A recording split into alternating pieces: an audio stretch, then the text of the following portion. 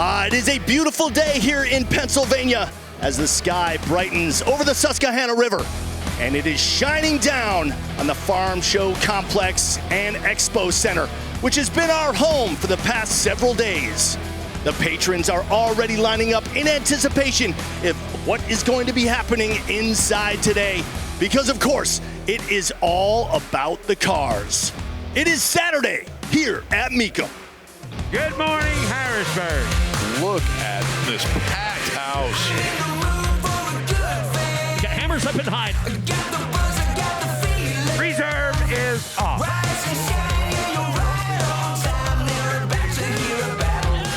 Wow, wow, wow. Hello. She's fired up. Wow, look at that ride.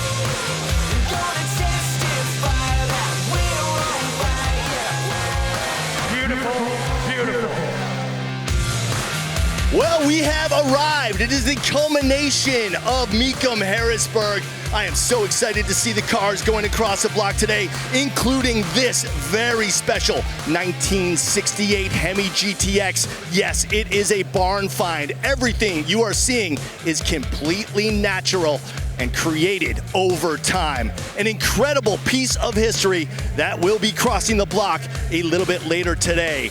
And I guess this section has kind of become the barn find section because a couple others have cropped up, including the one that Rutledge Wood is standing next to. That's right, Chris. You see that emblem right there, Z28. This is a real 1969 Z28. Take a look. Beautiful green. It is rusty. It is crusty. Great interior. Got that 4-speed manual. It's got an LT1 350 from 1970 in it, but different wheels at every corner, but it's catching everyone's eye. That's what's so special about this barn find section.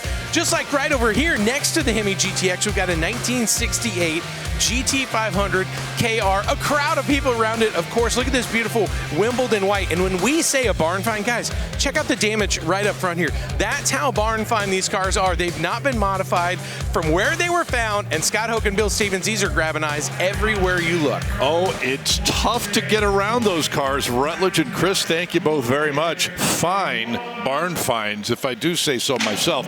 But kind of the picture of what we're going to see with those historic cars and a lot more than that. And we're going to ride a good wave of momentum today, Bill, because yesterday, Friday, 73% of the cars that crossed the auction block sold here in Harrisburg, and that bodes well for today. Yeah, we had standing room only all day long until we finished up here, and I want to show you yesterday's top seller. You're going to get a kick out of this one. 1959 Cadillac Series 62 convertible, an award-winning restoration, both inside and outside. Take a look at this car. Perfect in every way. 1959 Cadillac's famous for those fins, the epitome of GM styling back in 1959. And look at the dummy legs pipes along the rocker panels. That cooked us out. Beautiful. Wire wheels on all four corners with the wide white walls. Total value of the deal, $175,000. Well, we're going to see a lot of high-end cars today, but one in particular that you know very well. It's a 58 Impala, a legendary car by itself, but this one's got a pretty good story with it. Oh, I am so glad this car is here. I saw this car being built back home. It was built by Jeff Nemes, his brother Johnny, and the crew at Angel's Touch up in Massachusetts. One of the finest 58 Resto-Mods you'll ever see. See that engine? No, not an LS. That's a Vortec. That's a 8-point liter with 496 cubic inches. The last big block engine General Motors produced. Inside, the in-house upholstery shop at Angel's Touch hand-stitched the entire inside of this car. Now, a couple of things I want to tell you about is you look at the outside, the rear bumper there, that's now one piece. When it came from Chevrolet, it was 3 separate pieces. They welded it together, smoothed it, and re-chromed it. And I want to show you the wheels. The wheels are special alloy wheels that are built to replicate the original full wheel covers you'd find on a 58 Impala. So many other things about the car that make it special. We're going to see the bottom of this car later when it hits the block. What a beauty it is. Thank you, Bill. And look at this building, the Expo Hall here at the Farm Show Complex, jammed once again. You see a few empty seats, but that means the people that are, sitting there are not there. They're out and about walking and checking out all these cars. They're out canoodling among all of these consignments we're going to be seeing today. They are. My goodness, it's always like this. The line to get into the building early on was super long as well. Look at our first truck today, 1968 modified, customized C10. Well, modified is an understatement. Powered by a 454 that's been bored 30 thousandths over. That gives you 462 cubic inches, 700 R4 automatic transmission, plenty of other modifications, and all of them done to the nines. Great choice of color, Monte Carlo blue, black interior, and you see those wheels sort of like the vibration of the rally wheel, but obviously in a much bigger diameter, the 20-inch US mags they call the Scottsdale wheel. But overall, reserve is off. This truck is going to get sold. I love the dish on those wheels, front and rear. Yeah, that offset, it just gives those wheels more distinction. And distinctive enough to bring $50,000. So 1 for 1 as we get out of the gate here. We're here until 5 o'clock Eastern on ESPN Plus, and hope you can stick with us the entire way. Next up, steel-bodied 37 Ford on the block. Another great custom, and we have had more than our share here in Harrisburg. See that engine? Oh, yeah, that's not that's not an LS crate. That's a Merlin. Boy, they spent a few extra dollars for that 460 cubic inch Merlin block from South State Speed. Body, chopped, shaved. Now, this body style actually is an image of what you would get in 1937 from Ford. It was the custom coupe. But a lot of these customs now, they're built in what's called a phantom body style, meaning that they'll have a body that does not replicate anything that Ford was building. But this is not a phantom body. This is the way that you could get a 37 Ford in terms of the body configuration. Also, this has a automatic transmission behind that Merlin, and you may have noticed that that's a blown Merlin. We're talking well over 500 horsepower. Oh. Yeah. Got eight, huh? I was just going to say, those are also, on top of that Merlin, those are blueprint matched dual quads. Right. And I tell you, anytime you tell somebody you've got a Merlin power plant in your hot rod, you're going to get the attention of everybody in the room. Indeed. And this car, beyond the engine, you can't find anything on this custom 37 Ford to beef about. Well done custom. Yes, Reserve is off. It is.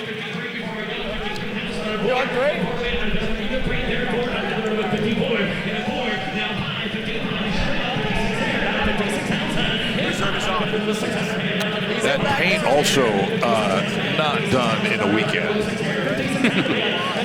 Well, you know what? You're going to have to put in the labor-intensive efforts these days if you want a show-winning hot rod.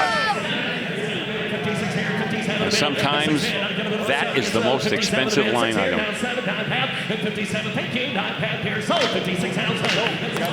Well, here we go.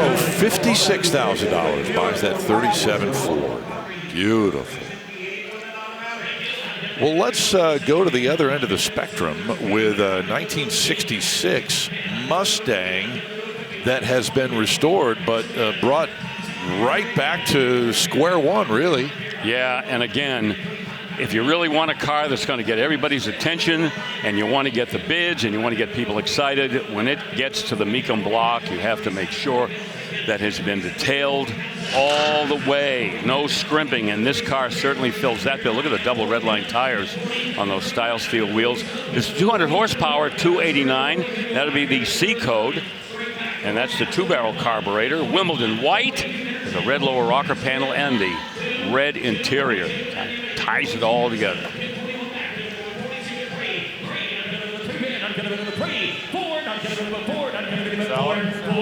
Top is down. That's why we love to see the top down. You get a good overhead view of all of the detailing they put into the interior. And that's bringing strong money. It is. Mid-40s. 50, now 50, now 50,000 in. Factory air, power steering, and brakes. 52, 52 in. 1, 2, 52, 52. Yep, by 1966, boy, the Mustang had definitely established itself, setting sales records practically almost every year. Well, look at this, $51,000 on a restored back to near original Mustang, and in the same neighborhood as those two customs that we just saw. So take your pick, man. Yep. 2008 Shelby GT500 on its heels. GT500, of course, that debuted in the Shelby lineup in 1967. That first generation of the Shelby GT500 all the way through to 1970. And then, what do you know, back in 2007, Shelby and Ford decided, you know what, we'll make more money if we work together, because they went through some rough water for a while. So between 2007 and 2014, you could get this iteration of the GT500. This one with 500 horsepower out of a 5.4 liter supercharged V8, the Tremex 6-speed manual transmission. Then in 2014, the GT500, that went away for a while and back in 2020 for a few years. So it's kind of had like a herky-jerky history over the years, but still probably the Mustang that epitomizes exactly what high horsepower Mustangs were all about from the Shelby shops. Leather upholstery, SVT tuned suspension, Brembos, disc brakes, yep. Doesn't bother me. To haul that car down. Cruise, air, power windows, locks, and mirrors. Sub 45, sub 45. Very good. Matt Morvac just hammered that one for $45,000. Yes, and that gentleman looks like he will observe all locally posted speed limits, don't you think? Maybe. With a capital M. Oh, my goodness. Hey, you know what? Let's try to make it 5 for 5 to open the show today. Yeah, here's this 69 Chevelle Super Sport. Good point. We're on a roll here, like the Red Sox lately. Here we go. And you don't get to boast about that very often, do you? No, not this year. Oh, my. Okay, here we go. 69 Chevelle SS. It is a real SS. And, you know, you cannot tell a real SS from the VIN beginning in 1969 because Chevy went from the SS being a model series to a performance package. So the VIN does not help. But this does have the 375 horsepower, 396 in it, the L78. The transmission, that's a matching numbers, M40 automatic, and the color, of course, is that Le Mans blue. Oh, a lot of love in the room. Look at that, Scott. Oh, that's what happens sometimes. Oh, that is so cool. I think I'm going to cry. That's great.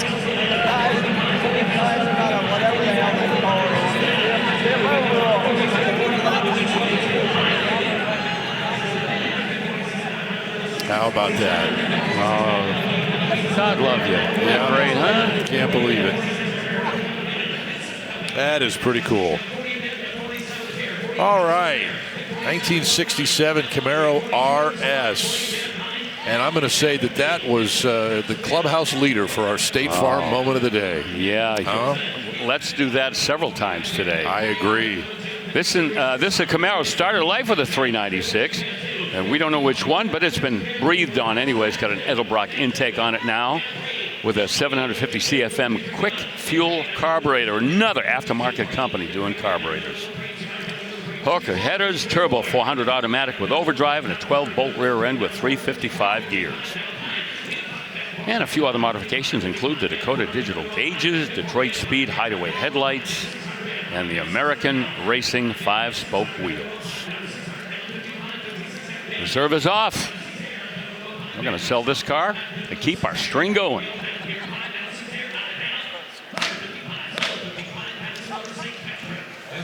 Well, another one, $55,000. A perfect mark today so far. All right, let's keep it going. But first, go over to Chris and Rutledge. Oh, Scott, there are so many cool cars coming across the block today, including this 72 Corvette Custom. Check out the LS Power under the hood. Amazing gold paint job. T-tops, all the moldings, the bumpers have been blacked out. And of course, this car has been modified as well.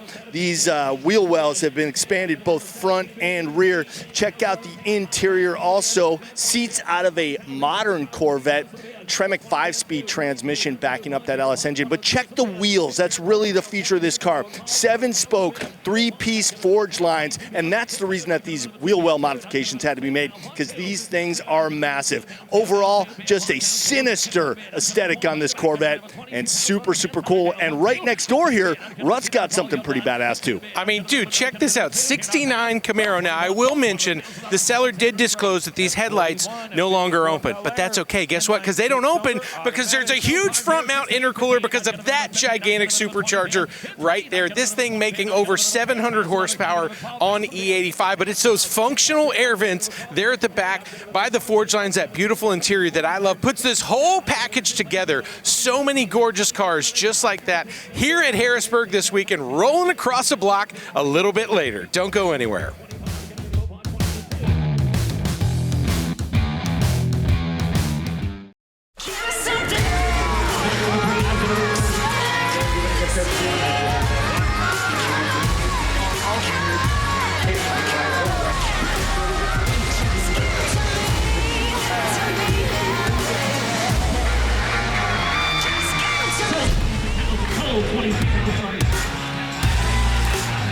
Oh, we are back in Harrisburg, PA, and the string continues for us. We haven't missed yet. The reserve is off on this handful of a Mustang, a 2007 GT Foose Stallion. Yeah, old Chipper, he got into the aftermarket universe with these Mustangs. This is number 10 of 270 convertibles that were produced. And just to show you how far back his influence goes, this is a 2007 car. Not particularly expensive. This one sells for $36,000, and not a whole lot in the way of an upgrade as far as horsepower is concerned. 4.6 liter with 335 horsepower. Geez, wonder where they got those wheels. What kind of wheels do you think those are? Oh, I don't know. I'm going to take a wild guess. Okay. They're probably Foose wheels. Oh, that might be. Yeah, but it's a well-done car. Very tasteful. Love the color, the Vista Blue. And look at the silver accents on the hood going across the front fenders. Attaboy, Chip. Did a nice job on that. Yep, very good. And it sold for $36,000, so not out of the realm of a lot of collectors. No. Here is a 69 Camaro. We're going to open up in the 40s. See if we can add a little bit to that. I saw a 396. Is that right? Yeah, it is. A 396, okay. Rebuilt 396.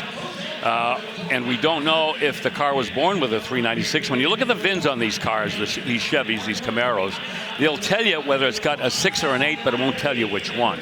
So we'll say it's a 396 that's been added later. It's a Muncie 4-speed. We know that, with a 12-bolt positive traction rear end, which would have come originally on these high-performance Camaros back in '69. 355 gear ratio, rosewood dash and steering wheel inside too. Those are very popular touches. Sells. Okay. Yes. Everything else is selling. Why not this? Yeah. 51 grand for the Camaro. Well, we had a top seller yesterday, a red 59 Caddy. Let's see if this turquoise 59 can get close to $175. Yeah, and pretty much stock. It's got the 390 V8 in it, which ran from 59 to 63, and then it went up to a 429 cubic inch engine.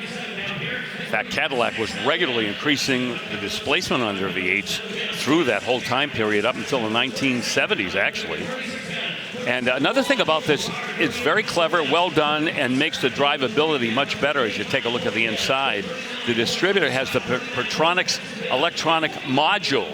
Now that mounts inside the distributor cap. You'd never know what was in there, but it just gives the car a little bit more reliability, and also on cold starts gives it a little bit more spark, you might say. Yeah, and you're seeing the bidding at 41, and to take nothing away from this car, I mean, it is a legit classic, but it also shows you at what level the restoration of the 59 Caddy from yesterday was. I mean, it was just off the chart. Yeah, and that was a convertible, and that obviously Very true. is going to run up the value precipitously. But you know what? At 45, reserve is off. So we want 47.5. There's a 50. I think I may have mentioned this in Indy, but there's a, as you see this one sell at 45, there's a 4-door 59 Caddy sitting out in somebody's driveway down the road from me that has been there for a minute. It's quite intriguing. Yep. Probably an old sedan DeVille, something like that. Could be, yeah.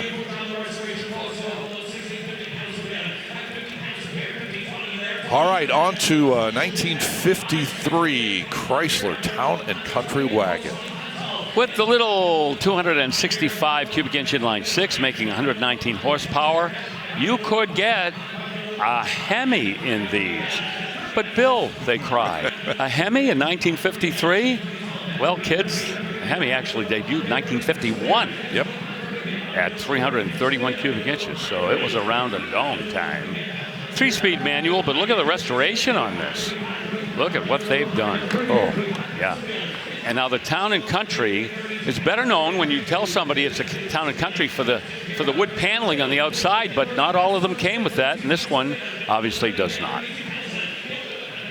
Not going to get 30 bid, 32,000 bid. Into Rod going to folks, good news for you. That car's for sale. I'll tell you what, as much as we like those Woodies, the paint work on this one is immaculate, and I'm actually not missing the woodwork here because of that paint. No, it's an eyeful for sure.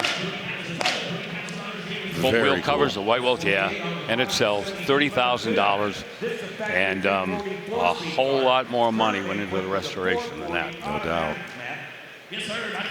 Well, it's Mopar time. More than 50 Mopars total here in Harrisburg, and this one is a 1972 Plymouth Cuda.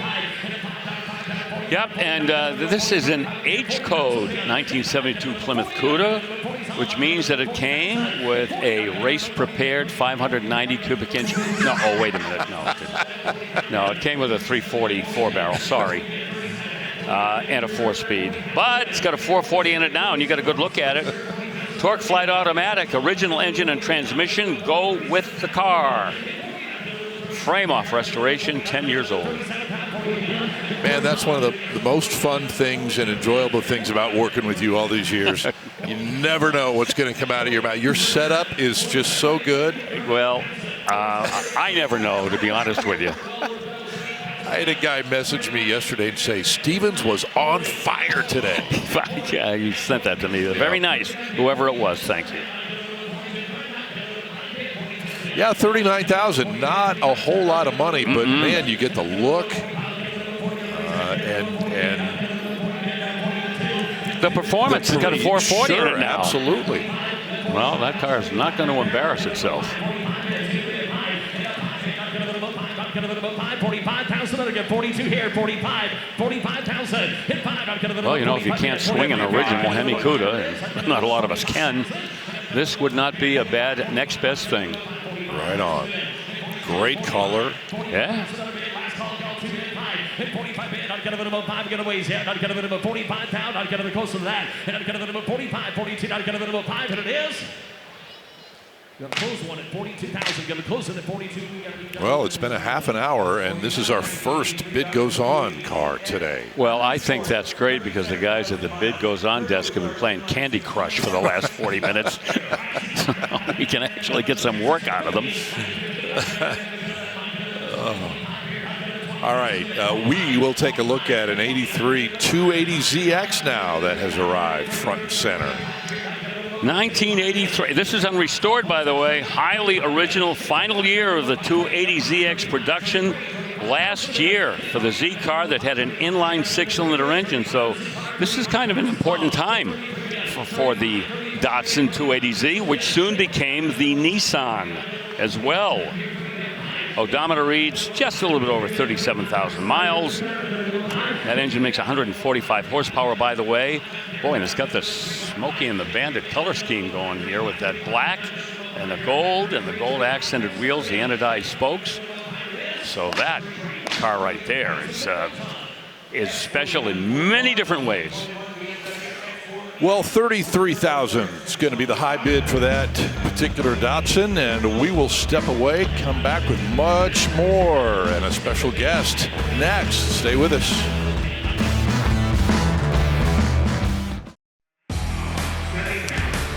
Oh, we are back in Harrisburg, and perhaps a little sooner than usual, but that's okay. It's time for our State Farm moment of the day, and I promise you we're not going to find one better than this one. Back a little while ago, a 1969 Chevelle Super Sport with a 375 horse 396 and a column shifted automatic brought $65,000, but it's all about the reaction of the lady who bought the car.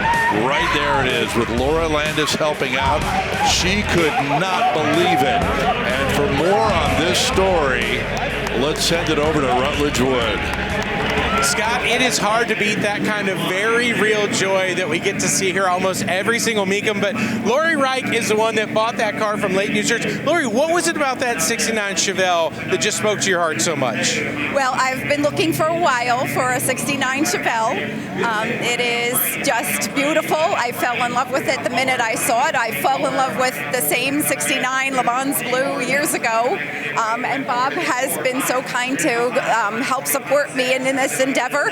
So it's a 69. It's the year I was born. I lost my mom this year, so this is a very true special car for us to enjoy.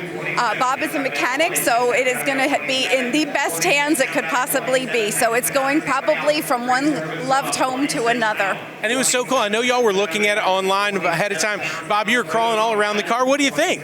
No, it's a good car.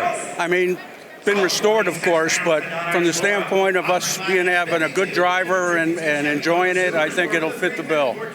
Guys, this is so special. Thank you for being here, sharing this with us. I can't wait to see you guys cruising in this thing. Thank you. Well, we'll bring it back. It's going to be amazing, guys. So cool. One of the amazing stories here at Mecum this weekend. Oh, that is what it's all about, man. That's so cool. Yeah. Wait till Bob gets his boot into that L78. We'll see how excited she gets. Oh, that is a possibility, but what a cool story. It's all about the nostalgia here, man. I tell people that all the time, and that is a great case in point. Okay, it is time to focus our attention for the moment on a 66 Chevy 2 Nova Super Sport. Look at this. Oh, that is the official color of the Scott Hoke Hot Rod Association over Bingo. the top there. Yeah, and look at the dark blue underneath that's been separated by that very subtle red pinstripe. Don't have time to get into all the details, but I will tell you that is a full house 350 Vortec in between the front fenders, and I'll leave it at that. Oh my goodness. Yeah, it sold for $50,000. I talked yesterday about those Chevy 2s. They're beautiful stock, but what a great format if somebody wants to go and do that to one. Yeah, exactly. And that 1966-67 generation is really the one that people love to play with. Let's talk Bentley for a minute. 2007 Continental GTC. 552 horsepower W12, that big 6-liter engine, twin turbo, automatic transmission. This car will go from 0 to 60 in 4.4 seconds. And I mention that because this car weighs about 5,600 pounds, flirting with 3 tons, and it's that quick from a standstill. And it was very, well, as you can imagine, it's a Bentley convertible. It was very pricey in the high price category when these were new, and certainly deservingly so. The black with the bright wheels, one of my favorite color schemes with the saddle colored interior. Won't make the reserve though. Nope, 30,000, and it will go to the bid goes on.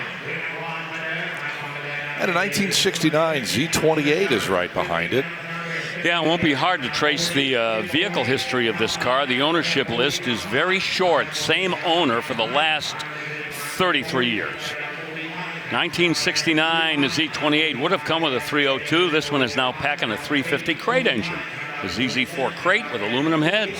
Muncie, 4-speed manual transmission. And by the way, another 350 small block is included with the car. Oh. Yep. 12-bolt posi rear end. That's correct. That's rather generous of them to throw in an extra engine. You know, they don't have to because the car alone is worth owning. But absolutely. Yeah, especially the fact the same owner for 33 years. 45 is the bid. That's Hugger Orange. Can't miss with that. Boy, I wish I invested in BF Goodrich when they debuted those TA radials. Oh boy, they have sold so many of those tires. I like the fact that on this Z28, they've, despite the fact they have that 350 under the hood, they still have that 302 call out on the cowl. Yeah. And a hammer price of $48,000. That's pretty well bought. It is, especially indeed, with that extra engine. Right. Not a numbers matching car. We'd be a little north of that if it was. All right. What do you say we investigate a little deeper on an L82 Corvette from 1980, Bill? The last Corvette I ever owned, 1980. Mine was right outside, right inside, and it was a 4-speed car. This is the automatic turbo 350, and it's got the L82. There you see it right there, 230 horsepower last year for the L82 in a Corvette, and that goes all the way back to 1973. That was the first year that that optional engine was available. And of course, a lot of standard features in these late C3 Corvettes that years ago would have been optional. Like power steering and brakes, things like that, leather interior. This has got, great shot of those mirrored T-tops there. The optional polished aluminum wheels, and away she goes for $19K. Yes, sir. Going to the phone. Our man over there, Zach, on the telephone, helping out. $19,000. Affordable Corvette here in Harrisburg. Okay, 1974 AMC AMX. Love to see these come to the block. Yeah, you know, we talk about cult cars and automobiles that have a loyal following. Well, the AMC, AMX, and Javelin definitely fall into that category. There you see the engine. That's the 360 cubic inch V8. It's got some modifications to it. Originally, they give you about 220 horsepower. Automatic transmission as well. There you see with the bucket seats and the console and the shifter. This is the final year for the Javelin and the AMX. Of course, the AMX became a trim level for the Javelin between 71 and 74. There was no two-seat AMX during that time period. And so a tremendous amount of AMC history represented by this 1974 car. Boy, and they tried everything they could, try to keep up with the big three. And, you know, they even had a Mark Donohue edition of these cars when they were out there racing in the Trans Am Series. Did you see the interior? That's Pierre Cardin. Yes, it is. Multicolor interior. That was an option. Yep. A designer interior on a Javelin AMX. Yep, and it hit the high bid of 30 grand. No Pierre Cardin interior on this 88 Bronco XLT. I can safely say that. No, this would have had the Jethro Clampett trim level. Yeah. A real manly truck. XLT. That speaking of manly truck, the XLT. A lot of folks think, oh, that's the highest trim level. No, the Eddie Bauer was, but still, this is like the mid-level, and it came with a lot of options and available extras. This one with the 5-liter V8 with an automatic. Gray and silver outside. You see it with a very subtle pinstripe there along the belt line. Cruise, tilt steering column, power windows and locks. And that is a removable hardtop. 27 pounds for dollars. Anybody else? Mileage, just over 51,000 miles on the odometer in that truck. And look at that, we got another one, Scott. All right, yeah, 26,000 for the Bronco. Right now, let's send it over in the 303 staging lane. That's where Chris Jacobs is standing by for a preview of what's coming up. Yes, sir, Scott, and I've got a mid-year Corvette for you. This is a 1967, done beautifully in tuxedo black, red Stinger. Under the hood, that's the L71. Turbojet 435 horsepower coming out of that 427. No indication on the consignment sheet if this is an original L71, but that is what it is sporting right now. And the great thing about Corvettes, especially C1s and C2s, subtle changes year to year make it easy to identify if you know what you're looking for. So let's go Corvette spotting. Let's start with the hood. Stinger, introduced for the big blocks in 1967. Next up are the gills. These 5 vertical gills is another 1967 only feature. Let's go inside here. The console e-brake, introduced in 1967. The gas cap on a 1967.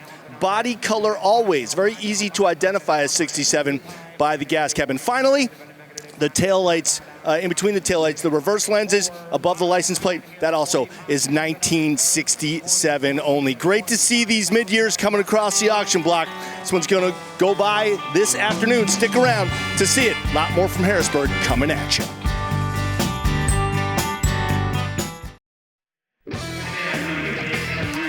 Well, that is the main entrance, and the folks coming in the building just a little after 8 o'clock this morning. I walked in with some of those it was hard to get through the door, actually. There were so many people, and everybody, I mean, great cars as you walk in the building.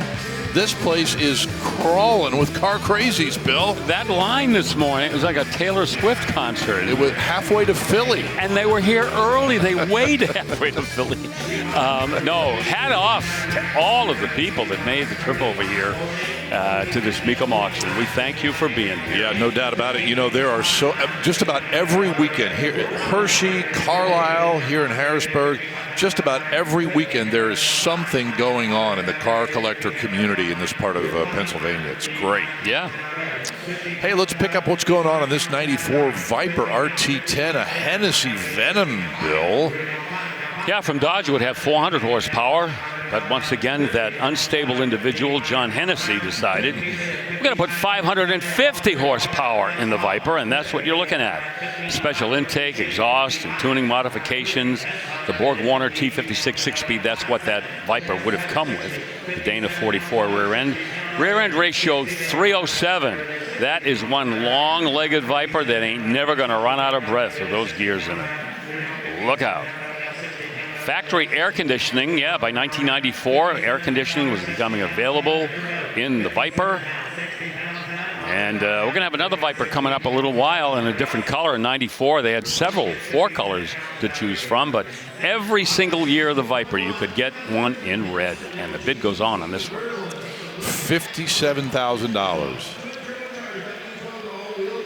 And so we'll move from the Viper to 2013 Bentley Continental GTC.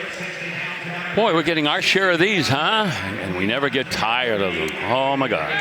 The styling, the performance. That is your 6-liter W12, 567 horsepower furnace in that Bentley. It just keeps making power and torque all day long. Automatic transmission with paddle shifters with all-wheel drive.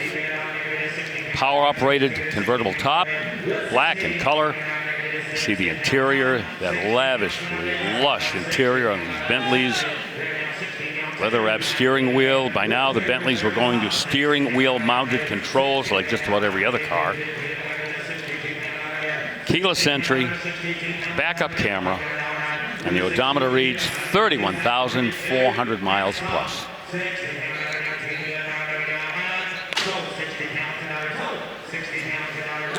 Well, back in 2013, the convertible, the GTC, a little over $220,000. Right. Look, take a good look at this car now. This is a 2013. Now let's look at the next car. And it is 2005.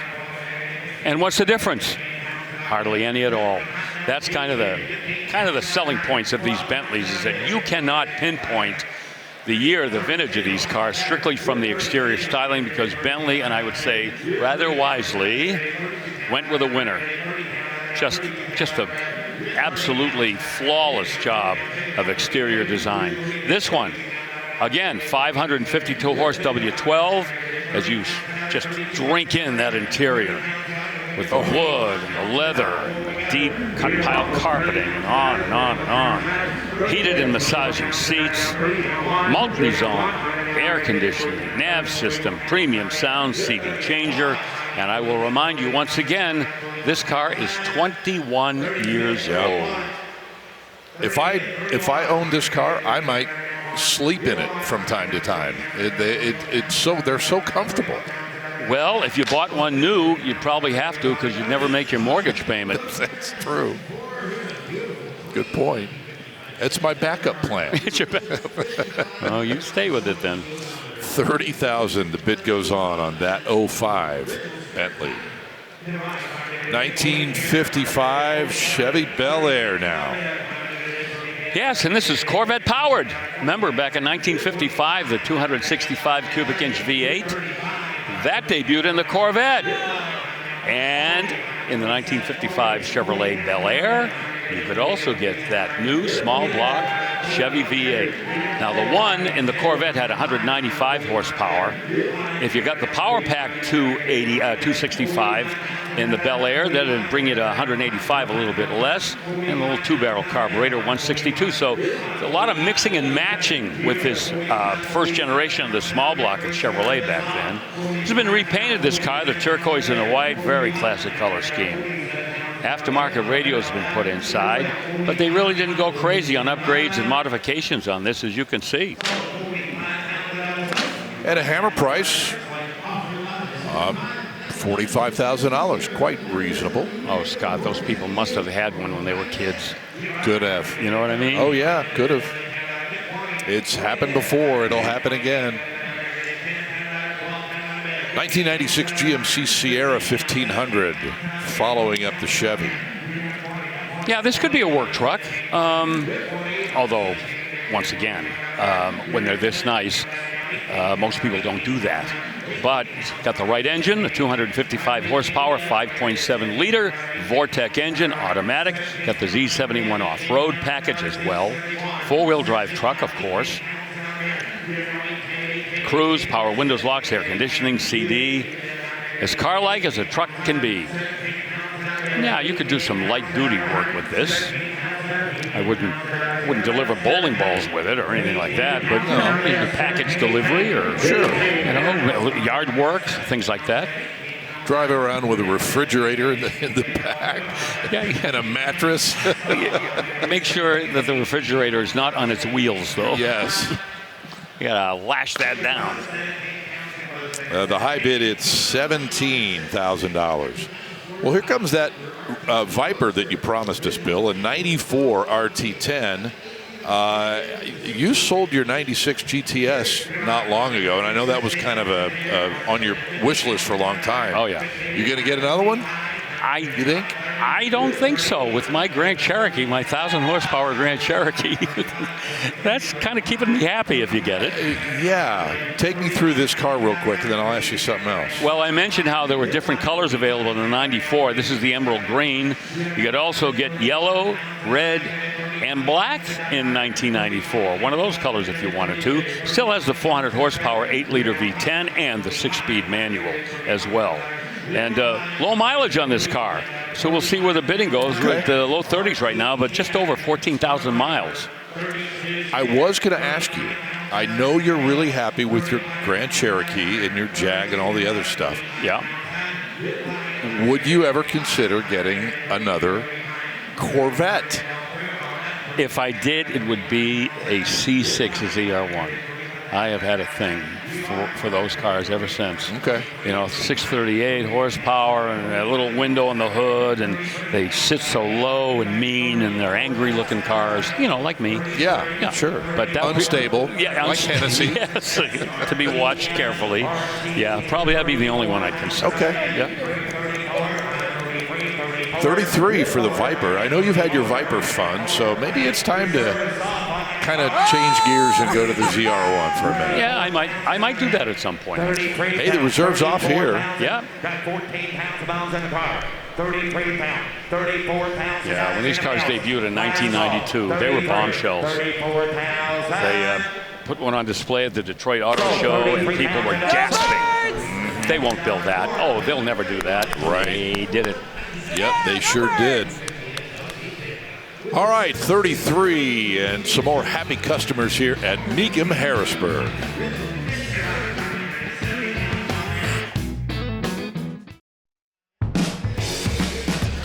Oh, that is a terrific look from the drone cam at the Pennsylvania Farm Show Complex and Expo Center as we welcome you back to our live coverage here on ESPN+. Time to check in with Chris Jacobs for today's NPD preview and celebrating 50 years of National Parts Depot. Chris? Oh, yes, Scott. Well, Bill mentioned earlier the inordinate amount of pickup trucks that are here at this auction, and this one is a standout. It's a 1969 Chevrolet C10 Custom. You just saw the 383 that's powering it, backed up by an automatic transmission. What really is nice about this is the paint job. That is gunmetal metallic over a red leather interior, all custom, of course. And the bed hides the gas filler, which is nice for a smooth appearance on this short bed. One-off 22-inch Esco wheels all the way around. And disc brakes on the front for plenty of stopping power. Now, if you have a C10, as a lot of people do, and you want to either upgrade or completely customize yours like this one, oh, Sir William of Boston, what should they do? Hark, hark. They should have that catalog. You know, every time you go into a restoration project or whatever, what's the most frustrating thing? You can't find the part you need. You'll find it in one of the catalogs from NPD. And there you see the website, nationalpartsdepot.com, and they can get your parts to your door from one of their 4 nationwide warehouses in just a few days in most cases. So check them out.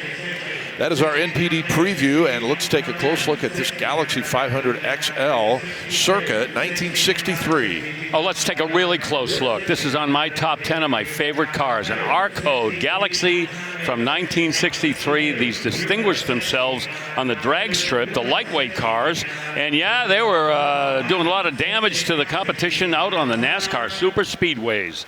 425 horsepower, 427 with 2 4-barrel carbs.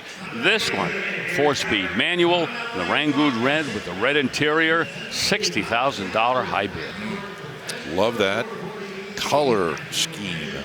Hard to beat it. Oh yeah, red with the red wheels, and yeah, everything is right in front of you. And we are watching the arrival of this 1972 Challenger for us next. Right.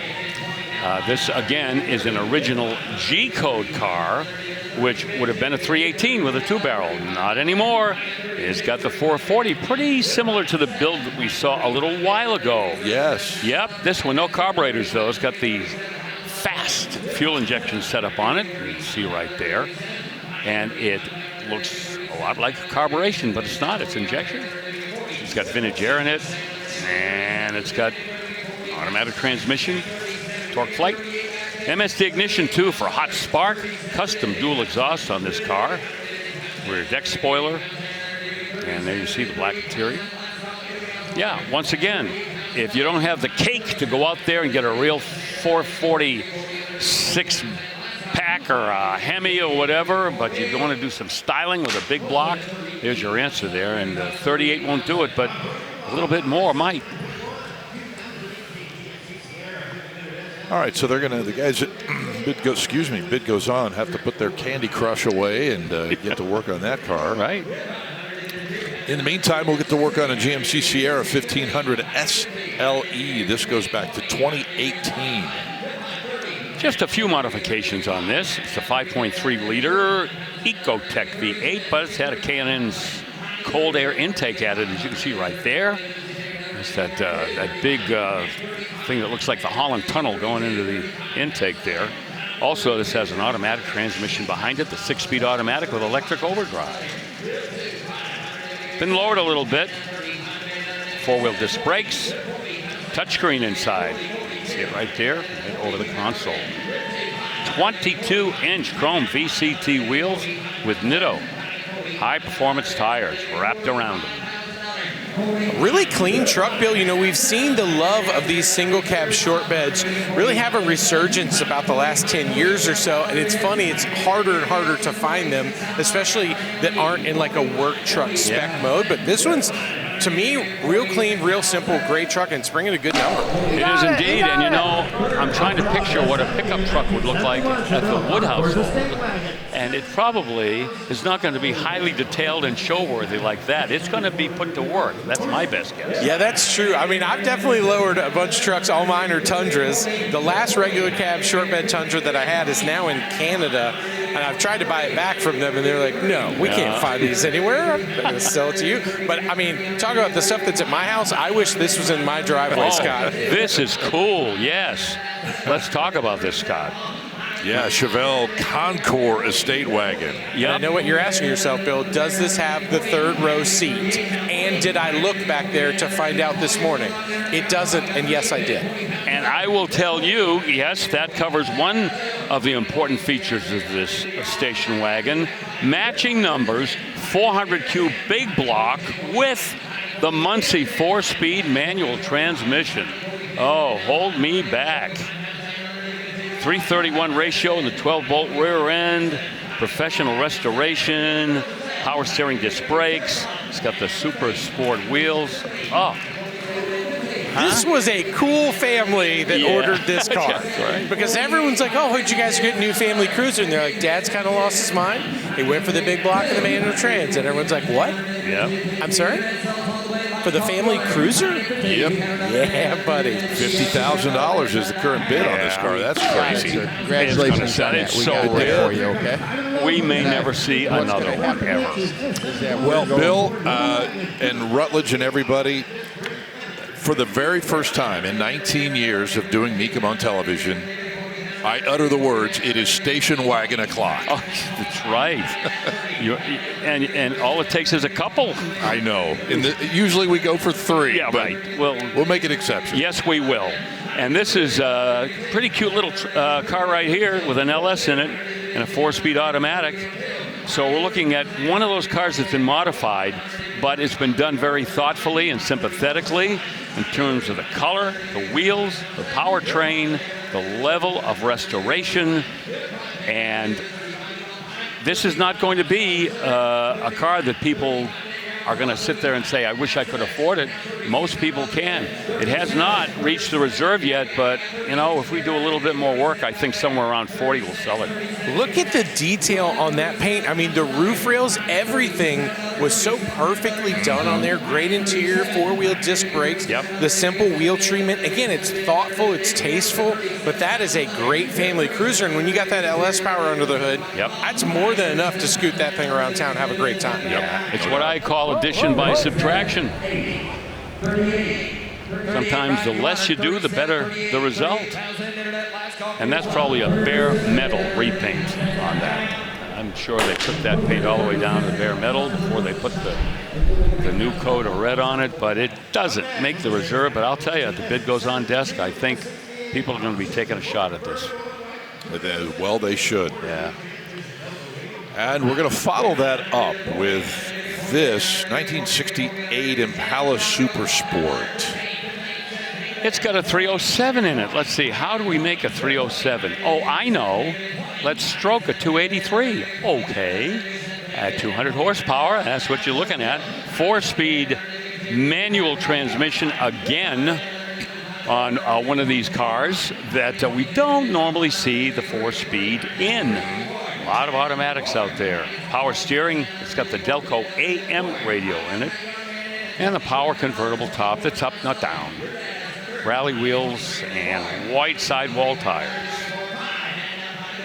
Beautiful car. I was really surprised by that manual when I went by because it's so subtle in there. It's just right. But that's a fun car, especially with the top down, and the reserve is off at 24. Wow, nice job. No, I'm so used to seeing these with the bucket seats and the power glide and the console, but the 4-speed car. 24. Yep. 25. I get $24,000. Zach has the bid. Anybody else? Last call. 25,000.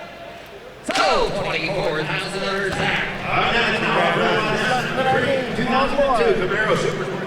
Well, I think he's happy with that one. He just said, I've got 7. I don't know if he's talking about cars, Impala's, kids, I don't know what, but he's got 7 of something. Or dollars left in his pocket. Or wives, but you know how I feel about that. Oh, dear. Happy man. Yes, sir. Here's a 2002 Camaro SS, a 35th anniversary edition, which we've seen already this week. We have indeed. Don't mind seeing another one. No, and we've had pretty good luck selling them. 4th generation of the Camaro, kicked off in '93, and this is the final year. And the Camaro would not reemerge again until 2010. Bright rally red, two-tone gray interior. Highly original condition, the 5.7-liter, 345 horsepower V8, providing the power with an automatic. SLP street legal performance exhaust system underneath there. CD players mounted out in the trunk, and the 17-inch black and silver aluminum wheels. Well, the high bid here, $35,000. So we need to scoot for a minute as we are into our second hour with you today, here till 5 p.m. Eastern on ESPN Plus.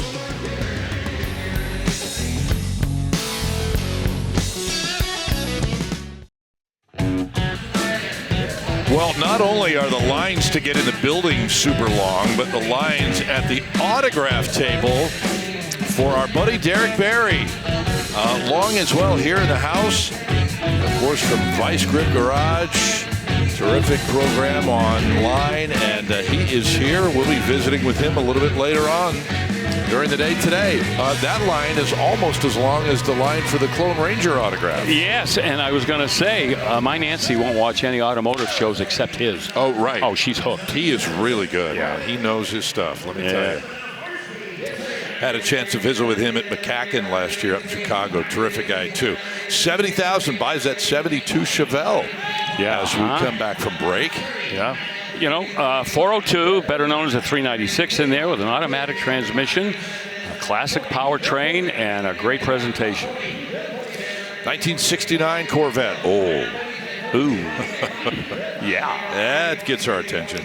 Oh, yeah. A lot of eyeball here. Le Mans blue, black interior. It's a big block, 427. It's got tri-power, but it's not the L71. That is the hydraulic lifter 427, and the L68 with 400 horsepower and a 4-speed. Yay.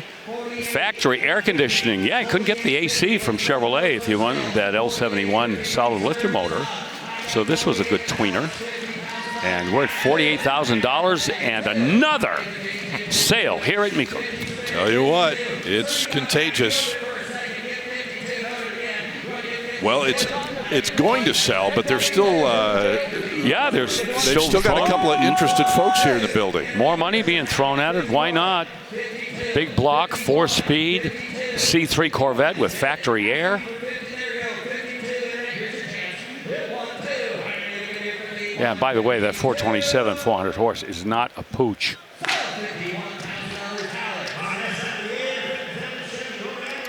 And that gentleman knows it. And if he doesn't know it, he's going to find out pretty He'll quickly. know soon, yes. Right. 51 grand buys it. Here is a 1957 Nomad. Yep, the Nomad. And if you park in front of a mirror, it's a Damon. Why did I say that? I don't know. Oh, dear. Okay, that's a 283. This was worked on, as you can see. Open element air cleaner, intake manifold. You did see the air conditioner compressor as well.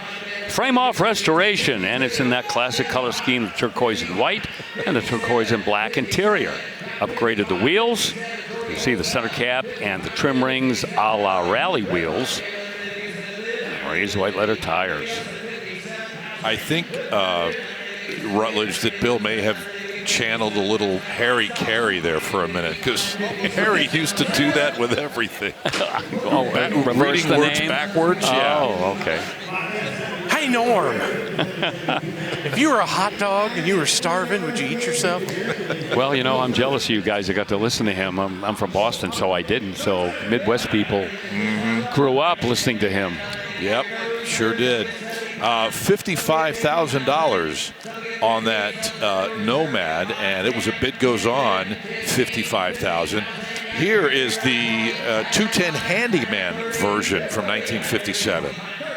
Yeah, and no little 283 here. That's a 6-liter Iron Block LS, pushing out plenty of horsepower. One of 17,000 or so 210 Handyman wagons that were built in 1957, so not really a rare vehicle. And these were dual purpose. You know, families would buy these, and they actually could double as delivery wagons as well. Elsewhere in the powertrain, the 6L80E 6-speed automatic from a 2011 Camaro. 10-bolt, positive traction rear end.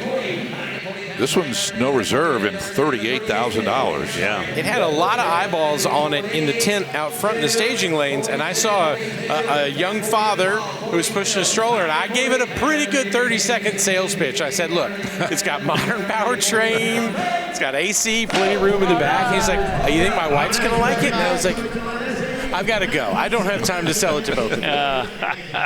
Hey, this one sells at $40,000. Yeah, and there are those reproduction Halibran kidney bean wheels with a knockoff of. Those look so good. Oh, they do. They're perfect. Yeah. Can it be that we have another AMC AMX? This one also 1969 vintage. Yeah, this is when the AMX was an AMX. The one we saw before was the trim level for the Javelin in its final year, 74. 1969, if you wanted a two-seat sporty car, not so much a sports car, and you didn't want a Corvette because maybe you couldn't swing it, you look at an AMX right here, 315 horse, 390. This one with the 4-speed manual. Matching numbers powertrain in this, and the factory Go Pack. So you get a few little extras with that. Front and rear spoilers, Krager SS wheels, and again, a car that has a large and just a fervent following, these AMC muscle cars. I don't think I've seen one in that color before. It looks great on there. That is Alamosa Aqua, in fact, which would have been one of the Go Pack color choices.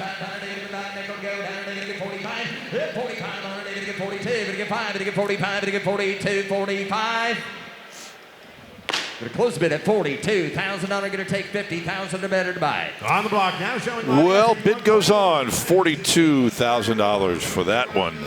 Much more still to come. We're pretty much just getting started, even though we're in our second hour. Oh, and the crowd's loving it too.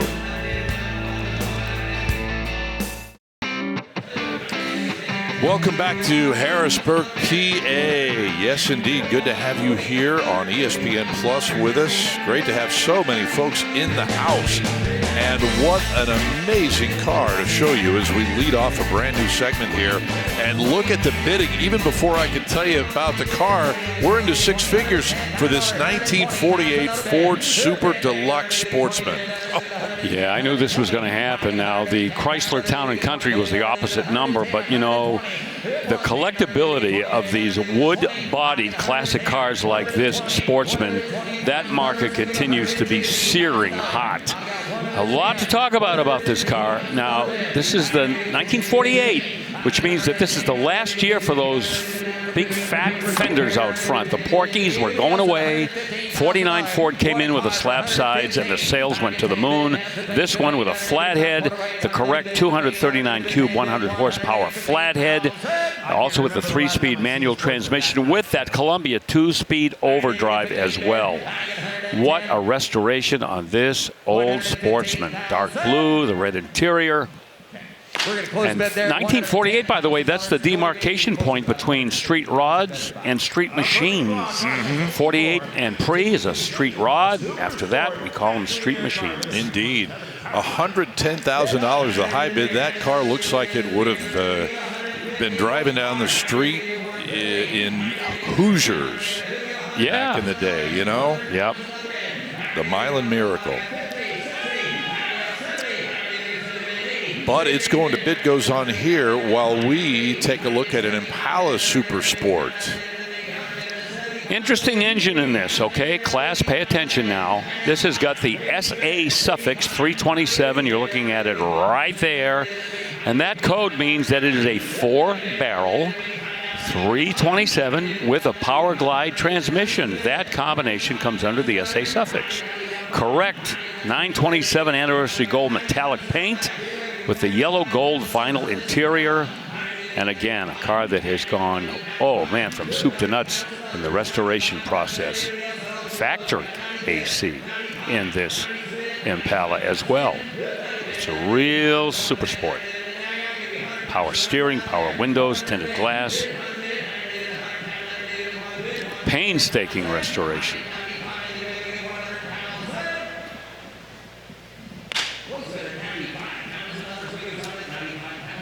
Well, the high bid at 95 for that Impala Super Sport. So we will move ahead to a 57 Bel Air convertible. Boy, Chevys are keeping us in business here this hour, right, Scott? Look at this. No doubt about it, man. Yeah. Loving it. Another 57 Chevy, and this is that top-of-the-line Bel Air. Red silver interior. Got the V8 there, 1957. That's when they went to the 283 at Chevrolet. That's the 4-barrel carburetor and dual exhaust, which makes it that power pack setup. Power Glide, automatic.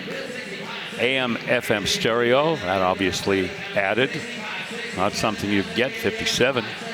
General Motors, the top is power operated. And that ever popular underdash tissue dispenser. Yeah, boy, I'll tell you, a lot of great stories about that, which we won't go into now, but we see them every now and then. Yep.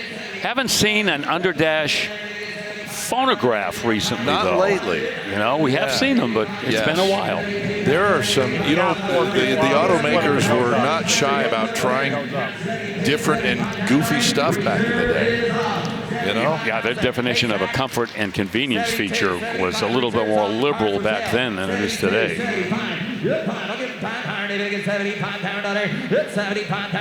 It's got the Continental spare tire, not the Continental deck. That's the Continental carrier, which is not as elaborate as we see with the Continental decks. Continental deck would add, what, another 5 or 6 feet to the back of the car? You'd need a CDL to drive the car. Well, it sells for $72,000. $72,000 for that Bel Air. Oh, this is menacing. 1965 triple black GTO. Well, I'm going to tell you something that just might make you shake your head in wonderment. This car was not born as a convertible. Oh, my This goodness. was a hardtop converted to a convertible. And I'm trying to recall if we've ever seen that done on a GTO. No kidding. Yep. 389 with tri-power, 360 horse, the 4-speed manual in triple black, and Krager SS wheels with red line tires. Oh, what a fabulous recipe that is. Look at this car. The reserve is off. It's going to sell. And I wish I were on the receiving end of this one. Man. Oh, can you imagine? Just the driving experience in this car. With a top-down man, you'd be living the La Vida Loca. Yeah, but we have 62. Now we have 65. 67,000 now if you want it. Now 70.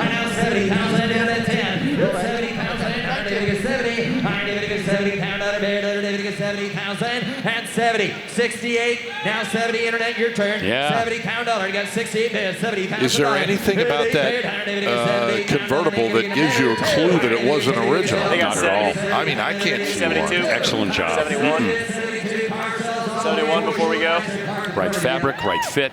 Oh! 71, 72, internet, your turn. 71, 72. This one has a lot of PHS documents with it. Protect to play, want to mention that. Original owner's manual.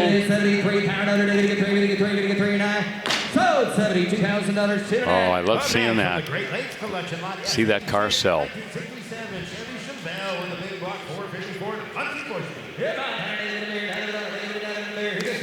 Well, 72 buys that GTO.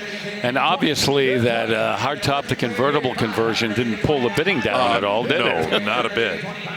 Not a bit. 1967 Chevelle will be our next piece of rolling automotive art here. Yeah, we just saw a GTO hardtop converted to a convertible. How about this? 67 Chevelle. It's got a 454 in it, obviously not available in 67. So what do? They put it in the 454, but they have it dressed as a 396 350 horse engine, which would have been the mid-level 396 in 67. That's pretty creative. Muncie 4-speed, royal plum black interior. You saw the underdash auxiliary gauges as well. Power steering and power brakes. All right, the high bid here at $34,000, and we send it over to Chris Jacobs right now. Yes, the Dodge booth, one of my favorite places to visit while here at Mecum Auctions. You can always find a cool car hanging out there and learn something about Dodge. You can also learn something about Dodge by taking a look at this wild ride. I think the only way to describe it is from another planet. Can you believe that this thing started out as an L Code 383 in 1970? Well, it's taken some serious growth hormones because you're looking at a 572 topped off by a massive Pro Charger that is creating some serious power. Now, this is done up to look like a Daytona with the nose cone and the wing on there, beautifully finished in that plum crazy purple. Now, it does have a black vinyl top, which you would not have found in the Daytonas, but since this car started out life as a 1970 Charger, perfectly appropriate. Interior, fully race prepared. Seats out of a 2000 Viper at 572 is backed up by a turbo 400 automatic transmission. Dana 60 rear end, and just has the full race treatment in the rear as well with the parachute, the race gas tank, battery system all in the trunk, of course, I'm sure for weight and also to save room under the hood. Now, this is part of Wolfpack Rides. They've got 3 amazing cars going across the block, including a 69 Charger and a 67 Mustang. Stick around to see those go right here at Mecum. Some cars are collected because they're beautiful, some because they're powerful, some because they're rare, and a few because they represent a moment when the people who built them clearly decided restraint was someone else's problem. This August at Mecum RA, 4 cars bring 4 very different answers to the same question. What does elite really look like? The Milton Barrett Collection. Well, that collection is one of the headlining groups at Monterey, and they've added to it. And another car that will be on the peninsula coming up in 3 weeks is this one. It's here on display in Harrisburg, a 1934 Packard Super 8 convertible coupe. And boy, will that car look nice on the fairway at the Del Monte Golf Course, huh? Yeah, and take it right over to Pebble Beach for the Concours. Welcome it with open arms. No question about that. Let's get back to the live action here on the block at the other end of the building. A 1971 Camaro, and I think Jimmy Land just announced the reserves off on this one. Wow, this is going to be a good buy for somebody. 383 stroked V8 in there. So you're pushing over 400 horsepower right off the bat, automatic. Beautiful orange, metallic, almost a candy. I would call that a candy paint with the black stripes down the middle. Sweetheart. Yep, candy copper maybe, huh? Yep. All right, sold it, and we move on to a 1965 Corvette. 327, 300 horse, matching numbers powertrain with a 4-speed from our friends at Muncie in Muncie, Indiana. Correct Corvette 10-bolt rear end. And as we were talking yesterday, Scott, how the Corvette never had a 12-bolt rear end. Right. A little bit of a surprise, but they're pretty beefy, these 10 bolts. Bright blue metallic, white convertible top, power steering, and rally wheels, which a couple of years prior to where you could get them on a Corvette, they were still toting hubcaps back in 1965. There may be a guy out there that says, Bill, Scott, listen, I've got the only Corvette ever built with a 12-bolt rear end. Oh, they're out there. Yep. $62,000 and a bid. All right, the high bid on this mid-year at $62,000. How about an S-Class from 2007 next, the 550? Yes, and here I am, a fellow S550 owner, and I can tell you that you're looking at a car that gives you luxury, 382 horsepower out of that 5.5-liter V8. And oh, the interior of these cars, the leather, the dark burl wood trim, and the extras in terms of the navigation, heated and cooled seats, glass sunroof. It's got a rear sunshade in it. I just like to sit in the car and play with that. There's a button on the console, and you push it, and in the back, behind the back seat, you get a shade. Yeah. Now, they call it a sunshade or a privacy shade. I just love to see that thing go up and down. Somebody could come to this auction and assemble quite the collection of early to mid 2000 Mercedes-Benz's super clean S's for not a lot of money. You are absolutely right, and I think I mentioned this on Wednesday. There are well over 30 Mercedes-Benz here. Most of them are late models, but a couple of vintage ones in there too. Great point, Chris. I'm telling you. They've got the BMWs outnumbered easily this time. Way outnumbered. Yeah. Yeah, we're right about it. Market correct here. Come on, folks. You know, I also had a thought as we're looking at 22.5. Speaking of collections, we could do the once owned by Bill Stevens collection and it'd fill up an entire day. I told you, I made a list one day of all the cars I've owned, and I'm close to 60 now. Wow. You know, Scott, it's a popular drinking game at home. Every time Bill mentions a car that he previously owned, everybody drinks. I like that. Just kidding. I'm just kidding. Give me 23, split it. Yeah, they're still working this car. Come on. We're right around where this thing should hammer. Carmazin like you shouldn't have bought it? That's it. We're buying for kids. So it's like, Okay. thank you. How about give me 23? Camera's here. Your daughter sees you buy it. I'm good. Thank you. 22.5's it? You want to raise your bid to 24? You want to raise your bid to 23? Are they going to do it? Nope. Not even the camera's presence could make it happen. I know. That's tough, man. And for another $1,500 or so? Yeah. Wow. And you're not overpaying. No way. Okay, I think they've finally decided to move on. Plenty of chances there, but this 1969 Camaro is next. Yeah, not a real muscle man. It's got a 350 in it. And the turbo 350 automatic transmission. And we've added a high-rise intake manifold there, an aftermarket carburetor, and very nicely detailed engine room. Frost green, white striping, and a green interior, perfect match. Yeah, what it's lacking in performance, it makes up for in looks. The color-matched wheels with the poverty caps, that green interior with the white top. I mean, this is pretty perfect here. Yeah. Well done by whoever checked those boxes back in 1969. Got the front and rear spoilers on there. Give it a little extra bling on the outside. Frost green is not a commonly seen paint coat on a Camaro. No. But you're right, Chris. Man, they did it very, very well. High bid at $50,000. Well, you know, if there aren't more of them, it's not because they're ugly, that's for sure. Well, our old friend, the K-Code Mustang, a Mustang GT, has decided to make an appearance here. 1966, Brother Bill. Yeah, that high winding 289, the solid lifter small block with 271 horsepower. It's a factory K-Code, by the way. A lot of Mustangs are toting K-Codes these days that were not born with them. They've added headers and dual exhaust here, aftermarket exhaust. It's got a 4-speed, there you see, with a Hurst T handle on that shifter.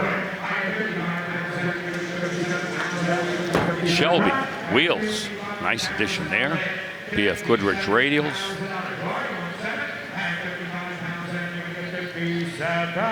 Not a Shelby clone, which we see done rather often with these 65 and 66 Mustang fastbacks.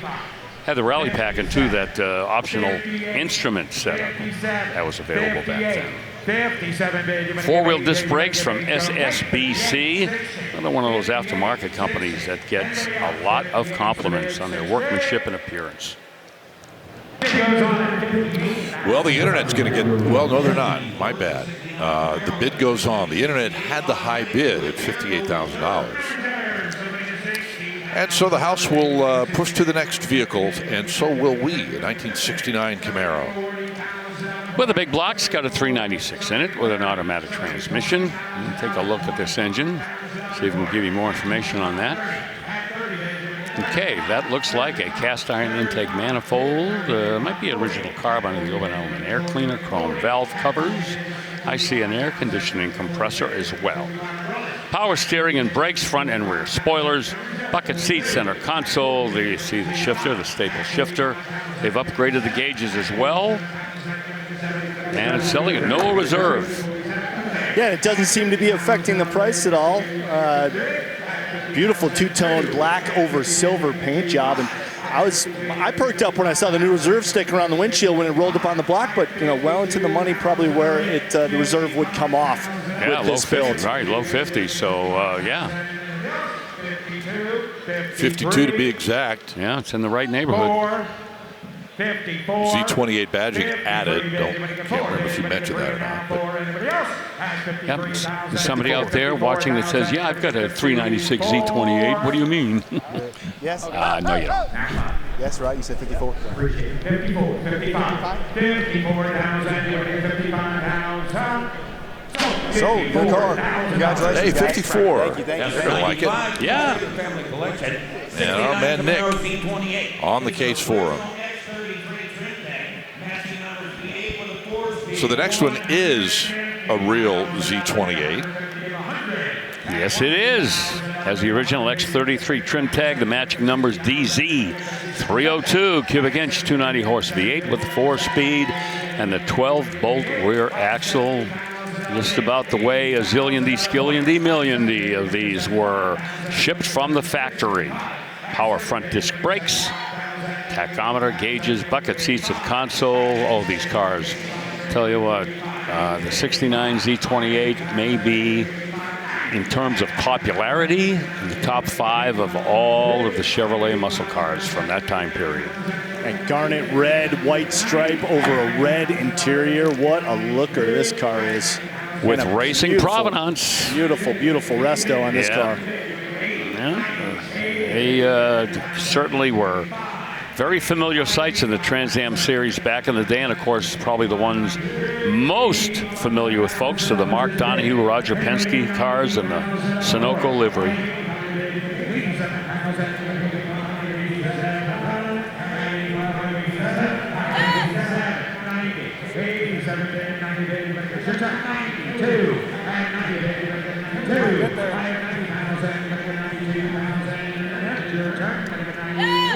Yeah, the driving experience, I remember back in 1969 when people would drive these, friends of mine would go out there and test drive them, and they would say, you know what, this is like driving a 4-seat fuel-injected Corvette. It has that kind of throttle response and feel and acceleration. And yeah, that was no exaggeration. Bringing the money here, too, at 92, and the reserve is off. At 92 the bid. Anybody else? 94,000. Odometer reads less than 30,000 miles. Oh boy, coming to a cruise night near you. No question about that. A red Z28, 92,000.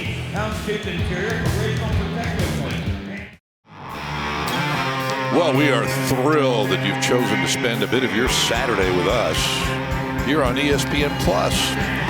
Coming at you from the Pennsylvania Farm Show Complex and Expo Center. Scott Hoke here in the booth with my man Bill Stevens and Chris Jacobs, Rutledge Wood out and about for us. And look at this, a 1970 Challenger TA now has arrived. Well, you know, Scott, if you're into Mopars and you're sitting out there in the gallery with a bidder's badge and there's some money burning a hole in your pocket, oh, you're going to have a chance to do something with it. Look at this 1970 Challenger TA. And it's got all the right stuff. The 340 with the 6-pack setup, 290 horse. The 4-speed, automatic available too, but the 4-speed is what most folks gravitate toward. The staggered wheels. I mean, everything's supposed to have. Fender tags, got the service records. And this car was used, Hamtramck Historical Society, as a feature car in something called How to Tell If Your Car is Matching Numbers for the Challenger TAs and the CUDA AARs. And this one, look at the money. Yow. Yeah, yesterday's second top seller was that Sublime TA. And what's pushing this one past that price is the 4-speed versus the automatic transmission that was in the car from yesterday. We got several TAs here at this auction. It's great to see, and yeah, rarity. 2,399 TAs left the factory in 1970. And great to see the strong prices for them in the industry. There is an AAR CUDA on the way a little bit later on today, too. Look at that guy. Yes. I think he's pretty happy. And the car sold for $137,500, about $5,000 under where the car from yesterday sold. Well done to that gentleman. Here's a Challenger convertible from 1970. Yeah, convertible. I wish the top was down on this, because that white interior, my, that'll just scorch the contact lenses right off of your eyes. But this is a 318, so whoever ordered this didn't fancy themselves as Sox and Martin. They just went with the little 318 and an automatic transmission. And there's a good shot of the interior, the white and the red together. But what it might lack in performance, Chris, it certainly makes up for in eyeball. Absolutely. Well, this is the car that was in the State Farm booth, so very appropriate with the color scheme. But you're absolutely right. I mean, I always say I'm of the school. If the top goes down, you don't need a lot of performance under the hood. You're cruising. So 318, also, nothing to sneeze at as far as horsepower goes. I mean, obviously it's bigger brothers, much better, but I'll take a 318 in a convertible every day of the week. Yep. You and I are going to have to talk. Bill's looking at me like I'm crazy, and I understand why, but hey, I'm gonna hold fast. Yeah. Well, we have a difference of opinion on that. But did that sell? Yes, it did, for $45,000. Like to see that? Like to see a Di Tommaso Pantera. Here's one selling at no reserve from 1972. Oh, and this does not have your run-of-the-mill 351 Cleveland in there. It was a Keith Black built 351 that they decided to put in there. Keith Black, one of the color boys. Keith Black had pink, two of the preeminent drag racing engine builders of all time. Yeah, that's what this has. 5-speed, manual transaxle. And of course the Pantera, we have talked about these on any number of occasions. These were a collaboration between De Tomaso and the Mercury division of the Ford Motor Company. And we have seen the market on these cars really take off in the last, I would say, 5 to 10 years. Some of them heavily modified, some of them with the GT5 exterior with the big wings and the wheel flares. This one pretty conservative, but again, doesn't need much to make this a real exceptional hybrid exotic, both from Italy and the United States. The interesting factoid about the De Tomaso logo, which is on the center caps and also in the grille. That's actually a brand they used to brand their bulls with on the Argentinian bull breeding facility that their logo comes from. They're selling at no reserve and already close to 6 figures. Still some decision making going on. Got us at 98.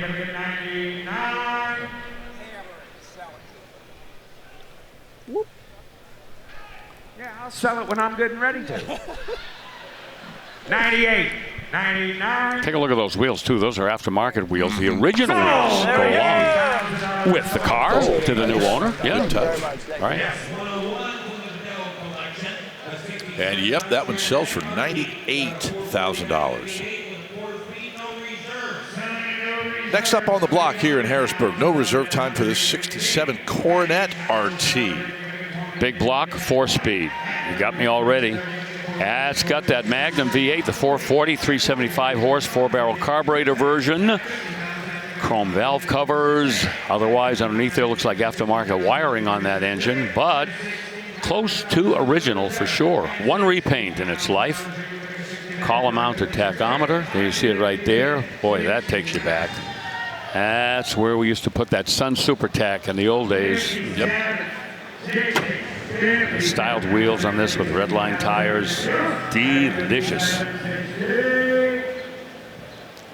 That 67, the first year of the Coronet, and another example of no reserve, no fear. That's probably price appropriate for that car right there. Right, first year for the Coronet. That's the RT. First year for the GTX, which was based on the Plymouth side from this platform. And a hammer price of $57,000. Are we having fun with Mopars at the moment? That's what I meant, man. Yeah, Mopar out there waiting for their moment. They've got multiple opportunities. Here's a Dodge D Dart Super Stock car. And you know, we often talk about those Hemi cars that were built in 1968 by Mopar, both the Darts and the Cudas, the LO23 Dart and the BO29 Cuda. Well, Dodge wanted to take their small bore cars and give them a shot at NHRA glory, so they built 50 of these LO23 D stock Darts. That's a 273 small block V8 4-speed manual transmission, and it was meant to compete against similar equipped cars from the other manufacturers, the small block cars as well. And you do not see, well, I don't think we've ever seen one of these at a Mecum auction. A real D Dart, they were called, super stock Dodge Dart. I love the wheel and tire situation here. Oh, yeah. White walls up front and nothing but business at the back. Racing tires, non-white walls in the back. Draggy. Yep, definitely. Here's an E-Code Thunderbird, 1957. Yeah, 1957. 292 or 312 V8 Y block was available, but the E-Code tells you it's got two 4-barrel carburetors, and there they are right there, making 285 factory rated horsepower. This also has the 3-speed manual transmission. Most of these have the automatic, this with the 3-speed, and you could tell that whoever ordered this car when it was new wanted to go out and butt heads with some of the other quicker cars from the 1950s, long before the muscle car era began. So this would be one of the quickest street cars you could get back then. Flame red, colonial white interior, as we saw. Doesn't have those Kelsey Hayes wire wheels, again, probably because when this car was ordered, it was more about go power and not about flash. No reserve. Who's going to get it? 41,000, you better get 40's bid, you better get 1 bid, you better get 2 bid, you better get 2, 2, 1, 2. At 2 bid, you better get 41, you better get 42. So, $41,000, Katie Reed on the internet. All right, 41,000 is enough to take that one home or have it delivered. You can do either. And there it is, another look at the terrific reaction from a happy bidder here in Harrisburg. Oh, that is the Susquehanna River. We are in Harrisburg along the eastern shore there at the Farm Show Complex and Expo Center. And back in the day, in 1917, when it was first opened here, Bill, it was called the Pennsylvania Corn, Fruit, Vegetable, Dairy Products, and Wool Show. Yeehaw! I'm glad they shortened it. I like that. Yeah, and it's still, actually the Farm Show is still the largest ag show of its kind anywhere in the country. 250 events per year in this building. Right now, the only event we're worried about at the very moment is the sale of this 67 Camaro, $55,000 current bid. See this little 67 Camaro? Yeah. It's a little 6-cylinder engine, about 200 horse. Oh, no, wait a minute. This has got a 572 cubic inch Dart big block in it. So now we've had a Dart. We've had a Merlin. Now we got to get a Brodix. Keith Black built 351 in the Pantera. Yeah. Now we need another aftermarket engine of some kind. A Brodix would be cool. But wait till you hear about the horsepower. 692 horsepower. Did you see how plain Jane that Camaro looked? Absolutely. Oh man, there's danger in every bite. Wow. The top fooler of this auction. Yeah, no argument there. Okay, we've got to move to a 10th anniversary Trans Am. By the way, the Camaro brought 55. That was a bid goes on number for you. Yeah, this is an anniversary Trans Am. Remember, it debuted in 1969. Here we are in 1979. And it's the pace car package. And boy, this has been gone through. Wow. Everything's been freshly rebuilt on this Trans Am. 4-speed car with a 400 cube V8 in it. 220 horse. The highest selling year for the Trans Am. 1979. And a lot of people say that's kind of like the backsplash from the Smokey and the Bandit movies a couple of years earlier.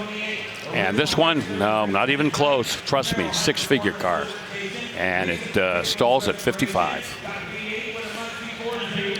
Okay, so we'll let that go. And another Z28 has made an appearance. One of 14 Z28s this weekend in Harrisburg.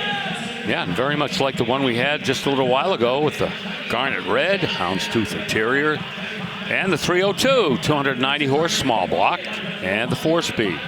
A very, very meticulous and slow and patient restoration to get the car to this level. It's been repainted during the restoration. AM/FM stereo with the 8-track tape player. Ducted hood, that's the cowl induction hood. The code on that is the ZL2. Trim tag is going to tell you this is a real Z28. And the chambered exhaust system that gives it that nice kind of a deep but mellow, kind of almost a subdued exhaust note until you crank into that throttle.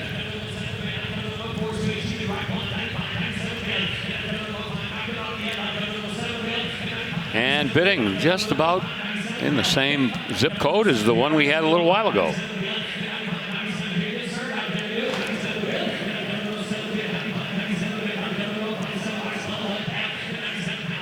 $95 is the bid. Close to the $95,000 spot. Probably going to be $100,000 better to buy. S108 on the block. And 95 is going to be the final bid for the moment, as that will make a journey over to the bid goes on desk, which is on the far right of your screen. Yeah, the car that influenced the 5th generation of the Camaro, and you see those similarities between the two. Here's a backdraft Cobra replica. Yeah, another different take on the Cobra replica. Everybody has their own vision, and this one does have a 427 FE Ford V8 in it, as the original 427 Cobras, especially the SCs, did have. And these backdraft replicas, one of the reasons why you see so many different takes on the way they're built, these cars come from the factory minus the drivetrain. They're called turnkey minus. So the car is built basically except for the drivetrain, and you get to choose whatever you want to do with it. This one has 5-speed manual, 355 gears. Grigio Ferro Metallic with white and black stripes is the color palette. Side exhaust, of course. Yeah, we got to look at the interior of the car as it was up on the block. We might get a jib shot of it too. This shifter, Rutledge and I were out in staging. We were looking at this shifter in particular, and the length and placement of this shifter is really well done, because you're not going to break your knuckles on the dash. Far enough back, it's close enough to you, and tall enough so you're ergonomically comfortable. Yeah, you see a lot of different shifter configurations in these Cobra replicas, and this one's really done well. Yeah, right. It is similar to what the original 427 Cobras had, which were the factory 4-speed lever from any number of other 4-speed Fords turned around backwards. Bill. Yes. Tell me about this 62 Chevy 2 Nova custom gasser, huh? Oh, I'm going back to my childhood in my mind. Yep. So many of these were built, especially out on the West Coast. These were called gassers because they ran on pump gasoline, but they were heavily modified. You could find any number of different engines in these cars. The rule book was very liberal on these gas cars, sometimes called gas coupes. This one has a 454 in it, the Gen 4 big block. with a 4-speed manual transmission and that I-beam front end to give that car a big nose-up attitude. That was the way that they were built because it was dynamic weight transfer that they were looking for. When that car came off the line, they wanted all that weight to shift back to the rear wheels to improve the traction. A lot of other modifications as well, but won't make the reserve this time. Yep, at $45,000 to be exact. Well, what was competing with all those Z28s back in the day? Here's one of them, Boss 302. Which won the Trans Am Championship in 1970. Thank you, Parnelli Jones and George Fulmer. One of one produced as equipped according to the Elite Marty report. And I got to tell you that bright gold paint probably has a lot to do with it. 302, of course, 290 horse, 4-speed. Traction lock rear end, which they all had. AM, FM radio. This is a Ford Executive Order vehicle, which means that one of the muckety-mucks at Ford may have got to drive this when it was manufactured. I did a preview of this car yesterday, and I pointed out that it was sold new in Dearborn, Michigan, which makes a lot of sense, considering it was a muckety-muck order. Yeah. But yeah, well, an amazing car. Just shows up so well in person and under the lights, too. There's a reason this car was featured on the black carpet, and the price is showing as well. Oh, yeah, $100,000, and the one-of-one designation certainly is helping that. This is Shaker Hood car, too. They did not all have the Shaker Hood. Some of them were flat hoods. But, you know, all of the things that you would expect on a Boss 302, you're going to see there. Magnum 500 wheels. Rear spoiler, $100,000 even. Well sold.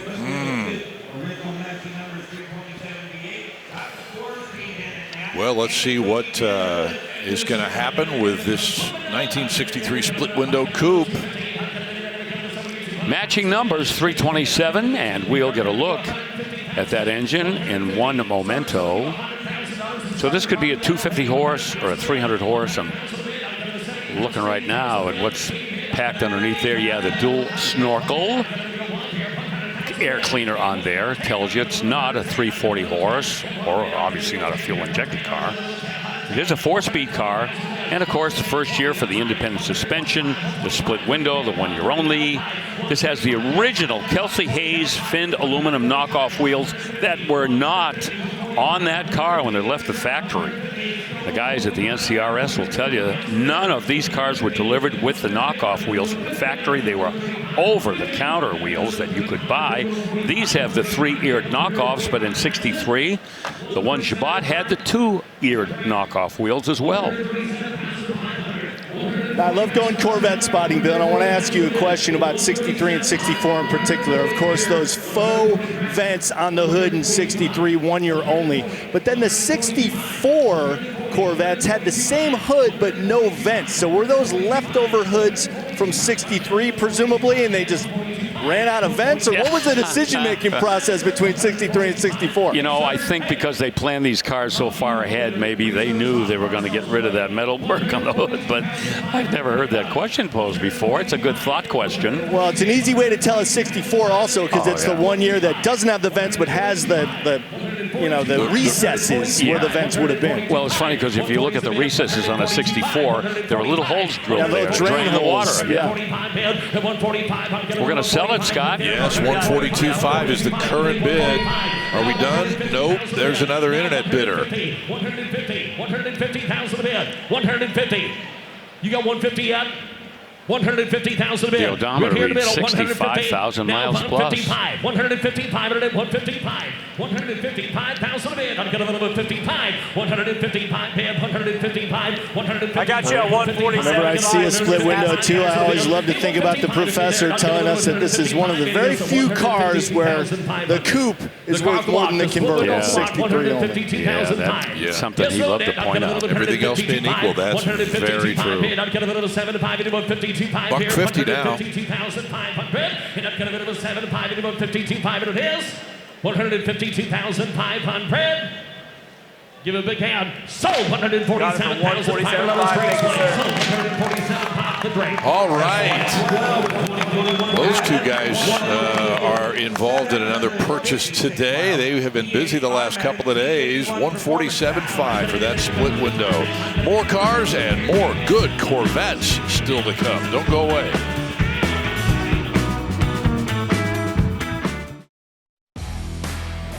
Welcome back to Mecum Auctions, live here in Harrisburg, Pennsylvania. It is a packed house. There are people everywhere, especially where I am. There is a huge line of folks waiting to get autographs because it's also star-studded. That's right, one of the biggest celebrities in the automotive world, my friend Derek Barry, is here. Not only as the host of Vice Grip Garage, people know and love him, but also he's a part of our new official lift sponsor, Wildfire. Welcome, brother. How's it been? Man, it's been great, and you're very kind. Thank you for that. But no, it's been awesome. I love being at these events, and what a turnout here. This is first time for me in Harrisburg. This is crazy. There's a lot of people here. And you've seen some of the cars here too. I mean, that's what I think people don't realize, the variety, the quality. Yeah, I watched a Barn Find GTX, an old Nova full of rust, De Tomaso Pantera, a beautiful medium green 69 Camaro. There's a little bit of everything going across the block today. It's awesome. Now, one thing that's so special, you're actually now a part of Wildfire Lifts. This is a company that you've used for years now, one of the owners. What's it like to be the official lift sponsor of Mecum Auctions? It's really incredible, and we're super blessed. The partnership has just been awesome. Mecum is, as you know, they're so kind. They're welcoming, they're warm, they're funny people, they're great to hang out with. And man, we're blessed to be here. We got a great setup here, and we're excited to show people what the #1 rated lift is all about. And man, I got to use them. We've got to do a show that we'll talk about another time. But man, I love this stuff. Love that you're here. But also, you got a huge line of people. I got to let you get back to it. All right, man. It's good seeing you, and we'll catch up with you a little bit later. I can't wait, guys. You're going to be able to see Derek at lots of different auctions this year. Make sure you come by early, get in those lines. Come join us because he is here in the house. All right, Rudd, and thank you, Derek, as well. While we were doing that and during the break, Bill, there's a little bit of business we need to catch up on with Chrysler 300G convertible that brought big bucks. Yeah, the letter series cars continue to be very, very desirable and collectible, and this is a 61 413 with 4-barrel carbs. This is post Hemi. A couple of years earlier, they switched to the wedge engines, but boy, look at this car. That is all about power, style, and prestige. $150,000 price tag, and here's that AAR CUDA we promised you a little while ago on the mat right now. Yeah, the cousin to the TA, courtesy of Plymouth. Now, I think what may be holding this price down a little bit is that the consignment sheet indicates that it is a correct 340, so most likely not the numbers matching 340. I believe if it was sporting its original drivetrain, that would be well into the six figures, Bill. Yeah, and of course, there's always a story behind why a car doesn't have its matching numbers. Powertrain, was it a recent replacement? Back in the period, was it a warranty replacement? Lots of different reasons why, but you're right. That will flag a potential buyer as to how much they're willing to spend to buy the car. But real deal AAR CUDA, and at that price, very well bought. I especially love the elastomeric front bumper option that was checked on that car, that color match front bumper. Very cool on that orange finish. Let's see what they've done with this 57 Bel Air, which is kind of a different shade of orange. Sunburst orange, they call it. Tan interior, LS power, the LS2. That would have given you 400 horsepower. Transmission is an automatic, the 4L60E. That'd be an overdrive transmission, 9-inch Ford, limited slip rear end with 350 gears. Pretty bulletproof powertrain there. Willwood powered disc brakes and American racing wheels. But it's that paint that says, hey, look at me. All the chrome looks like it's been either replaced or replated. Stainless trim, no dings, no dents, no bogeys, no divots, no dimples.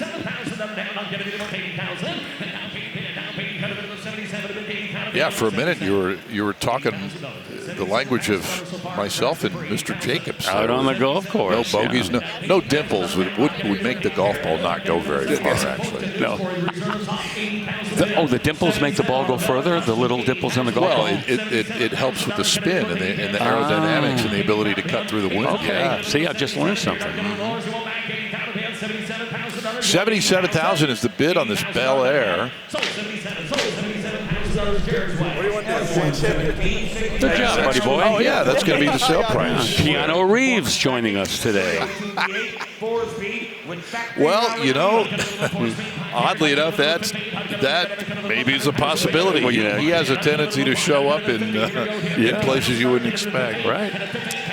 1969 Z28. We're getting all the Z28s out today. Boy, Chevrolets today, just overrunning the place, which is great as far as I'm concerned. And Scott, how many auctions have we sat here and been well into the second day or third day and have said, gee, we haven't had many Camaros here this weekend. And now, not only Camaros, but 69 Z28s. Right. They're taking over the place.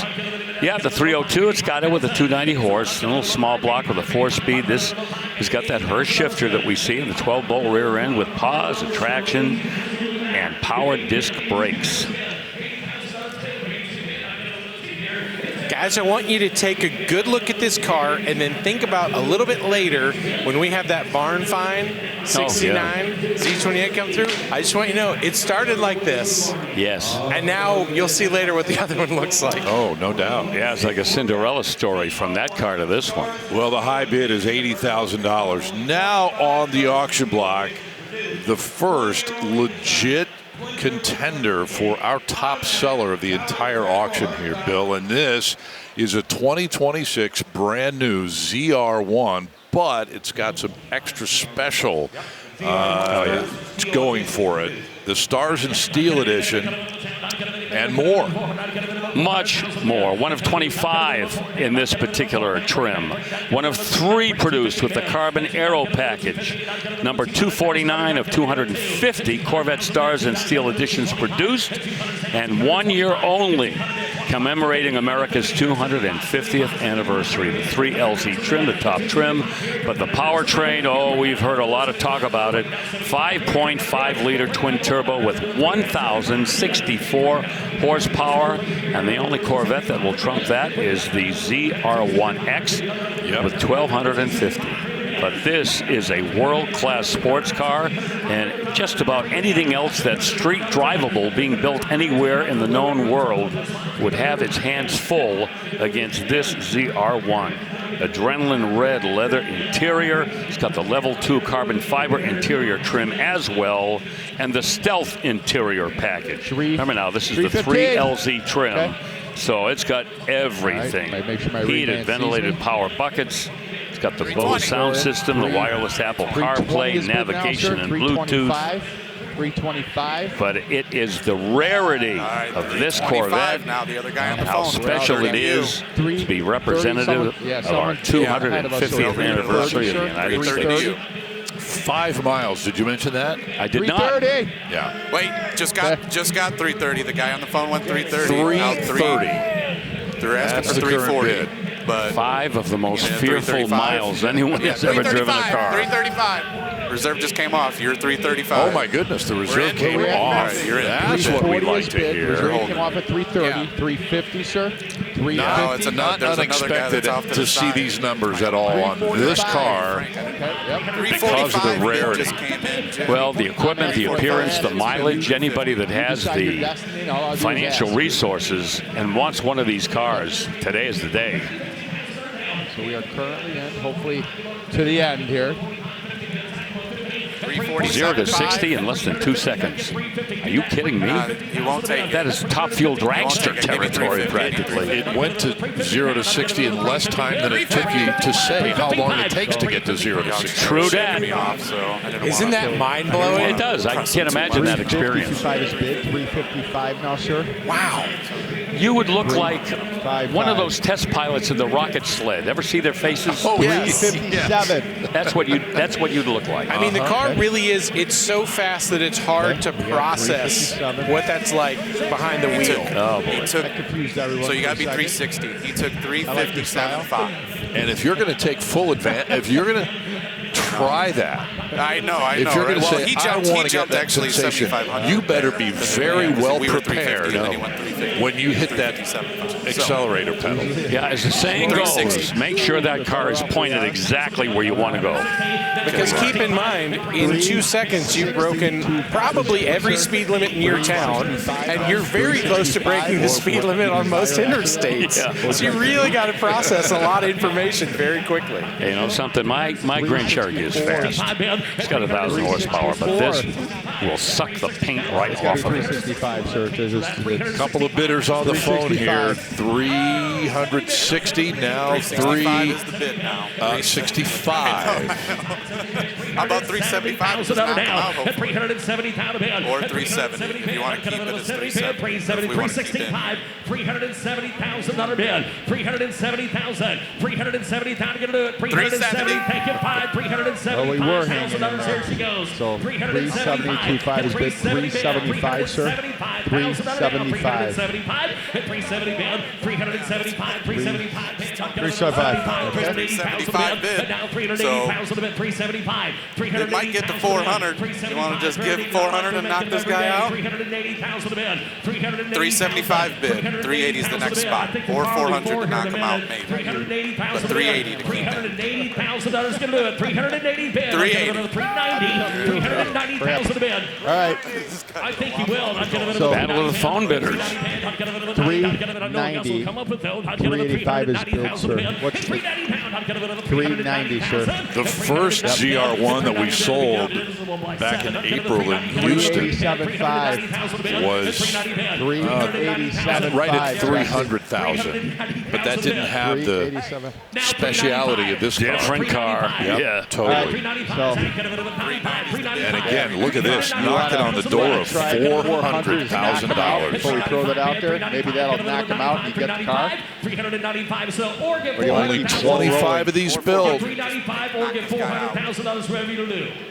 How is Chevrolet going to top this? They're already looking ahead to the 2027 Corvette for sure. Sure. How are you ever going to move up market from this? That person came back. You know, 95, so the ZR1X is a different 400, sir. but you're right, Bill. In this, the 250th anniversary of the formation of our great country, doesn't come around again. 400 is bid. 420,000 bid. 410 now is bid, sir. So 420, 420, 415. Gotcha. Trying to save your money. They're just coming back quick. 20 to you. Looks like both of you are determined. 425. Yeah, he did. He's trying to knock you out. I think the reserve came off at 420, 340, 345. Yes, thereabouts. Except that's not. So, and this is the classic example of what happens when two guys in the same room, two or more, 430, sir. are let loose on a car that they both want. And the wild thing is, a lot of times we also get to see a later effect of the value. If you're sitting on one of these with 12, 14, 15 miles, suddenly you go, oh, oh, well, thank you very much. Yep. 430. 430 bid. 430 bid. He just bid 430. Don't you think so? You got to be at least 440. I hope you didn't have to be anywhere urgent at 1:30 Eastern time and can hang with us for a little bit because we may have a way to go. Oh boy, everybody's going to want to see how this pays off. 435. Now 50. Now 450. 450. Okay, I like it. 450,000 a bit. We're working All there. right, so 445 is billed. 450 now, sir. 450. Then we have 450,000 a bit. You're close. And now 450. You're both hesitating. 450, sir. 450. 445. 450 is the next spot, sir. 450. $450,000 twice. Don't lose. You're in it all the way here. Is that a yes? 450. 460,000. Getting nervous for you. 450. He just bid 450. $15,000 jump. 450 is the bid. Make some small talk in between. Give 460,000. 460 or 455. 55. Now 470. Now 470. All right, sir. I know you said it was the end. This is going to go all day. 460 is bid. That's Gus and Zach, by the We way. need 470. 460 is bid. 470. With the phone bidders. 470. That $500,000 would be the number to knock him out. He wants it bad. We said over an hour ago that 400 would be that, but we're 470 is what we're asking. You want 465. Comes back, we might have to 465. 470 is what we need, sir. 470. And here it goes. I'd get it at $470,000 on a long third 470. call. I'd get it at $470,000. He did 470, Jim. He did 470, so 480 to you. Or 500. Hopefully knock this guy out. $480,000 a bid. $480,000. $480,000 a bid. $480,000. $480,000. I thought he'd really get it. $480,000 a bid. $480,000 on down. 470 is bid. Yeah, if we bid, Dana just told me you bid 5. This guy's going to keep coming. 480. We think he's done. 480. $480,000 and it is. $470,000 once, $480,000 We do. Give me 480. Worst $480,000. case is he outbids you. In a third call, $480,000. $490,000. Just give Here we go. We got 490. That's 140 over the reserve coming off. Yeah, I know. One more time. All of it speaks to that rarity you guys were talking about this car. The difference between 490 and 500 is you won't get it. Let's try it one more time. You're in this whole thing to the end. I can't speak for him, but it took for a while. 500, sir. And it's your car today. One more time. Will $500,000 do the trick? That 490, 500, sir. That's what we need. 500, sir. Just throwing that out there. 500. At One this more time point, at 500. I believe anything. Got the whole Who audience knows? clapping for you when you play this back later. Here goes 500. Fantastic crowd hanging on every word and every dollar bid. Go 500. 500. Oh my God.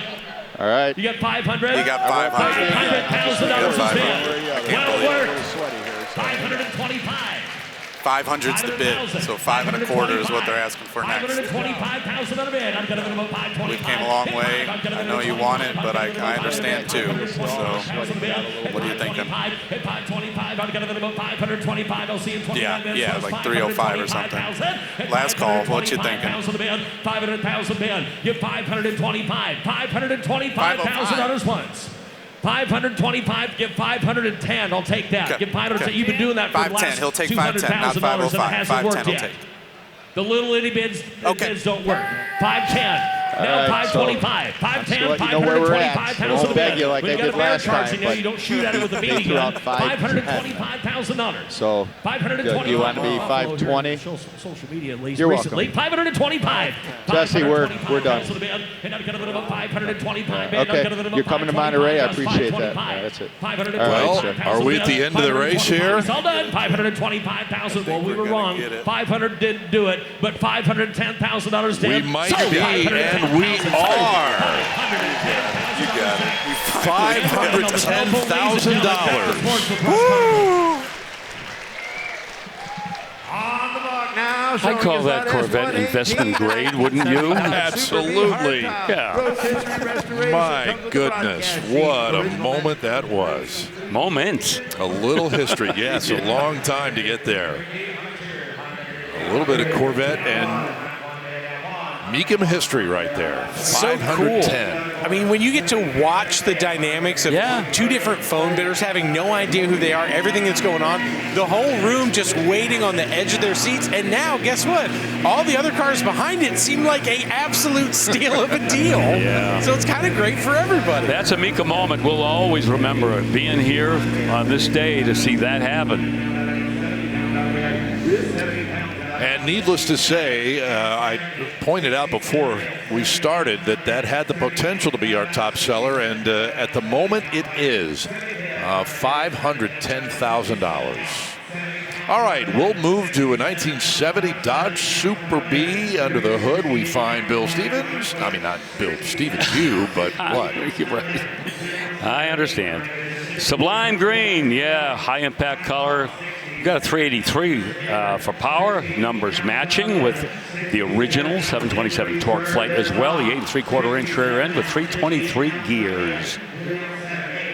Full size wheel covers raised, white letter aftermarket tires on this Super B. And this was the car that was Dodge's answer to the Roadrunner, the budget, affordable muscle car with a powertrain, well, pretty much the same vibration as the one that you got in the original Roadrunner back in 1968.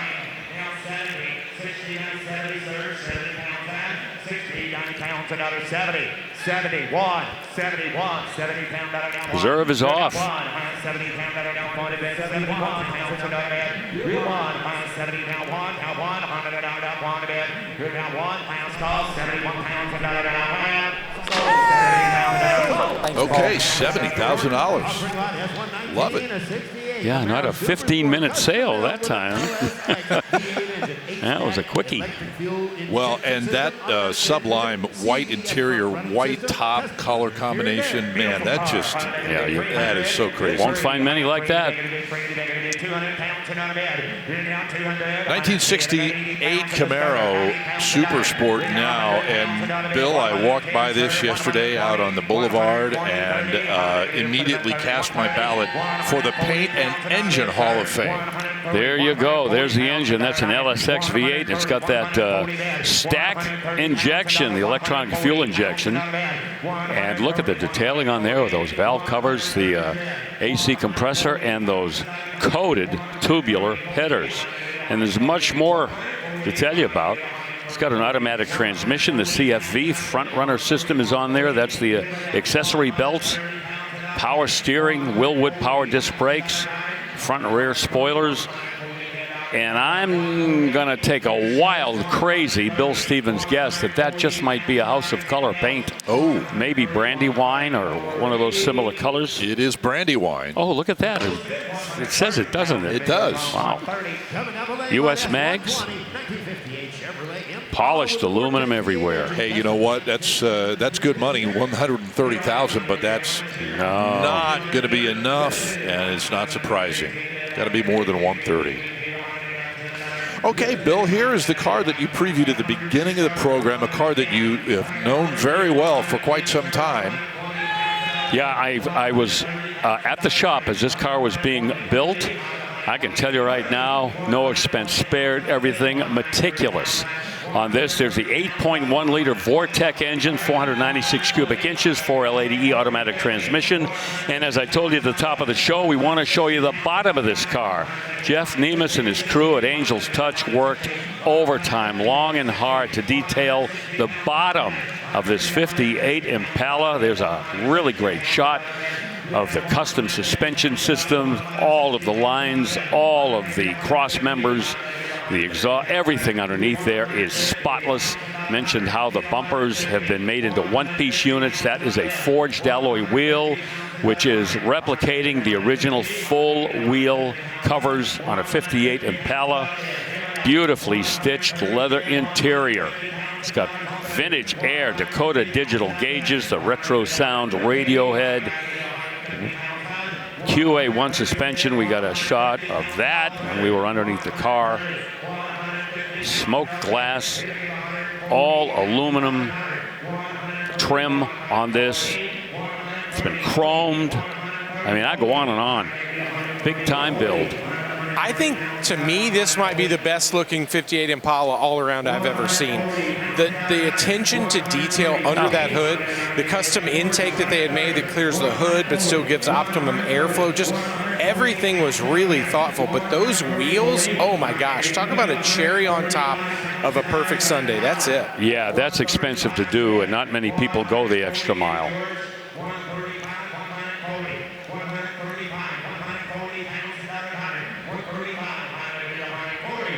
135, negative 140. We've got 135 if you guys would like to lift the reserve. $140,000 on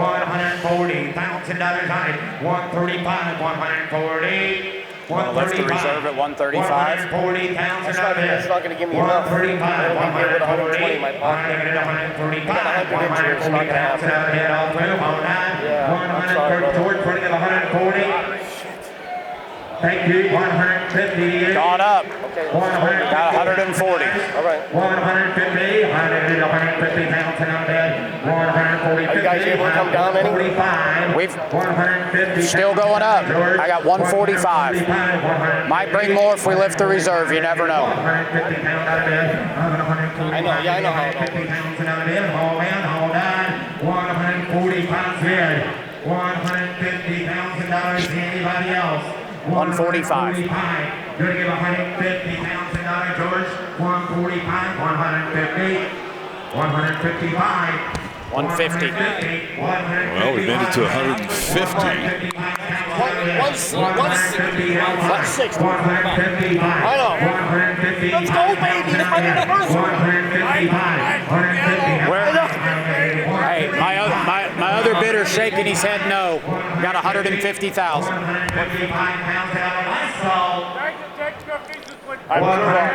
Reserve is off. 155.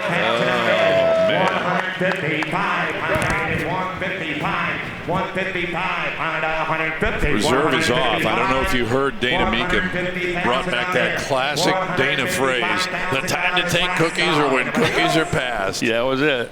We've heard that so many times over the years. All right, 150 for that 1958 Impala. Beautiful. Nicely done all the way around as we send it over to Chris.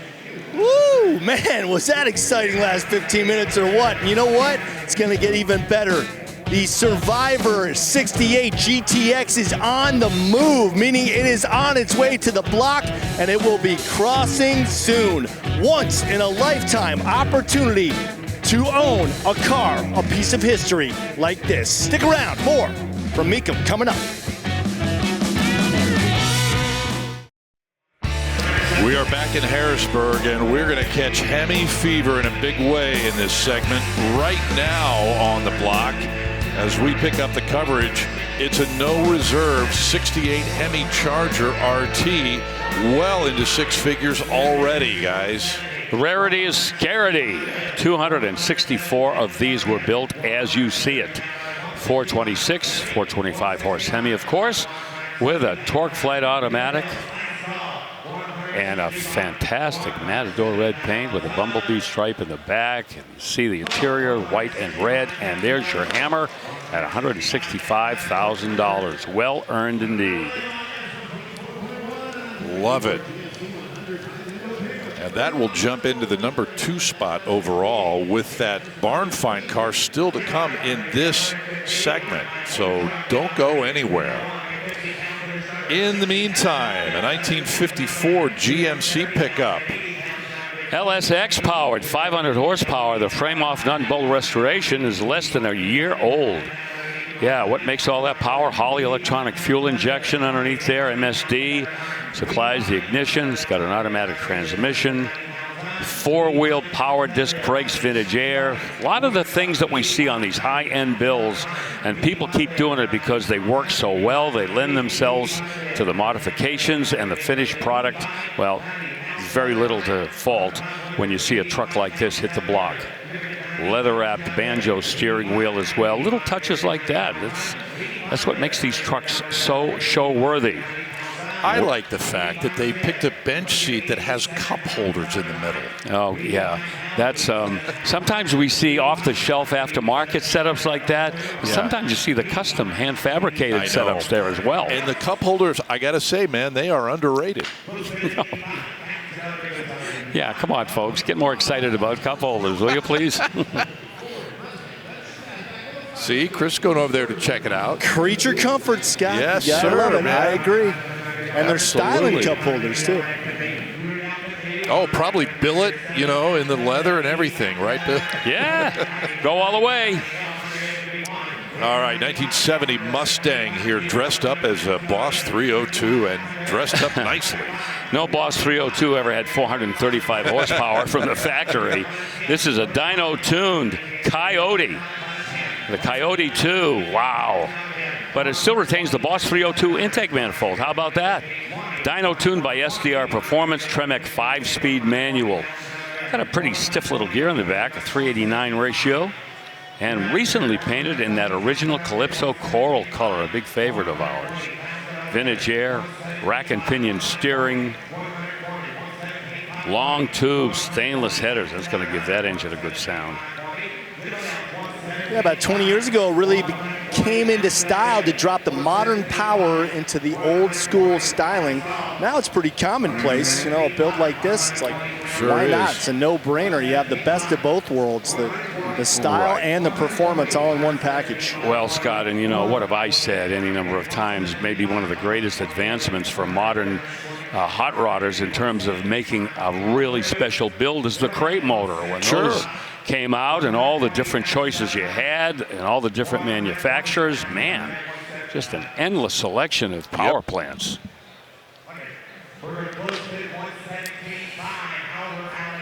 All right. Okay, Russ Conklin laying out the Mecum rule, and that number, the target number is 125. No one else gets a chance at it. 125 buys it.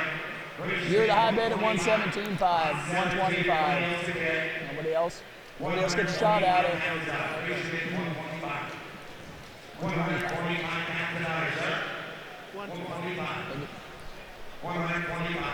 It's not 120. He will do 120. He will do that. Okay, 120. With the pressure on that side now. The bid. Okay. There we go. Reserves off. Yeah. All right. Well, that was enough. No one else 120. No one else. Yep. Come on, come on, come on, come on. Yeah! Yeah! There you go. Hey, Alex McLaughlin helping out. Hey, big congratulations, too, to Alex and his now fiance, Abby Schmidt, one of our auctioneers. Yay. They're going to tie the knot sometime in the not-too-distant future. They just announced that a little while ago. We love Abby. Yep. We love them both. Both of them. Well, I tell you what. Here, Bill Stevens and everybody, Chris, Rutledge, is your 1967 poster big block Corvette. Well, in 1967, this was the most factory-rated horsepower you could get in a Corvette. The L88, that was rated at 430. And one of the reasons was Chevrolet wanted to kind of guide people over to this engine with more rated horsepower because the L88 was more suited to the racetrack. So yes, an important car for Chevy in 67. It's a 4-speed behind that 435 horse L71, and it's got the side exhaust. A headrest car, very desirable with collectors. And you gave us a preview of this. I did indeed, and I was instantly attracted to this car. And it's funny, Bill, you mentioned the difference between the L71 and the L88. Chevy probably saved a lot of people from themselves by guiding them away from the L88 to this car, because this still packed a lot of punch. And the other thing is, and that's a good point you make, Chris, is that some people who bought the L88 and drove them on the street were disappointed. Those engines were not really low RPM streetable engines. They would buck and kick and poop and you name it at low speeds. They were built for racing when you could really let them let loose. But this car, tuxedo black with a red stinger and the bolt-on wheels, side exhausts. Oh, who wouldn't want this Corvette? Okay, 107.5.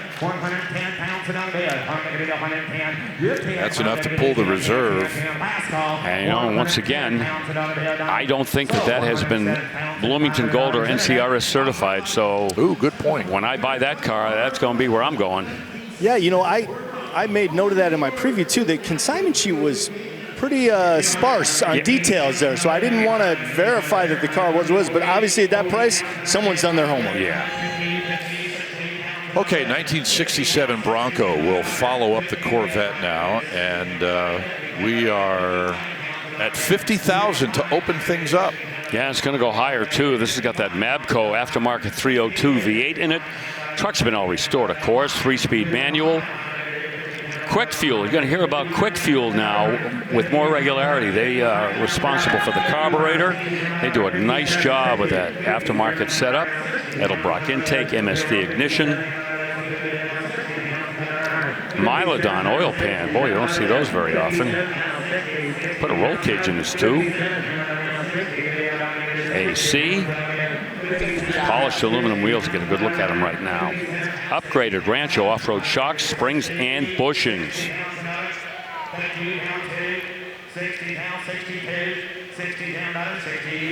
Now I wonder, guys, we saw a couple Broncos roll through yesterday top off. I wonder if you had a cart that you're carrying the hard top, would this maybe get a little bit higher right now? Nice Bronco.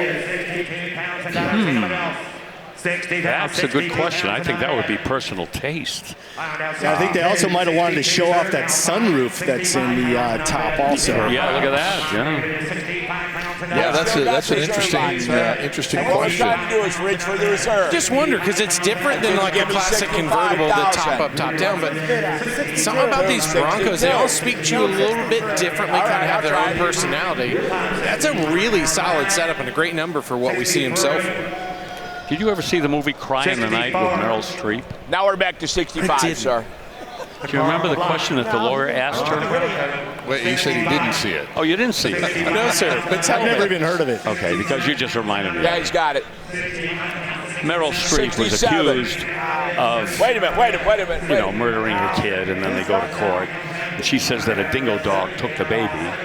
And the lawyer, Dingo ate your baby. Oh, I've heard that spoofed many times. The Dingo ate your baby. Is not that a rap song. Sorry. Well, no, that would be for Rutledge. So now you're getting to my cultural references. The lawyer asked her, did the dingo never have the baby's head in its mouth? How would you answer that? That's like your questions are so cerebral. I've got to think about it. Wow, that's a long way to get there, but you're right. That is a very cerebral question. Hey, he landed the plane. I'm going to give him credit. He got 67 bid. 67, 7. Yeah, meanwhile, back to Scott. I'm just watching you guys, man. Watching and listening. Appreciate you, sir. Thank you very much. I got to know. 67 is the sale price for that 67 Bronco. You'll never forget what you paid for it, huh? Not at that all. one. You know, I'm looking at this truck and I'm saying I think it probably is one of the most well-bought Broncos that we've seen in a while. That has got everything going for it. Sure does. A 1970 Chevelle Super Sport. By the way, 4 cars until we see that barn find 68 Hemi GTX that everybody's been waiting for. Okay, how about this one? The 350 horse 396. That would have been the mid-level 396. Throughout much of the Chevelle SS 396 history, but in 1970, you only had 2 choices. You had this one, the 350, and of course, the L78. Got the Turbo 400 automatic transmission behind the motor, and a special order ZP3 Hugger Orange, one of only 14 that had been produced in this color for 1970. What a classic color that is for Chevrolet. F41 performance suspension, see that pretty regularly. Factory air, power steering, cowl induction hood. and 63,000 plus miles of use 76. in the past. 77. 76. 77. 76 pounds another. 77 pounds that. 76. Bid at 76. Oh, and by the way, remember when I said the other day, one of the questions I always ask is why didn't Chevy offer the 427 and the Camaro and the Chevelle? Oh, right. So somebody said to me, yeah, they did. I said, yeah, they did. It was the COPO program. That's not an RPO regular option. Yes. So, yeah, if you wanted to go that route. But, you know, in those days, if you went into the dealer and say, hey, I want to order a COPO Camaro, they thought you said a Coco Camaro. They'd say, grab a mug. You know, not every dealer was up on the COPO program. Absolutely. So I stand by my statement. Oh, you don't have to convince me. You're absolutely right. $76,000. That's going to buy that Chevelle Super Sport. Hey, check this out. Here's a real Boss 302, not a replica. Wow. And this is a rare bird, according to our buddy Kevin Marty. Yeah, one of 3 produced, as you see it. Matching numbers, 302, 290 horse, original paint. That's that just eye-scorching yellow paint with a black interior, 391 traction lock, a very common combination with the Boss Mustangs, even in the Boss 429s. Upgraded TRW forged pistons, a little more strength in the engine. It's got the sport slats and the rear deck spoiler and the Magnum 500 wheels. Decor group. That's all appearance. And yes, the Deluxe Marty report. Yep. Okay, and I'll whittle this down really quickly. $75,000 bid. The 3 comes from all of those Mustangs with all that equipment. 3 of them had those Magnum 500 chrome wheels. With all of the other things that we mentioned. Exactly, yes. All right, 75 as we mentioned. Now, 1969, RS Z28 on the block, and we are opening at $100,000. Concealed headlights, giving you that RS look. And it's the correct DZ 302, 290 horsepower, small block with a Muncie close ratio 4-speed, the M21. Had a repaint in the original Code 69 Cortez Silver. Rosewood steering wheel, factory center console, 373 positive traction rear axle. Yep. A lot of times now, these Z28s, based on how they were ordered when they were new, they'll be different from one another. This is the RS package. And this one with a couple of other options you may not always see. You get different rear end ratios in these Z28s. This has the 373, as I mentioned. Has the optional front and rear spoilers. Didn't have to get those with that Endura front bumper. High bid on this car at $125,000. Well, one of the most fascinating cars that we have seen at this auction or any other auction in recent memory is on the block right now. And we've talked about it before. Its time to shine has come. 1968 Hemi GTX convertible, barn find in every sense of the word, guys. And Chris has been joined at the hip with this car. Oh my goodness. All weekend. This just sings my song. And you know what? Apparently the story is it spun a bearing many decades ago and got parked, presumably, I'm guessing, outside under a lean-to maybe, because just the passenger fender has that pronounced patina on it, meaning that was probably the western side of the lean-to and got a lot of sunlight on it years and years worth. But as Tim Wellborn pointed out yesterday, the metal is fantastic. So it may have a little surface rust, but it's all original, of course, and there's no real serious issues that I can see in the metal. I mean, and we're here at 6 figures already, so people know what this is. They appreciate the slice of history, and down to the dirt on the convertible top. This is as true a barn find as you're going to find. The reserve is on sorry, Bill, at $100,000. Yeah, I'm glad we pointed that out. And let's not lose sight of the fact there's some rarity with this car. This is a Hemi GTX convertible. It's a bench seat column shifted torque flight GTX Hemi convertible as well. And yes, the Dave Wise report certifies that this is everything that it is purported to be. Chris, what do you think we're seeing value-wise compared to if this car was in original condition and, you know, that kind of like, I don't know, little less patina? Do you think we're seeing a number that's close to that right now? I mean, I think we're in the range right now, the low range, but what's giving the value to the car right now is obviously the barn find condition. Fixed up, you're probably going to go up another, you know, 30 to 40,000. But interesting to check out the stickers on the windshield here. The latest one is 1974. So this car was on the road in 1974. But I think parked soon after that due to the mechanical issues that it was having. Hoke Brothers, Mohawk, New York is the dealer sticker on the back of the car. That's pretty cool history too. This would be an expensive restoration because you're looking at cosmetics, mechanics, and things like that. So you would have to weigh what will it be worth when it's restored versus what it will take to get it there. That is the eternal question that people always ask when they're in that situation. Absolutely, and I know, Scott, what you're about to say, what Tim Wellborn said, and you agree with, and I agree with. Yes, you don't restore this one. You maybe clean it up just a little bit, but for the most part, leave it as is, because why, class? They're only original ones. More people will come up to that car in that state at a car show than if it was refinished. We've seen it here. We've seen it all week. Well, and good news, we got 2 more Bine Farms to come, a Camaro and a King of the Road Mustang. So we'll see if the people's attitudes hold true. But that was very exciting to watch and pretty close to what I had estimated it was going to go for. Strong money for that. I would agree. Yeah, $110,000. The reserve is off on the next car too. Well, let's not lose sight of this 66 GTO. Big money GTO, 14,000 plus miles on the odometer. But the big thing is it's got the big engine, the 360 horse tri-power 389 with a 4-speed and the safety track rear end. Marine turquoise parchment interior, red line tires on the rally wheels. Love it. That's why it's a car that goes easily into the 6-figure range. For 110 to be specific, 1996, and that's a 300ZX commemorative edition.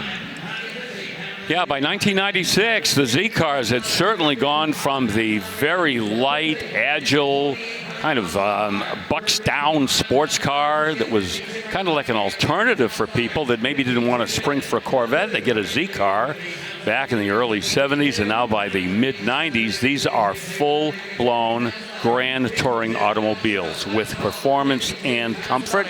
The 3-liter V6, 5-speed manual. You see the condition of this Z car. It is peerless in its appearance. It's so beautiful. T-top car. It's the 2-seater, which a lot of people like a lot more than the 2+2. But wow, that one in just great shape with that low mileage. Beautiful. Yeah, and it won't sell at 50 either. Well, the high bid on that Nissan, $50,000. A little bit earlier, we promised you one AAR CUDA, and I neglected to include this AAR CUDA from 1970. Big dollars on the block here, potentially. Yeah, and it's not often that a car gets a little provenance from who restored it. Mark Worman of Graveyard Cars. Oh, right. Springfield, Oregon. The man behind the restoration. 3 miles since that restoration was finished up. 340 there, you see, with the 6-barrel setup. 290 horse. This one with a torque flight. And the power brakes. And the side exhaust. And the fresh air hood. Mark is the guru. He did the 392 swap on my Hemi GTX. That's going across the auction block in Monterey, actually, for charity. It's no longer mine, but a buddy of mine bought it back in 2020, gave it back to me to have Mopar's 5150 freshen it up. But he does 10 out of 10 work, and this AR CUDA right here is a perfect example. How about this color setup, huh? The ivy green with a green interior. I was going to ask you, Chris and Bill, I don't recall seeing an ivy green AAR CUDA. That is spectacular. Yeah, that's almost Fathom green out of the GM color book. That's so good. Not enough. Not anywhere near, I'm willing to guess. Okay, so at 130,000, we will let that escape for the moment to our friends over at Bid Goes On. We have 5 Porsches, Porsche 911s here in Harrisburg, and this is one of them, a 1989 Carrera 25th anniversary edition. Yeah, do the math. 1989 minus 25 takes you back to 1964. Believe it or not, that's how long the 911 has been making people happy all over the world. Satin black metallic, silk gray interior, the 3.2-liter, 217 horsepower flat 6. An engine that, boy, I tell you, on the street, on the racetrack, that has had a lot of success. And this is a real deal 25th anniversary edition. There is a sticker on the underside of the frunk that indicates that it's faded over time, but it is there. So this car has been verified as a 25th anniversary edition. And the way the air-cooled market has been skyrocketing in the last 5 to 10 years, no surprise that this car is getting close to 6 figures. Probably deserves to get to 6 figures based on what other air-cooleds are doing in the market. Amazing color, too. You don't often see that color. And the whale tail, too, such a great touch. Yeah, that's got that big picnic table on the back, but it is not a turbo car. Naturally aspirated. Getrag, the G50 5-speed manual transmission, which couldn't get in some of the turbo cars because the transmission, the 4 speeds. Well, first available in 87, you couldn't get them in the turbos until 89, and that was the last year of the G Series, so 1 year only with that G50 transmission in and the turbo. Man, that G50 drives so much better than the 914 gearbox before it. That's a great driving car. The wide Fuchs on the back, too. Come on. We are back in Harrisburg. The Farm Show Complex, 24 acres of covered building space here, plus a lot out behind, and a huge campus all around. And I mentioned earlier, more than 250 events every year, and this is our favorite by far. And always happy to come back to Harrisburg. $70,000 here on the first car in this segment, which happens to be a 66 Corvette Coupe, Bill. Yeah, and if you want to go small block, it's the way to go. L79, 327, 350 horse. This is an engine we rave about all the time. With a 4-speed and factory air. Yeah, mid-year coupes with factory air conditioning are lifesavers. These cars get so hot in the summertime. I've had a few, and you are so grateful when you can turn on that air conditioning. A couple of other really neat options, the telescopic steering column and the teak wood steering wheel. Knockoff wheels and red striped tires. $82,000 buys that Corvette. Is that the first C1 we've had? Oh, wait, I'm sorry. I'm looking at the 62 that's next, and this is the first C1 that we've had. I think you're right. And a very simple story here. First year for the 327. This has it with an automatic. Yeah, it's got a power glide in it, and that looks pretty much according to Hoyle underneath there. Correct air cleaner, valve covers, what have you. Roman red. That was a color that you'd find on other Chevrolets in the Chevrolet catalog back in 1962. Saw the black interior as well. And this would be considered a pretty affordable C1 Corvette. Equipped as is. No fuel injection, no 4-speed.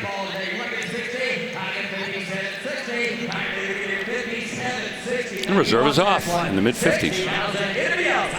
You're in a 57, okay? Well, they got 60 now. You're going to be 62. Last year, the C1. You're going to be 61? And the Corvette world rocked everybody's world the following year in 63, and we all know that story. 61? Last call. Last call. I moved to the internet. I got 61. Katie over there. 61, 62. Well, it was. 2, 3, right to you. 63. Hey, watch your mouth. It's a family show. What'd she say? Hey, what'd she say? What, 60? What amazes me about the design department at Chevrolet, particularly Corvette from 62 to 63, is the huge swing they took and really the huge risk that they were taking. I mean, obviously the C2 is hugely successful, but based on just the cultural icon that the C1 had become by 62, to have such a radically different design come out the following year. So, congratulations. Thank you. Well, Good big job. swing. Yeah, and it was a perfect storm. Bill Mitchell was the head of design at that point. Zora Arcus Duntov, he would practically own the engineering department. And you get those guys together in the 1963, that's what happens.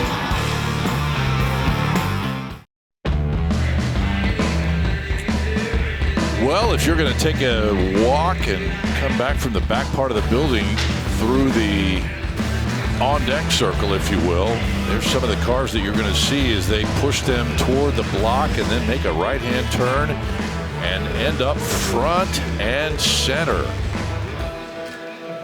And some good cars still to come. Let's go front and center right now. And there's a good reason we're going to open the segment with this car. 1970 Chevelle LS6. Oh, we never get tired of seeing these cars. They were the undisputed champion of horsepower back in 1970 when all of the manufacturers were putting their best foot forward when it came to street performance, but nothing could touch the 450 horsepower 454 LS6 Chevelle. This one with the 4-speed manual, the ideal powertrain in the minds of many people. 2 original build sheets, the second of which is underneath the front seat. And I mention that because sometimes when you buy a classic muscle car and you're looking for the build sheet, you could look everywhere. They're usually in a different place. I mean, under the front seat, the back seat, on the bulkhead behind the back seat, taped inside the glove compartment, yada, yada, yada. But this one has 2 of them, and they already know where the second one is. It's under the front seats. This one is in the LS6 registry, by the way. Original sheet metal. Period correct engine. This is not a numbers matching drivetrain, but we're at $260,000. So not hurting it that much. You know, Bill, I was going to bring that up and mention that. You mentioned the documentation, the fact that it's in the LS6 registry, but it's a period correct, non-original engine, and still good bidding at $260,000. Yes, and not enough to buy it. Boy, that'll make you think a little. No kidding. All right, well, $260,000 is the high bid for that LS6. Here's the 1962 Impala nipping at its heels on the auction block. A dual quad 409 wedged in that engine compartment. 409 cubes, 409 horsepower. The W heads, which you'll see right there. 4-speed, you bet. Power steering and brakes. The split bench seat. All in original appearance. Collar mounted tachometer. Yep. Old Hayden Prophet, one of the all-time great drag racers that raced at, boy, stock, super stock, got into funny cars, what have you, won the 1962 U.S. Nationals in a 1962 Chevrolet with the 409 and 4-speed. 55,000 right now and still climbing.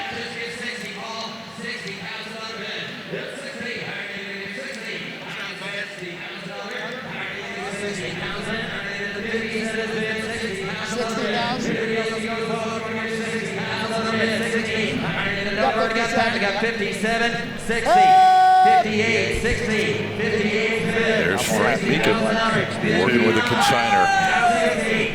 Boy, the 409 certainly earned its stripes on drag strips and even on the street back in the day, but not an engine that lent itself to NASCAR racing.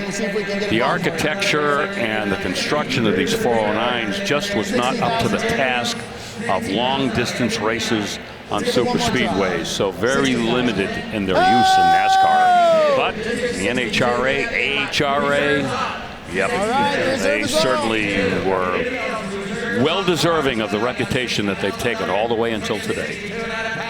16 bids, 62. Last call, 62,000. All right. Okay, Trent Morbeck hammers that Impala at $60,000. And that gentleman right there will take it home. GT500 Fastback now, 1967 Shelby up on the block. Yeah, first year for the big block and the Shelby Mustang, and people flocked to them. Look at the front now. You see how those high beams are pushed out to that grill opening there? Well, that tells you that it's a little bit later in the production because the early cars had what were called the inboard high beams, and they were right next to each other in the front. And government regulations, certainly not at the level of strictness that they are today, but even back in '67, they said, "Oh, we'd like you to move those out a little bit further away from each other," so they did. 428 Police Interceptor V8, 335 horsepower, dual 4 barrels. I'm sorry, this is the dual 4 barrel. The only year the dual quads in the GT500 or any Shelby Mustang gives you 355 horsepower. Power steering and brakes, wood rim steering wheel, and those beautiful Shelby 10-spoke wheels. 68 came along the KR. And the Police Interceptor took a back seat to that engine. I always thought the inboard high beams gave it kind of a cross-eyed look, you know. So, yeah, kind of like a Lieutenant Columbo kind of feels there. Yeah, sort of. Marty Feldman. Oh, every time I see him, I want to have a hard-boiled egg. I don't know what it is.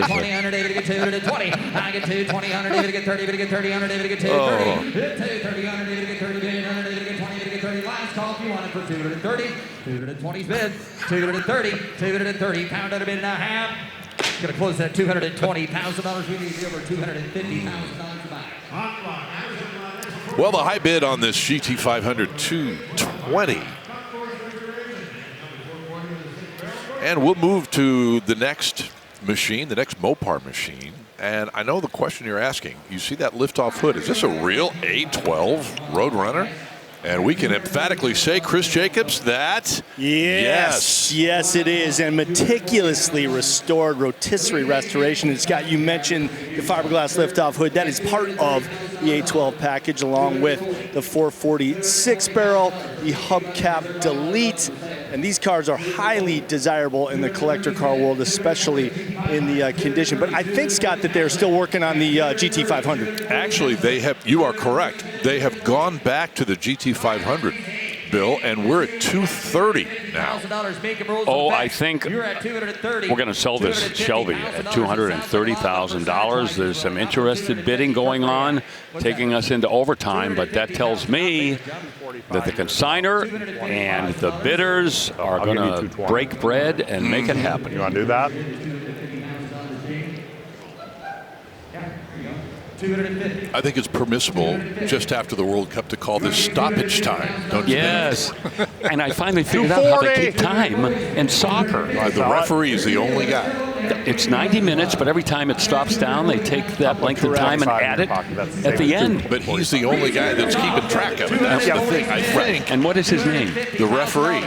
Oh, that, I don't know. Is it Tony, the referee? The reserve is off. Yeah, I knew that would happen. We were close. Yeah, we were close. Congrats. Okay, good. Good deal. Glad we got to go back to that.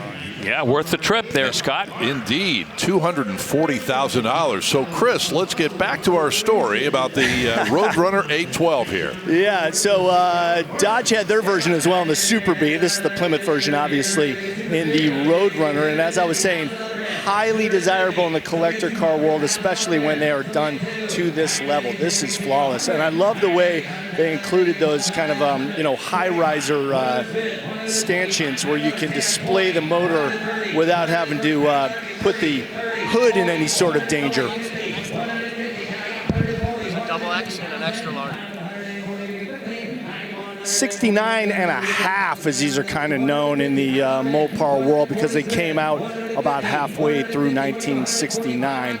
This one is done in performance red, black interior, and we're getting a look at the 4-speed manual transmission backing up that 440 right now, so quite the power plant as well. And I've always loved the hubcap delete look of these A12s.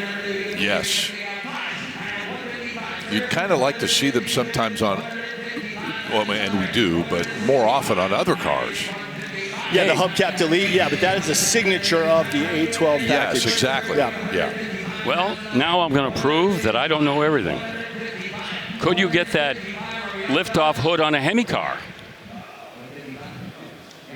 We know you could get it on the 6-barrel car, but what about the Hemi cars? Yeah, I've never heard of the lift-off hoods on the Hemi cars. We see them mainly on the 440s. Right, yeah. I don't think I've ever seen one, but I wonder if they were available. We'll get our best people on that. Well, and there's a trick to lifting that hood off. It actually doesn't take two people. Just put your hands right inside that scoop, and it's light enough where you can manage it by yourself. Get yourself a Fernie pad and put it right on the roof of the car, and you're good to go. 160 there. That's a little better. Light. 155. 160. Last call if you want it. 155. 160,000. So $155,000, Katie. Up next from the Great Lakes Collection on S145. Okay, $155,000. That's good money. Yep. And it should be, as you pointed out, Chris, impeccable restoration you're looking at. Well, on to the next car. Speaking of impeccable restoration and then some. Wowzers. Well, if this wasn't a SEMA build, it should have been. Nickname of this car is Virtual Insanity. Got a Roadster shop chassis underneath. Penske Shockwave air suspension, strange engineering out on the rear end housing, stainless steel axles. Whoa! Somebody had a pretty thick checkbook when they built this car. It's got a 5.0 in it with a Magnum 6-speed manual. That's a Boss 302 Coyote engine, by the way, with twin turbochargers. You okay? I hope so. Whoa. Wow, got the mood lighting in there with a whole re-stitched leather bucket seat, center console arrangement. Virtual Insanity. This wasn't, see that? It wasn't a SEMA show. How did I know that?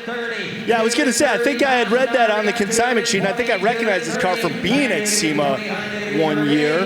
Yep, there it is, featured at the SEMA show. It doesn't say what year, but also Syracuse Nationals and Buffalo Motorama. So this car's been around the show circuit, and deservedly so. Wow, listen to that exhaust.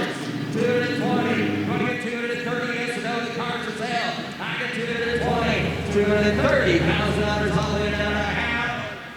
So $220,000, Megan. All right, $220 for that. Holy cats, what a car. And with that, we need to take a break and catch our breath just a little bit. We're more than halfway home on this Saturday from Harrisburg. More to come.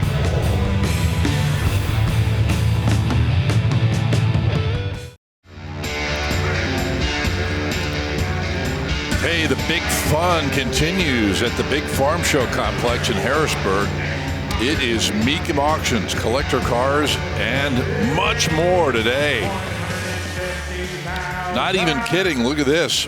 Right out of the break, $145,000 hammer price as we speak on a triple red Bel Air convertible, Bill. When was the last time we said a 1957 Pro Touring Bel Air? This, it checks off all the boxes. Big power, 450 horse, LS2, high level of suspension upgrades, got Moser QA1s, got vintage air conditioning, restitched interior, and it's got the perfect ride height. Yep, that is a Pro Touring 57 Bel Air. Here is a 1970 GTO Judge Ram Air 3 equipped with factory air, too. Yeah, already in the six figures, and why not? Matching numbers, Ram Air 3, 366 horse, PHS documents. This one with the automatic, the turbo in it, safety track, rear end, power steering, front disc brakes, the rally gauge cluster, and the Granada Gold and sandalwood interior. And yes, it is a real Judge. Yep, and it's sold for $100,000. Got an 8-track player in it, too, by the way. Yeah. Well, here is a 2022 Ferrari, our one and only Ferrari at this auction, and it happens to be a Roma. Yeah, we don't see many of these. Twin turbo, 3.9-liter V8 engine with 612 horsepower. And this was Ferrari's attempt to do an equal blend of styling, luxury, and performance. And we think that they succeeded. Now, these cars, the fixed roof cars, if I'm not mistaken, are out of production. The drop tops still continued for a year or two. They are extremely desirable in the collector community because of their rarity. A lot of options in this Ferrari as well. See the Scuderia shields. Like to see those on these Ferraris. Sport exhaust, ventilated electric seats, quilted stitching, the Cavallino stitching on the headrest. Look at that. That is plush. F1 traction control and the dynamic enhancer as well, as we have seen the Ferraris move very, very aggressively into the high-tech world with their new generation offerings. Yes, and the bid here at $180,000 is the high bid. The Roma has given away to the Ferrari Amalfi. Amalfi, yeah. Which was introduced last July, and they've just either just released the Spider version of the Amalfi or in the U.S. or maybe about to, on the verge of that. But anyway, yes, you are correct about the high-tech nature of those cars, Bill. 1968 GTO. Yeah, 68. New designs coming from General Motors and just about across the board in all their divisions, and Pontiac no exception. This one with a 428 in it, not factory installed. That would have had a 400 in it. And thing that's interesting is that the guys at Royal Bobcat, boy, they absolutely earned their reputation from putting that 428 in GTOs, those Royal Bobcat cars. They've even put the Royal Bobcat style paint scheme on it just to fool you a little bit. Automatic transmission, power accessories, of course. Oh, look at the cute little pussycat there on the seat. Got the rally gauge pack, dual gauge shifter, and factory air. Whole long list of options in this car. And let's see if we can sell this. See the television antenna. I was going to say, yeah, there's some extra. That may have been high-tech for Pontiac in 1968. And there's a TV that goes with it that's never been used. That's included with the car. Yeah. Wow. Okay. Take that reserve off. Let's sell this car.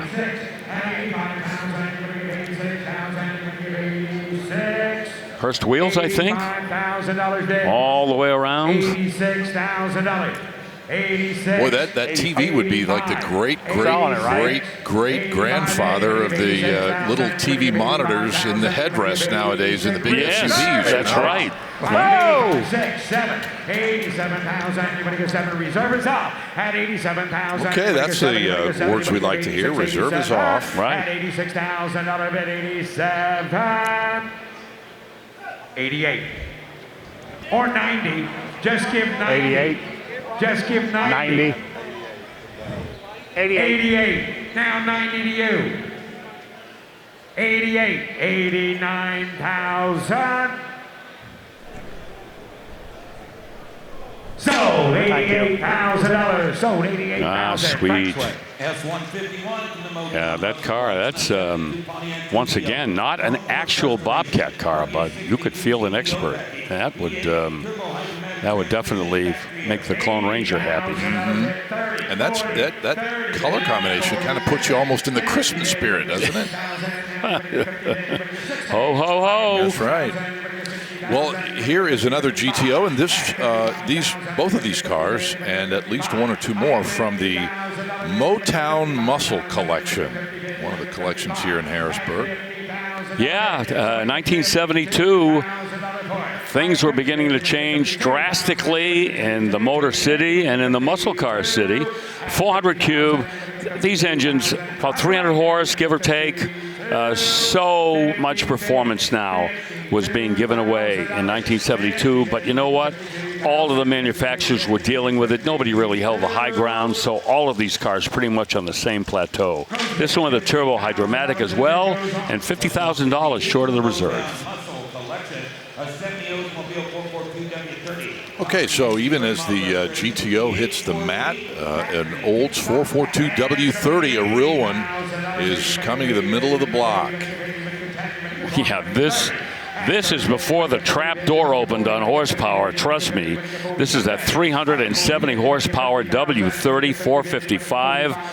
Back in 1970, when General Motors pulled off of that cubic inch limit on their downsized cars that was at 400, which is why we saw the 400 in that GTO. He had to go to Royal Bobcat to get anything bigger. There is that 455 cubic inch W30. Ram air induction, 4-speed manual. Oh, the frame-off restoration on this is just beyond words. One of 147 of the W30 4-speed sport coupes were produced. You get convertibles too, and we've had those.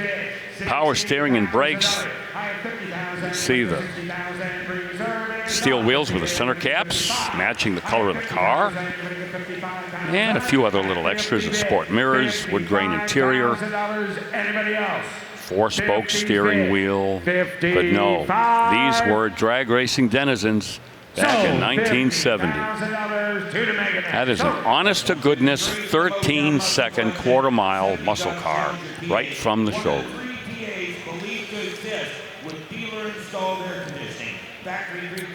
All right, the W30 will give way to a Challenger TA from 1970.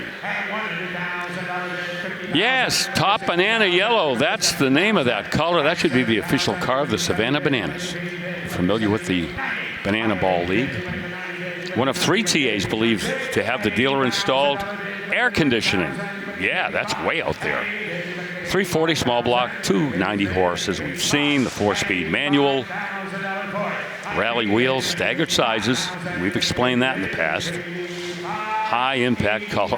Boy, I'll tell you, they really took advantage of their creativity in the paint department at Chrysler during those years. And, you know, most people, they probably can name a lot of those colors. The Go Mango. Here you go, the top banana. You had Lemon Twist. You had Sublime. We've seen them all.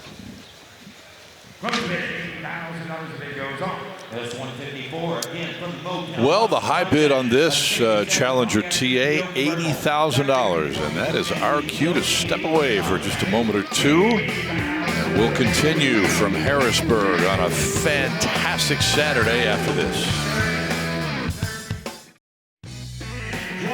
Well, it is time to kick off a new segment. We're going to do that in front of this huge crowd here at the Pennsylvania Farm Show Complex by telling you about Staybill Performance products. And our Staybill Performance tip, there's the website to go to find out about all the products they offer you to keep your engine running its absolute smoothest.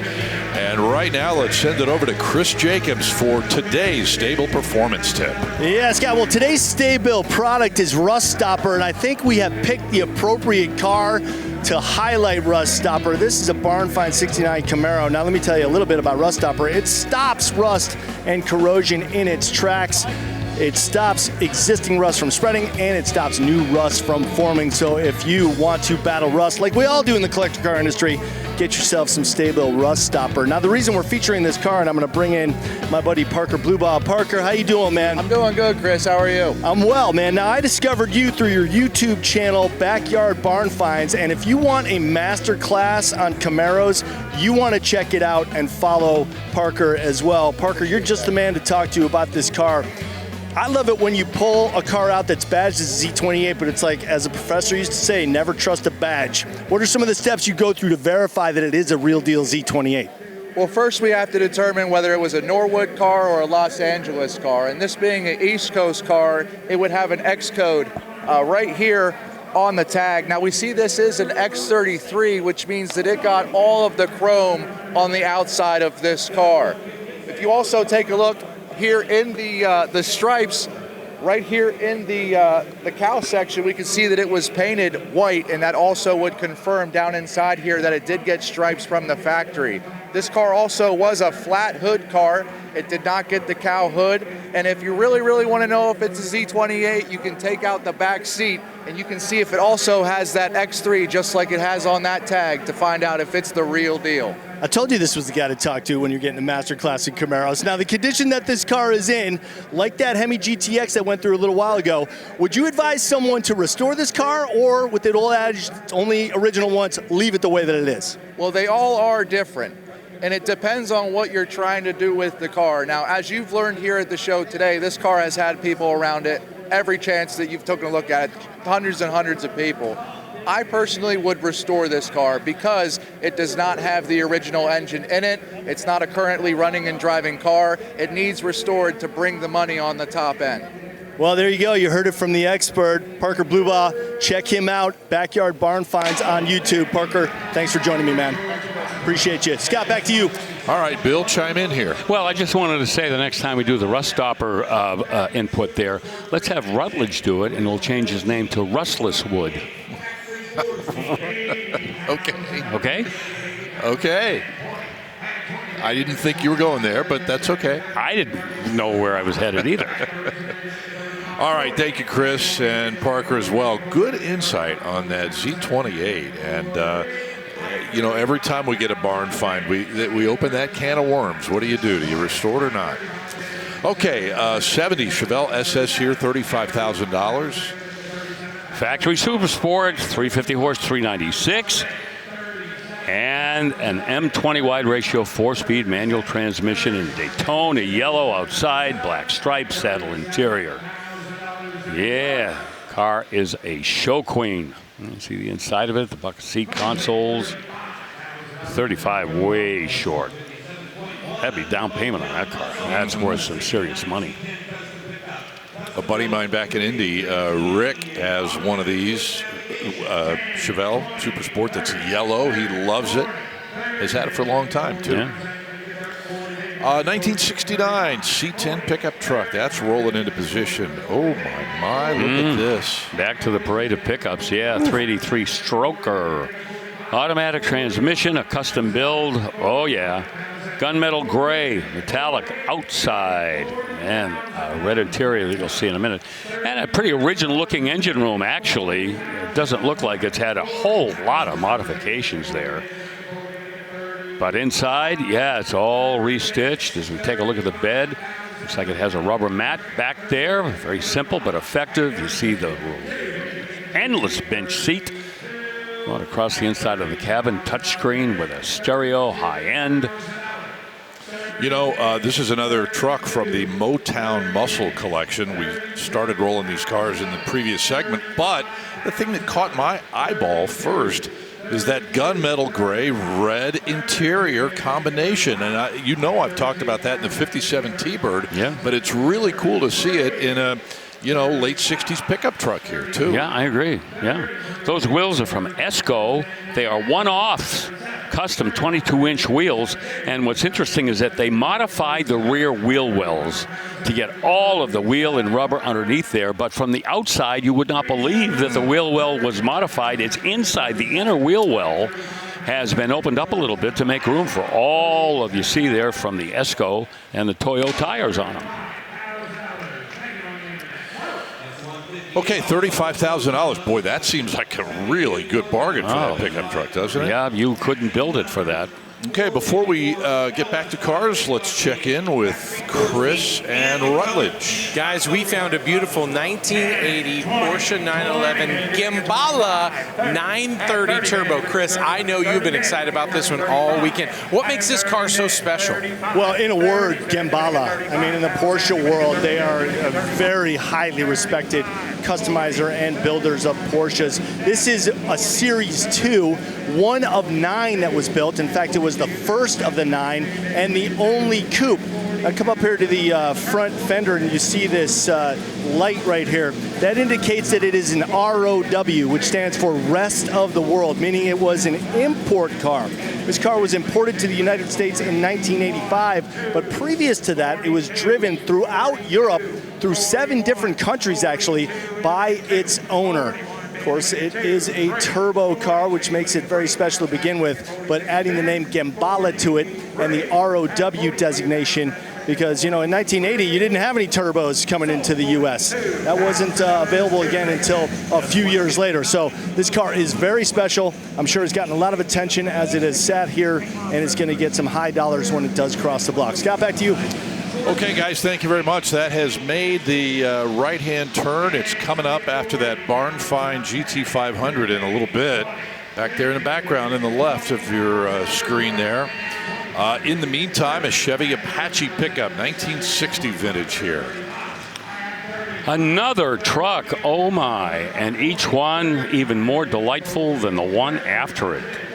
This one, powered by a 350, straight out of the box. Power in a box.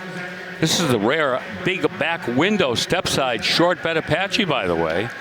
And a couple thousand miles since they completed the restoration, all steel body. And transmission, yeah, it is a manual. And a lot of them, yeah, they go with that turbo automatic, not this one. Oakwood bed with polished stainless strips. And that color is Mango Madness Pearl. Love the name, with pearl white. How about $37,000? Another good buy. Yes. Okay, here is the barn find GT500 KR now, 68 convertible. And we've already described the damage to the front end that Rutledge is checking out right now. You could stick your hand in there, huh? Yeah. It's impressive. It's a real barn find, Bill. They're not kidding, just as it was left. And it's a real Shelby KR convertible. And in the open market, those are not inexpensive, especially when they're like this with that 428 and a 4-speed. Only 518 of these convertibles were built.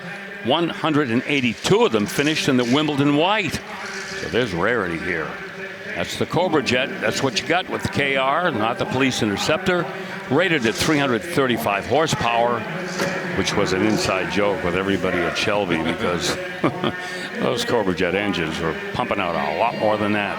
I would love to know the story of that front end damage. And, you know, let's say it was a young kid, perhaps the owner's son or something, the panic that that person must have felt when that happened. And you wonder, did they accidentally wreck it? And then the dad or whoever, mom, was so mad, they're like, I'm going to leave it in the garage like this forever. So every time you look at it, you remember this thing that happened. Who knows? Well, and here's the alternative to that, as you see the number at 135,000. Well, what about if it was sitting in a parking space and somebody else hit it? Sure. And we don't know what 40 happened. need to be 45. Could have been backed into just as easily as someone could have dinged it from the front. But it got both the bumper and that front fascia, Right. So yep. some serious damage. But I love the fact that it's in this condition. Hey, we got another phone battle like we had on that ZR1 Corvette earlier. 2 phone bidders, head-to-head. Hammers high. Come on. 160. All right, you want 150, we need to be 160. 150,000, 160,000, 160. Want to try 155? 160,000, 150 bid. 160. 55, 55. 55. 165. All right, we're at 55. $165,000. 165. 165,000. 165. 175. $175,000. now. $175,000. $175. $165. Give me one more shot just to be sure. Hey. Twice. 165. $175,000. 170. All right. Well, we made a good run at it. Yep. So $165,000. Well, there you go. $165,000. Restore it, leave it alone. Once again. Right. What are you going to do? Exactly. Well, that's a little different than the Camaro, I think, or the Z28, because that's got all the pieces. That's in the Shelby registry, and we know the history of this car. So yeah, this is closer to running and driving that Camaro is. Right, exactly. Okay, now to that Porsche 930 Turbo Gembala version 2 that Chris and Rutledge took us through a little bit ago. An opening bid of $110,000. Yeah, they actually use this car to promote it, Chris, the whole Gembala line. Yeah, so as the camera goes around, you can see some of the Gembala touches, which would include that whole front bumper, fascia, spoiler combo, the rockers along the sides, of course, and then the Gembala performance. This is a 3.3-liter flat six, of course. Now, we saw a whale tail earlier. This spoiler is known as the T-tray. So named because the sides come up a little bit more, so you could quote unquote serve tea on, but it was a little bit of a difference between that whale tail, which is a more subtle spoiler, and this, the T-tray, which is a much bulkier, bolder spoiler. And there, the reserve is off at $145,000. This car will sell. And I got to look in the trunk there, what would be the trunk normally, the boot on this one, but big top mount intercooler on there, looks really clean underneath. We saw those gorgeous Recaros inside. Just so many cool touches that make a Gembala special. And by the way, if you want to see what Gembala is doing lately, look up the Gembala Marzian. It debuted at Car Week in Monterey last year. It is an absolutely phenomenal automobile, Gembala Marzian. Good money on a fantastic car, and so glad to see that here on the block in Harrisburg. $145,000, the hammer price. And we'll return with more after the quick timeout.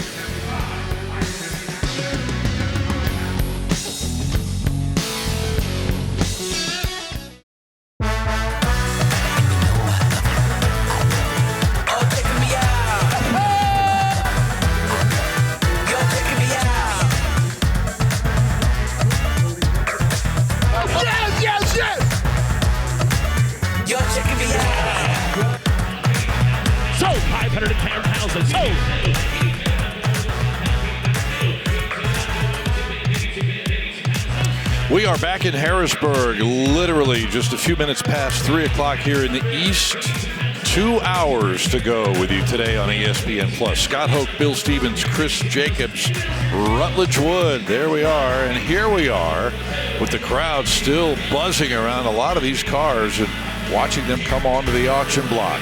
Let's pick up what's going on with the 1969 Camaro, looking absolutely resplendent in its Hugger orange and its Yenko replica livery.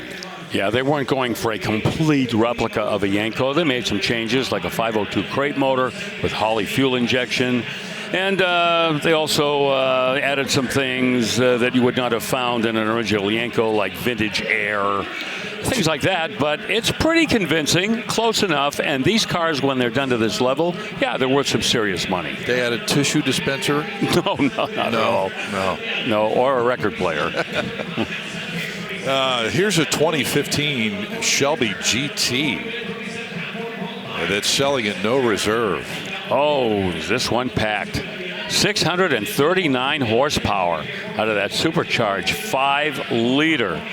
Now, the Shelby GTs, as we've talked about any number of times, you get a Mustang GT and you ship it out to Shelby, and they will do the rest.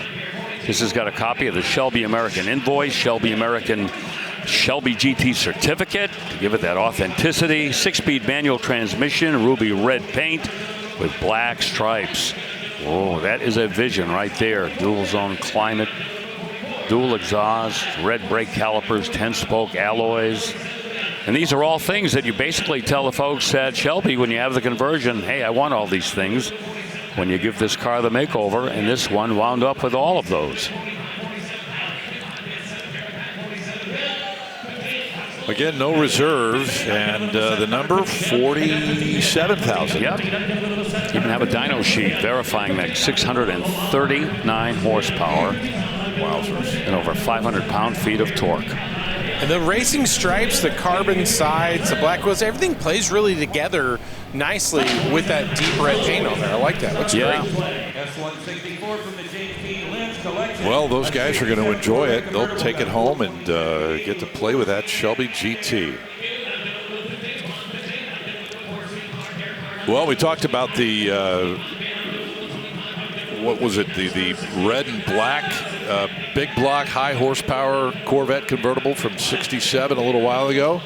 Here's your Corvette blue version of that. Little less horsepower here, 390 version, Bill. Yeah, it's a big block still, 427, but we're down a couple of spots from the L88 and the L71. And with the 390 horse 427, you could get air conditioning, and this one has it. Ooh, even nicer. 4-speed manual. And, of course, it's got the disc brakes. These are power assisted. Marina blue, very popular color with the black stinger on the hood. Bolt-on wheels, red line tires, and a 6-figure price tag. Blue interior along with it. I like that. No side exhaust here. No, and no notation of the auxiliary hardtop. Soft top only. It's up. Love to see it down. But of all the mid-year Corvettes, I would say there was a consensus that the 67 was the most popular, just in terms of the aesthetics. And if it weren't for the split window coupe in '63, it probably still would be the most popular of those mid-years. And you know, they kind of rushed the '68. They could have gone another year with this car. The '67, and then rushing into the '68 wound up with all kinds of quality control issues on that first year of the C3. So that's a topic of discussion with a lot of Corvette aficionados. Bill, remind me, the side pipes were available at this point, but as a dealer kind of option, or it was an option from Chevy? They became available in '65. You get factory side pipes in the C2 generation beginning in '65, but in the C3 generation, only the '69 had the factory side exhaust.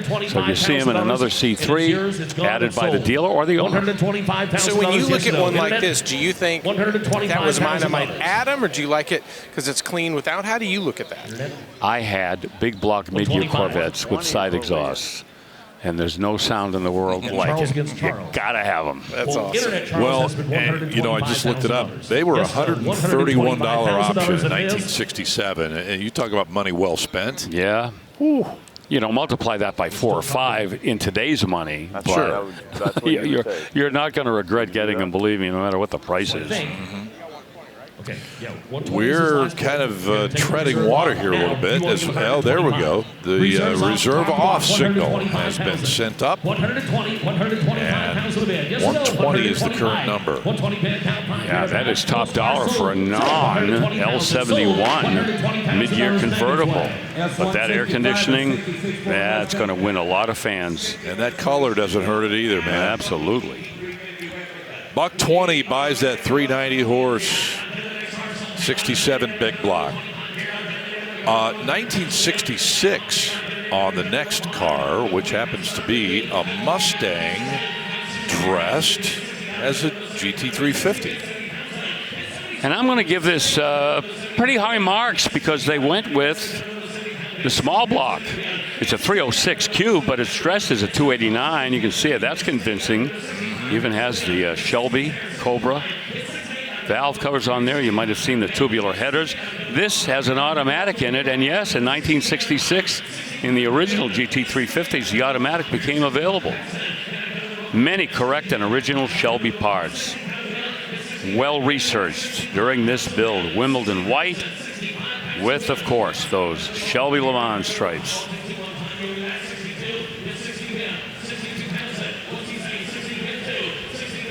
Got the right wheels on it.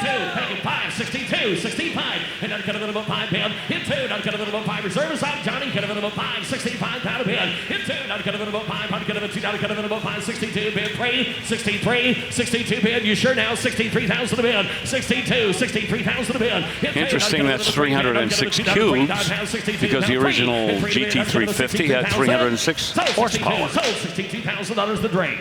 That's 166 from the Wolfpack Rides collection. I like it. So does he. Yeah. For a mere pittance compared to an original car. I'm sorry, what was that? A mere pittance compared to an original one. You are correct. Okay, let us pull back the curtain on the Wolfpack Rides collection now. And we'll start with the craziness in the engine room on this 69 Camaro. Look at that. Oh, I love an engine when I don't really know what everything does. Oh, boy. That's great. 707 cubic inches underneath there. And horsepower, I don't think I can count that high. Modified steel body, 3.5-year build. Yep, this has been at SEMA, the World of Wheels, and the Motorama. Featured in the March 2012 issue of Auto Enthusiast. That's a Donovan aluminum block. Okay, we've hit them all, okay? We've had a Donovan, we've had a Merlin, we've had a Keith Black built engine, we've had a Dart engine, and now the circle is almost complete. Crowler titanium connecting rods and titanium valves and JE pistons. That's the full race setup. 10.5 to 1 compression, comp cams. And $110,000, oh boy, you're still looking at about a 30-foot putt to sell that car.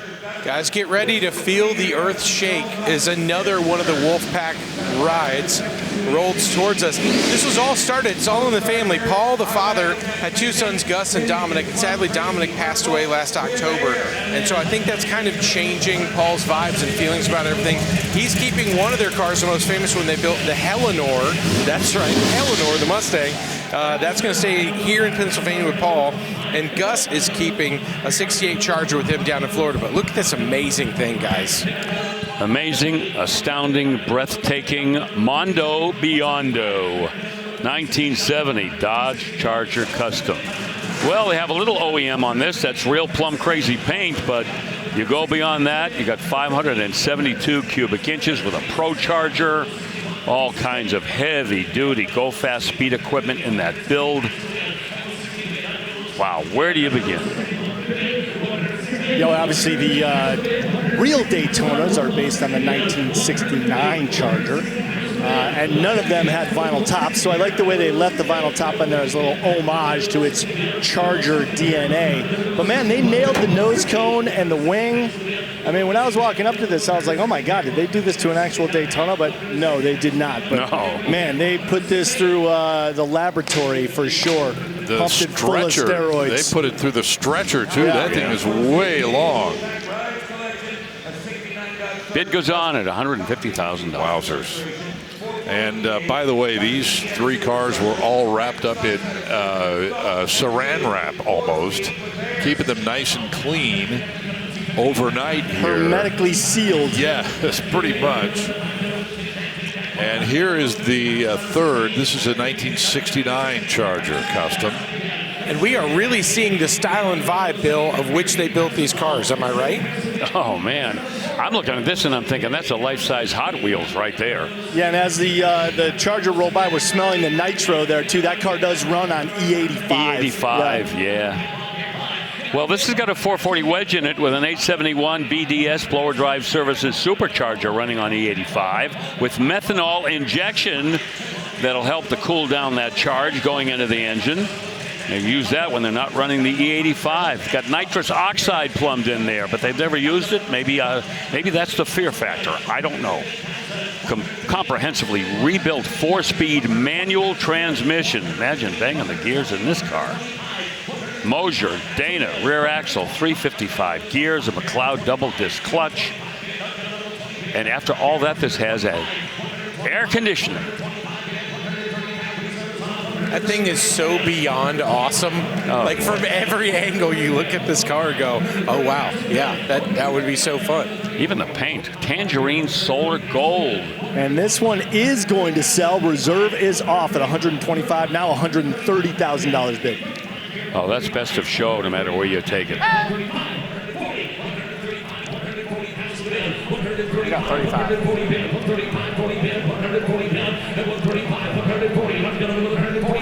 Thank you. 135 into the sale, $140,000 bid. 135, got a minimum 40 here to have. Sold for 35. Sold. Oh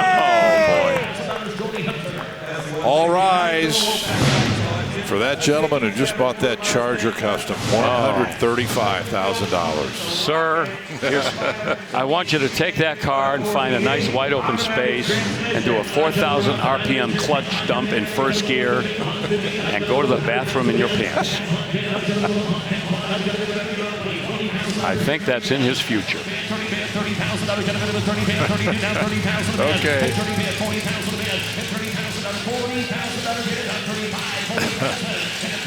The next one from the Wolfpack Rides group is a 67 Mustang. Oh, did I say life-size Hot Wheels?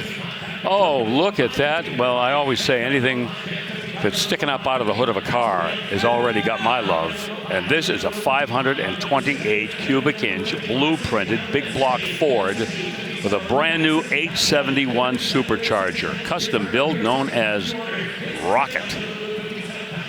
Automatic transmission, all race ready. Ford Motorsport Super Cobra jet, cylinder heads, Smith Brothers, push rods, John Kazi. Great Ford engine builder for so long, supplied the valve lifters, Herbert solid roller camshaft, pistons upgraded as well. They're forged. C4 automatic transmission that's been all made over, reverse manual valve body in there with a built-in trans brake. Oh, ka-ching, ka-ching, ka-ching. What an absolute deal at 60 grand. I can't imagine build a parts bill alone for a ride like that, but so special to see those Wolfpack rides come through here. Such a special thing. You know, Paul was building those with his boys. Incredible work. You can't even pay the shop hours with that. No. Not even a fraction. Yeah, how about that interior and the paint? How much did it cost to finish those? Ooh. All right. Any words of wisdom or instruction for the guy that bought that car? No, I think I've said enough. Okay. Just thought I'd ask. Just making sure. Yeah. Okay. Next up, we get back to planet Earth for a minute with a 2008 Mercedes-Benz. Yeah, back on planet Earth, we've got this 2008 Benz SL 550, the 5.5 liter V8. And again, another of these pre-owned German luxury cars that can make somebody very happy for not every cent in their pocket.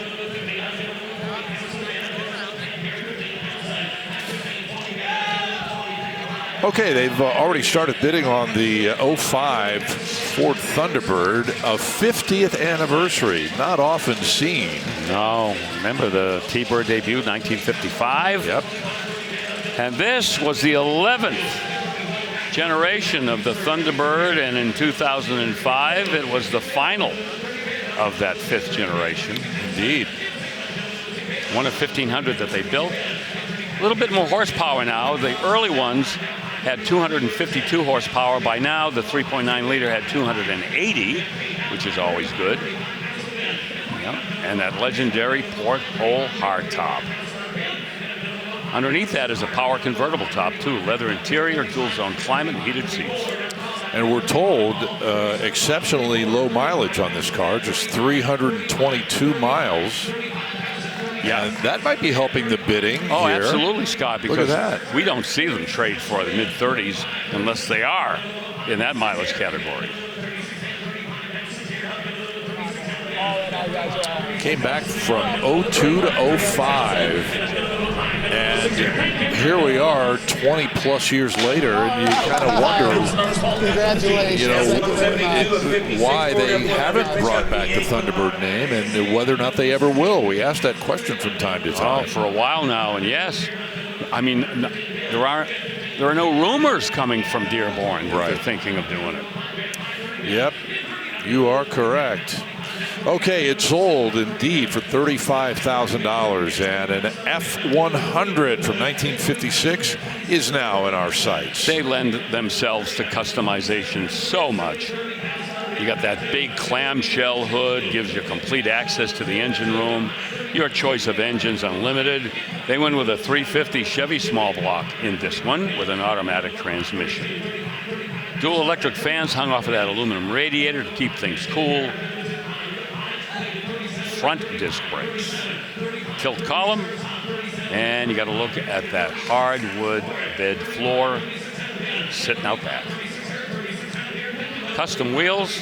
See, now I'm okay with black wheels. You give me that bright work around the rim, and boy, it just adds so much appearance and character and coolness to the black wheels. Boy, you can't improve upon that.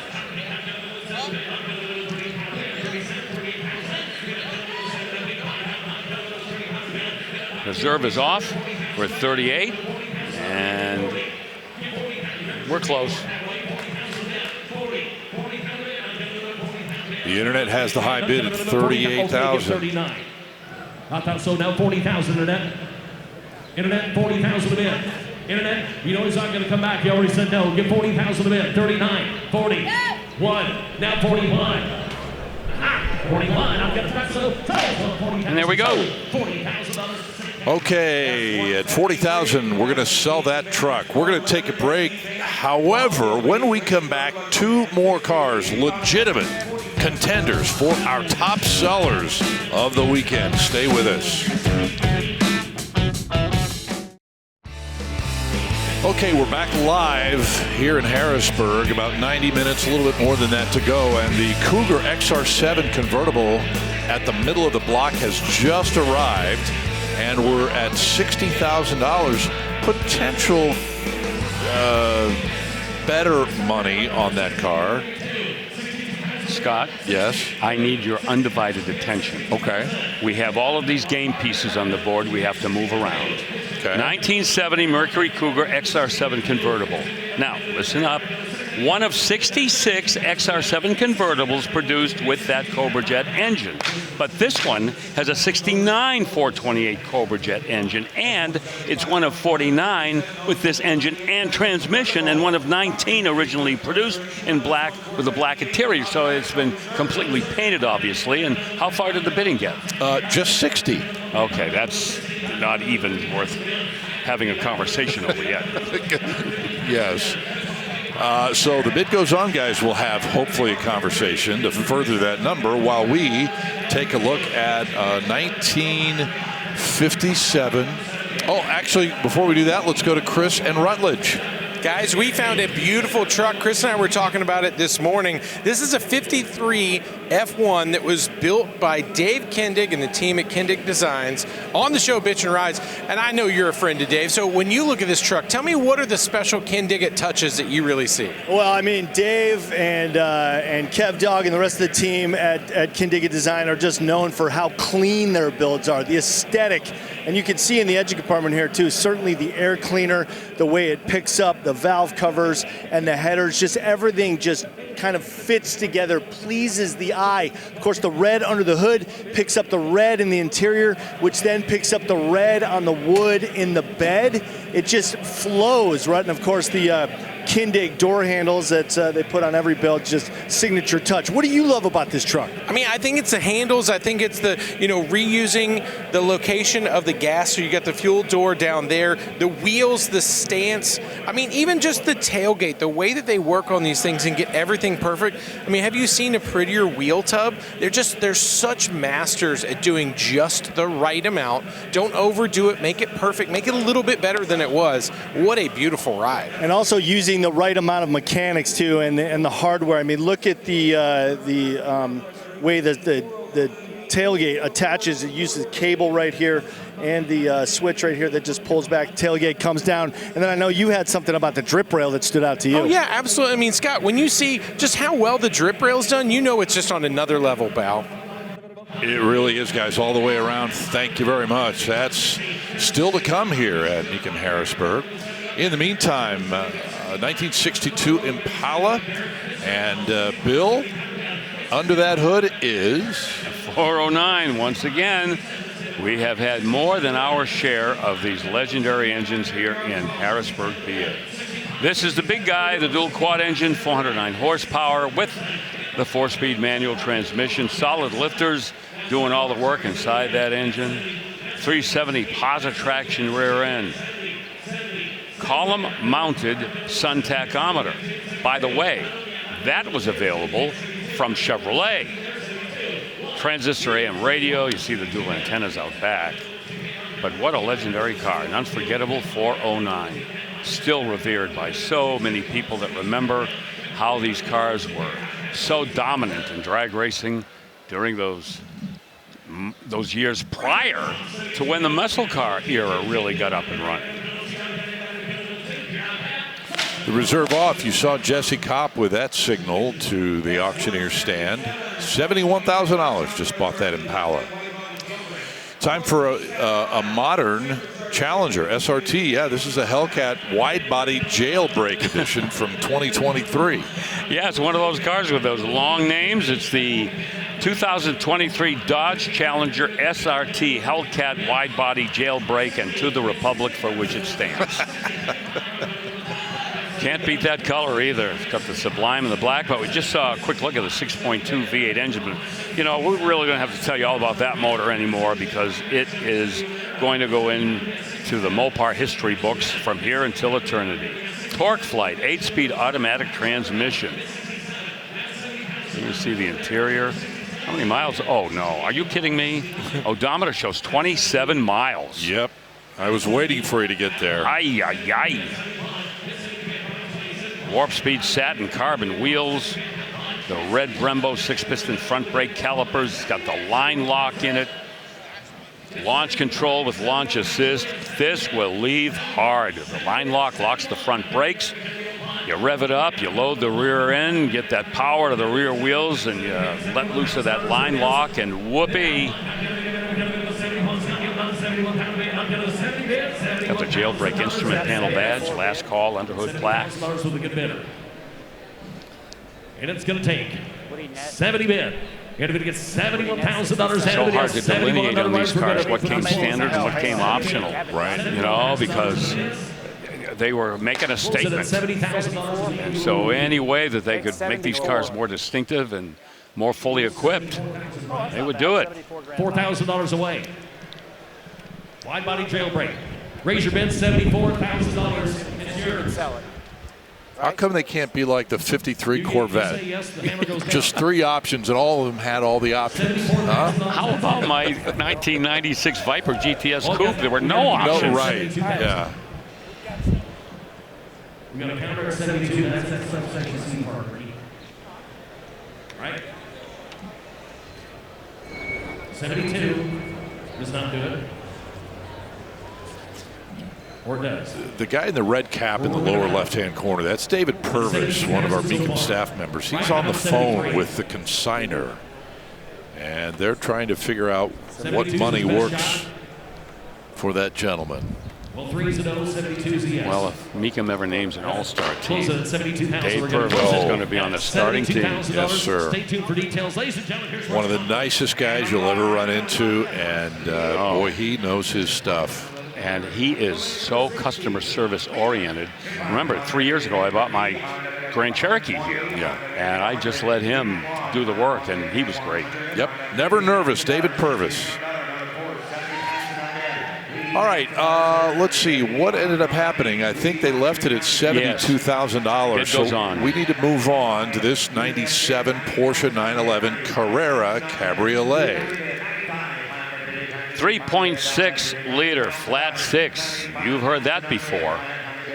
Factory rated 282 horsepower. 993 was the final generation of the air-cooled 911. Very special car in Porsche history. 6-speed manual gearbox. The power steering, the factory Porsche alloy wheels. Pastel yellow. Black interior and convertible top. 1997. Is that the year the Boxster debuted? Ooh, Boxster. Porsche Boxster. 92. Guys, love watching these cars. The 993 so popular. Chris, is this one that you would jump at if given the opportunity? Absolutely. As Scott knows, the 993 market is the hottest air-cooled market right now. So I'm thinking that this price right here is a little soft. If this was, you know, amongst the Porsche lovers, this would be well above 6 figures right now. Yeah, the reserve came off, and we're at $92,000. It's going to be a bargain, Chris? It is right now if it sells for that price. I mean, you know, convertible, kind of an unusual color, but yeah, in the Porsche world, man, these 993s are just red hot. I believe the answer was 1996 for the debut of the Boxster. Okay. And then this one sells for $92,000. And we'll move now to the first of a couple of, as we promised you in the last segment, a couple of legitimate, big money top seller candidates. And I'm talking about a Boss 429, and we are already at $350,000. Comprehensive restoration completed only 2 years ago. Carcraft number 1830. It is documented. It has been verified to be a real 429. Now let me see. I got a sheet on this car. 1, 2, 3, 4, 5, 6, 7, 8, 9, 10, 11, 12. About 10 items listed on the sheet on this car that begins with original. Original engine, original transmission, original rear end, original factory sheet metal, original factory door tag, original factory interior, original Space Saver tire and jack handle, and tire inflator. Plenty of documentation. The ownership history, no mystery there. No gaps in the ownership string from 1969. First year for the Boss 429, 69 and 70. Hey, Bill, how close are you to Melrose, Massachusetts? Well, it's about a half hour out of Boston, so it'd be about an hour for me. This born at Cutler Motor in Melrose, Mass. Do you know, I remember Cutler, you know, when I was a teenager, you know, doing my teenager thing. Cutler and Melrose, yeah, they were a big high-performance Ford dealership. Tell you what, $500,000 bid is strong for this Boss 9, but not quite enough. And I promise you, if there's any movement on that car, we will let you know, because if there is, that would be our #1 car, perhaps. There's going to be some horse trading if it goes on. Oh, my goodness. Yep. Well, $100,000 bid right now on a 66 Corvette. Yes, sir. This has got the L72. There it is, the 425 horsepower 427. Milano maroon, black interior, 4-speed. But what is driving the bidding on this? How about the NCRS Duntov Mark of Excellence Award? That's about the best one you can get. You put on top of that an NCRS Top Flight Award and a performance verification, and you have got a Corvette that is equaled by few others. Yeah, 100,000. You're going to have to lean on that a little harder, people. Okay, $100,000, as you mentioned. And let us check out the second of the two top seller contenders. This is the ZR1X. It's a Quail Silver Limited Edition. That is essentially brand new, number 47 of only 100 built, Bill. And you know what? There's 1,250 horsepower sitting behind your head when you're in this car. 7 miles, twin turbo, 5.5 LT7. And of course, these have that front axle electric drive, bringing it up to 1250. 8-speed dual clutch automatic. All the extras. Oh, this thing has been ordered to the max. The carbon fiber aero package, that alone, a $10,495 option. Yes. Carbon fiber, 20 and 21-inch 10-spoke wheels, $13,995 option. Front axle lift with memory. $2,595 option. Level 2 carbon fiber interior trim and stealth interior trim packages, altogether worth close to $6,000. The grille screen protection, $1,650. It has the track performance package, the Pilot Sport Cup, ultra high performance tires, the ZTK performance suspension, $1,500 option. I'm getting dizzy. I gotta just take a break. Wow, what a car! Said you didn't want to do the full 10%. I'll give you a check for $400.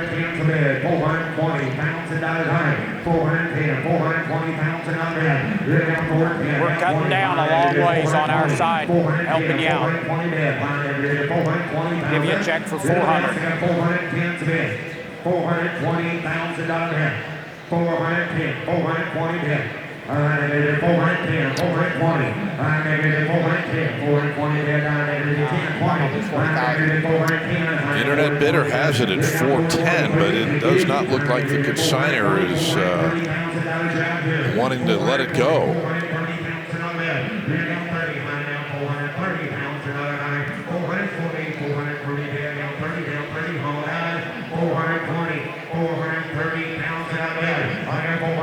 I bet you 410,000. That's what we got.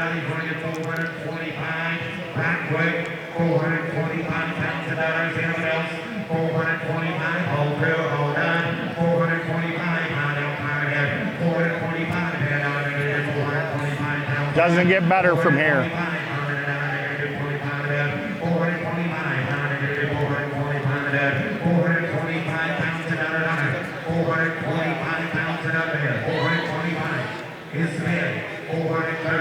Well, the internet has returned. 425,000. Yeah, up to 425,000 in the last 2 minutes.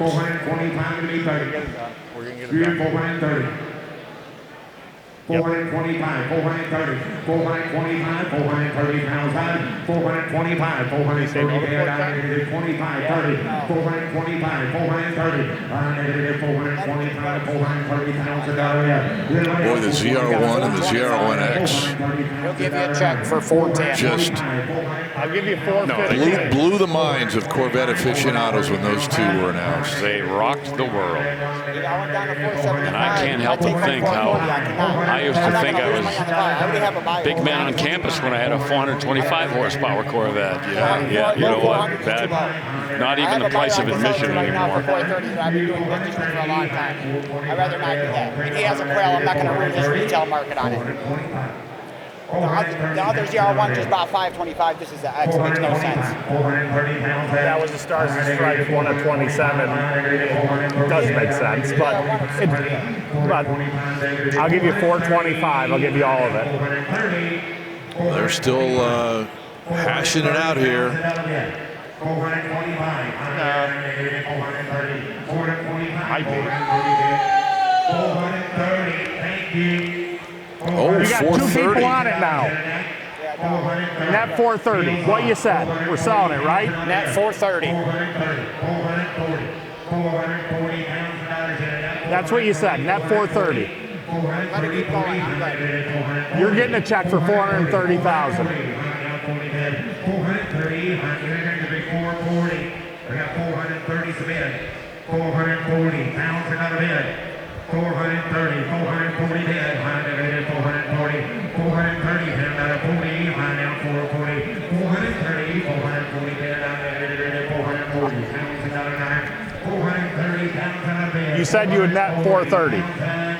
We're giving you a check for 430. Okay. I thought, you know what? Frank is coming down out of the desk area to the ground floor. I think something's going to happen. Yeah. You know, and for people that, you know, may not be familiar with how the auctions work, there is a commission for both the buyer and the seller.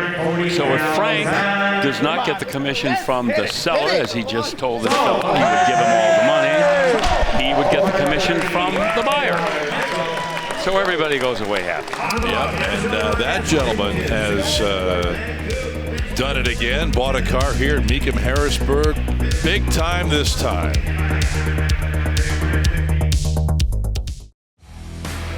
Welcome back, everybody, to Harrisburg and Mecum Auctions. Oh, man, it's tough to catch our breath today. This has been exciting. And right now we are standing next to a beautiful example of automotive art. What do you love about this 57? Chris, look at the boat. It's like a 3-story house up here with this much chrome. The way that this 57 Coronet D500 pops the colors, what I love, this third here, this kind of high fin, the car would have been beautiful without it, but it's just one of those elegant touches that they made that gives it so much dimension. What do you like about it? Well, you know, if there was a picture in the encyclopedia next to Virgil Exner's name and what he was known for, this car could very well be in there with him. This is the epitome of that forward look.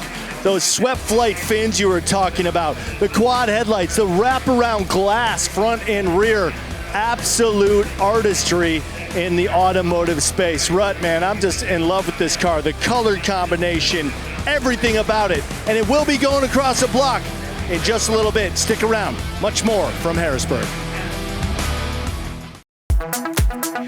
I want to give you a conspectus of Monterey coming up in 3 weeks, August 13th through the 15th.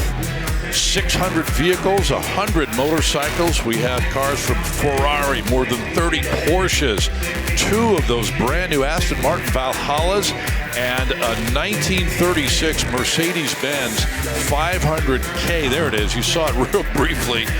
That is to be seen, to be believed. Unreal. It's all coming to the Monterey Peninsula.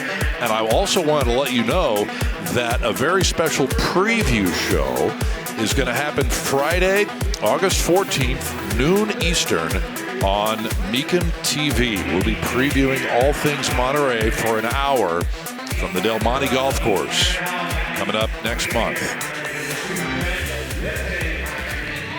Well, anytime you see pinstripes, you think, what? New York Yankees.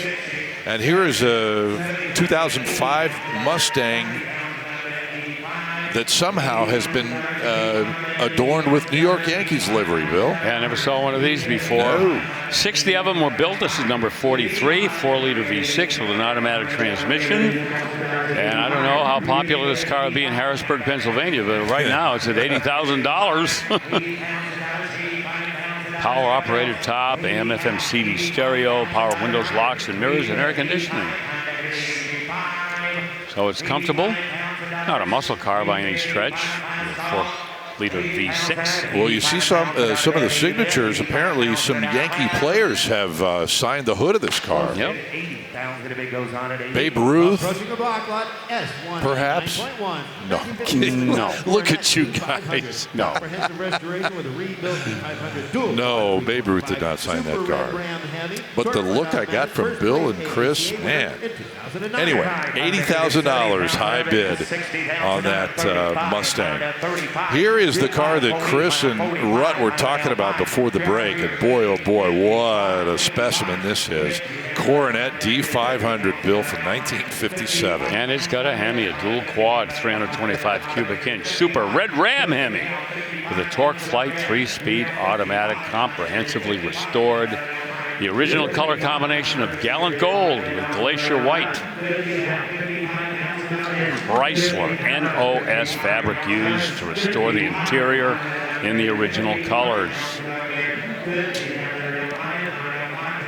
Factory AM radio and clock, and a previous first place winner, Antique Automobile Club of America, back in 2009. And look at that Davenport in the front. Yeah, exactly, yeah. That's Nana's couch. Yeah, just everywhere you look on this car, design, design, design, style, style, style. Beautiful car. All right, so let's move from the Dodge that ended up at $50,000 to this 56 Eldorado Baritz. Yeah, while Virgil Exner had the forward look going on at Chrysler, Harley Earl was over at General Motors doing his aircraft-inspired styling. This Cadillac Eldorado Baritz convertible certainly reflects that. 2,150 were built in 1956, and this is at a time when General Motors was mass-producing just about all their products, but this car, not the case. A 9-year restoration that was completed 2 years ago. It's got the 365 Cadillac V8 engine. It's been all rebuilt. Interior is black, as you can see. Black leather. Wow, that's why we want the tops down. You see it's got the parade boot there over the back seat. Sabre wheels, wide white ball tires.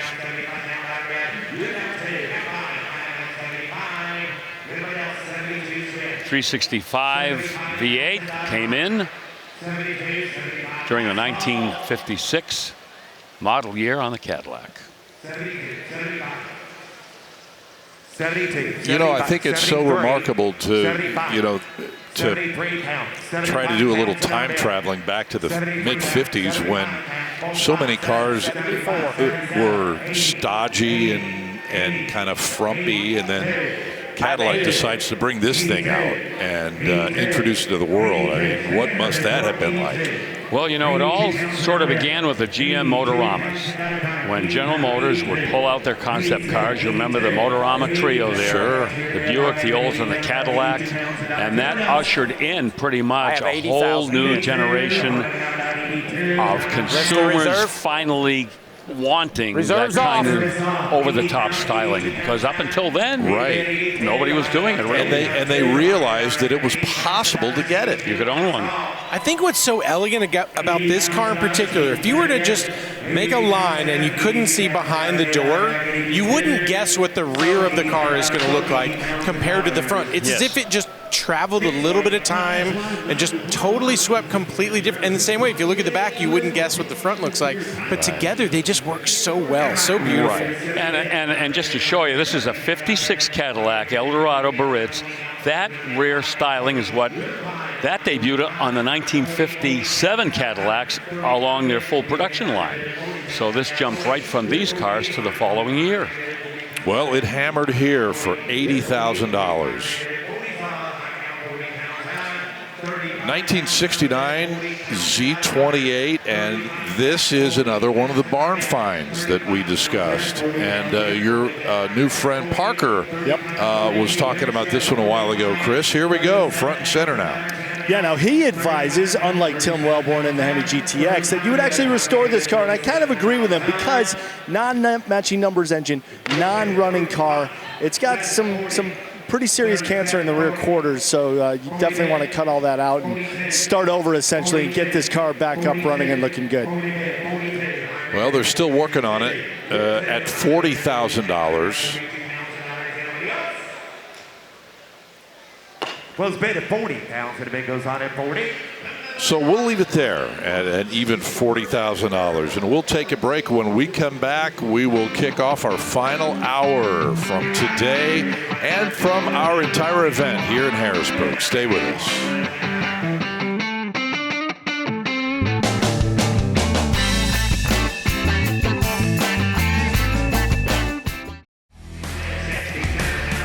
Well, we're excited again in 2026 to be continuing our partnership with 303 and their amazing line of car care products that will safeguard your car from nature's harshest elements and keep them looking absolutely spectacular. Case in point, 303's interior cleaner. It'll take care of any interior surface without leaving a residue and help keep everything looking really, really good. You can find out more at 303mecum.com. 303 is proven to protect. How about the car, Bill? Oh, just another car to fall in love with. A 65 Malibu, 327, 350 horse, and a no-expense spared restoration. That is in the 303 staging lane, and it'll make that right-hand turn toward the block here in a matter of moments. In the meantime, on the block, a 1970 Plymouth Cuda. Yes. Oh, boy. I have not had my fill of these yet. I don't know about you, but here we go. This with a V code, 440.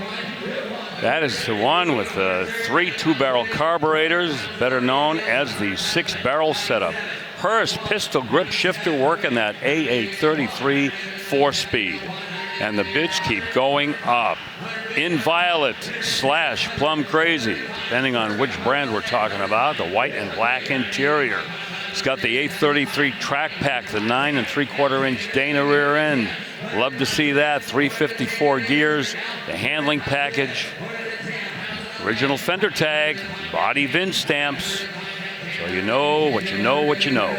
Oh, Bill, this one checks every box for me. If I was going to design one right here, this may very well be it. The white interior, the white 440 hockey stripes there, the rally wheels, just this car is absolute perfection.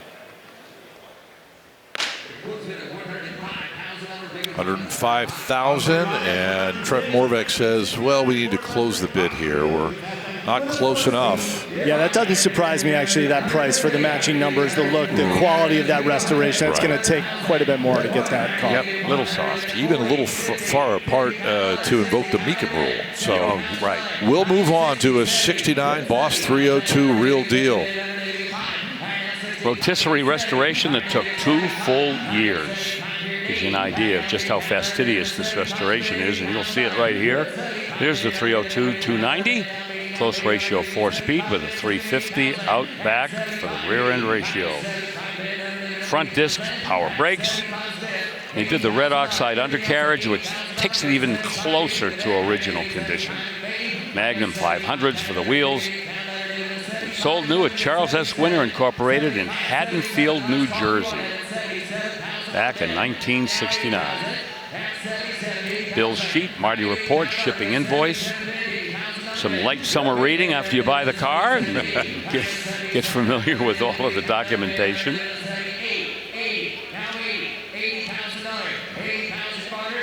Non-shaker hood car, flat hood.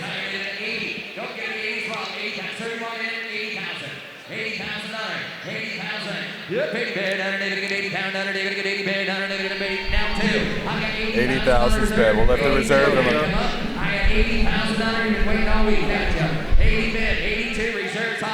Yeah, notice on this 69 Boss 302, it doesn't have that ribbon stripe that goes across the fenders and over to the other side. Different paint treatment on the side.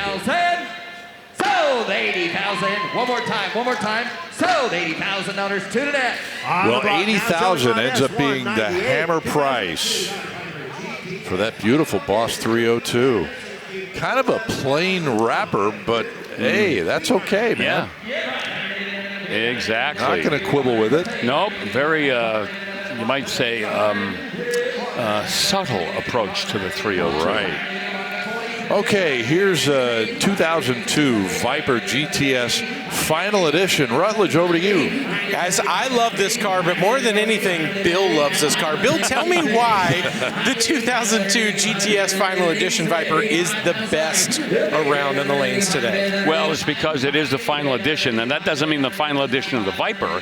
It means the final edition of the Generation 2 Viper, and that's what that's all about. This one has that Hennessy body kit on it with that big underbite on the front, and you see the big wing over the back, gives it some downforce at speed, and of course the 8-liter V10 with a 450 horsepower. The next generation in 2003 got a bump up to 500 horsepower, and in fact the horsepower ratings on the Vipers gradually went up with every generation. It's got the BBS alloy wheels, set of fog lamps, and it goes on at $85,000, and I'm not surprised. The mileage, just over 11,000 miles. Yeah, rare too, only 360 produced, and it was actually an homage to the championship-winning team of 2002 in the GTS RT series. Oh, those Orica cars were just wiping everything out during that time in that GT racing. Next on the Mecum auction block here, 1966 Chevelle Super Sport. Okay, 396, and it is a real Super Sport with 138 leading off the VIN. And boy, that passes as an L78 to me. High-rise intake. That looks like an aftermarket, not a winner's intake. And it's got a big 4-barrel there. GM 12-volt rear end. Prager 5-spoke wheels. Let's not overlook the interior. The ermine white on the outside, red inside. Classic shifter, Prager SS wheels. And 4-wheel power disc brakes. Nothing you could get in 1966 on your Chevelle. 53, last call. Got 52, 53. 52's bid, $53,000 on that Chevelle SS for 53. Boy, this was the it car for teenagers back in 1966. 396 SS Chevelle. And all the SS Chevelles in 1966 were 396 powered. Brought back in. 53. Gonna close bid at $52,000. Big goes on at $52,000. Okay, Trev Morvac says that's all she wrote here. So $52,000 is going to be attached to that car as it heads toward bid goes on. Malibu from 1965 now is right behind it. Yeah, we just saw a brief look at this, Scott, while you were telling us all about the 303 product. Oh, yeah, that was part of this car, right. Yep. So I need that. That was so long ago, I know. I need that memory package option. Memory delete sometime. Right. Oh, boy. Yeah, the 350 horse 327 with an M20 wide ratio 4-speed.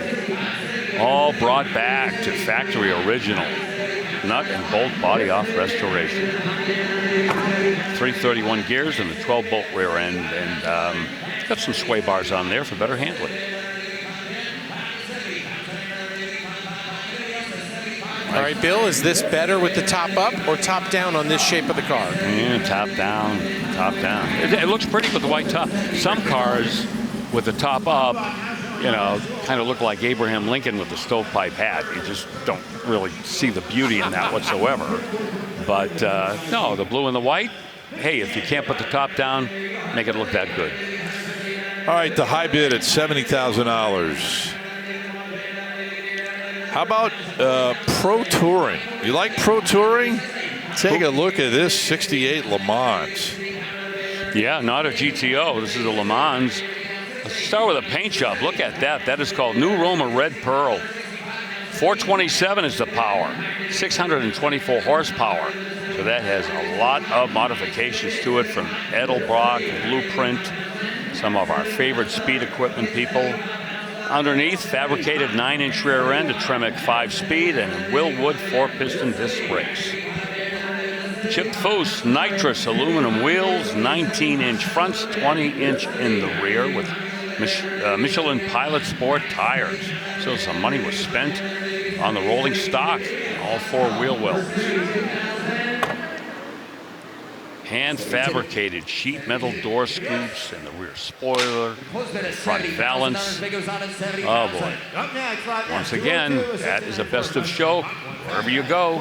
Yeah, side pipes coming out of those rockers. That's a great touch. Yeah, and the right sparkle in that stripe from above. You really see now that angle, how they custom built in that back wing. What a beautiful car.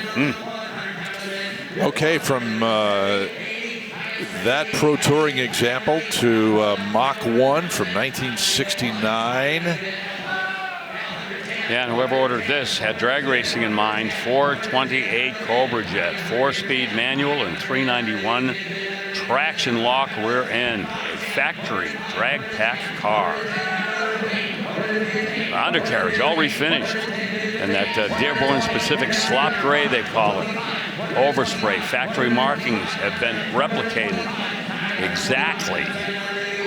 So, you know, you go to the Mustang Club of America Concours, you've got a car here that is probably going to get an award or 2 or more.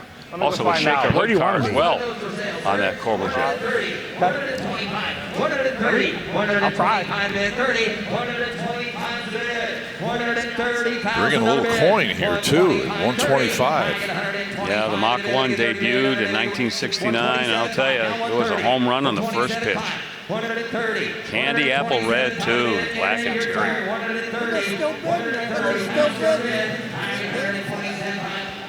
30. 130. 35. 130. Look for the phone. Dave, somebody come in. Yep. Yeah, thanks. Okay, Sorry. we're getting there. Oh, I'm sorry. We are there.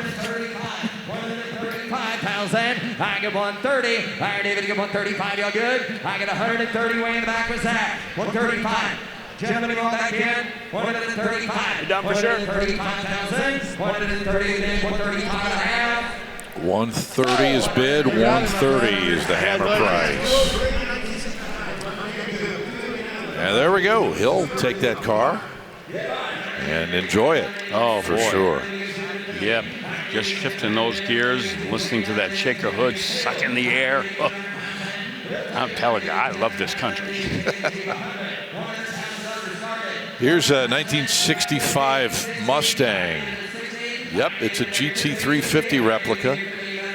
An interesting take. Of course, the GT350 was the fastback, not the former roofline, but it's got the right paint treatment, got the right engine, 289 with a 4-barrel. Put a cam in it as well, 5-speed manual. The front spoiler you may have seen, style steel wheel, the aftermarket radials, raised white letters. And of course, the inside, a whole lot more coochie than a real 65 GT350 for sure. They're all black inside, black everywhere. 55.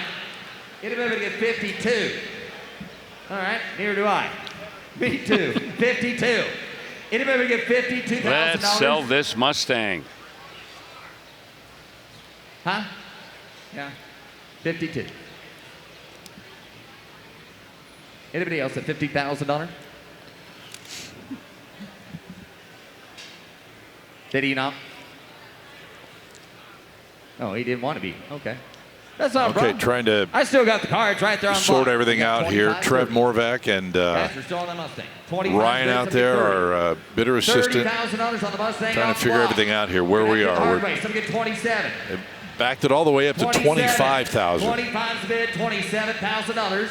Yeah, that may 27. You got 25, 27 on the Mustang play on the block for $27,000. The consignor's intentions here. See that. Well, Chad, I can really use them right now. 25, 27, 27, 25, 27. Thanks for nothing. Tell you what we're going to do, right? Since I was so clear, I'm going to close the bid at $25,000. I appreciate it. On the block now, showing on S2. All right, they're going to close it off there at $25,000. So we'll take that opportunity, take a break here, and return to the Farm Show Complex at Expo Center in Harrisburg. Stay with us.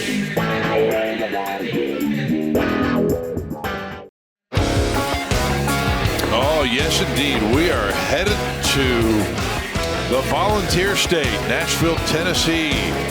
Brand new event for us at the Nashville Super Speedway in Lebanon, Tennessee, and we are anticipating well over 1,000 vehicles there, and the buzz and anticipation for going to Nashville is just off the hook, man. I can't wait to get there. It is going to be a blast out at that racetrack. Totally new venue, different setup for us. I don't know that we've ever done an event at a racetrack before. Yeah, and that's a great track, too. That Speedway. Nice job. Yes. Okay, we are back just in time to pick up what happened on that 61 Impala bubble top. It reached a high bid of $80,000. So let's move quickly to the next one, which is a 63 Corvette convertible. Matching numbers. Oh, with a motor that a lot of people like. That's the L76 340 horse 327. That is a little animal, solid lift to a winding up engine that'll give you all the performance you want. Muncie M24 speed, the Sebring Silver, that optional color with a black top, and the factory correct red interior. It's got the optional radio in there, code 490M. Frame off restoration. 15-inch wheels on this with the red line tires and the correct hubcaps. They've upgraded the rubber with BF Goodrich Silvertown red lines.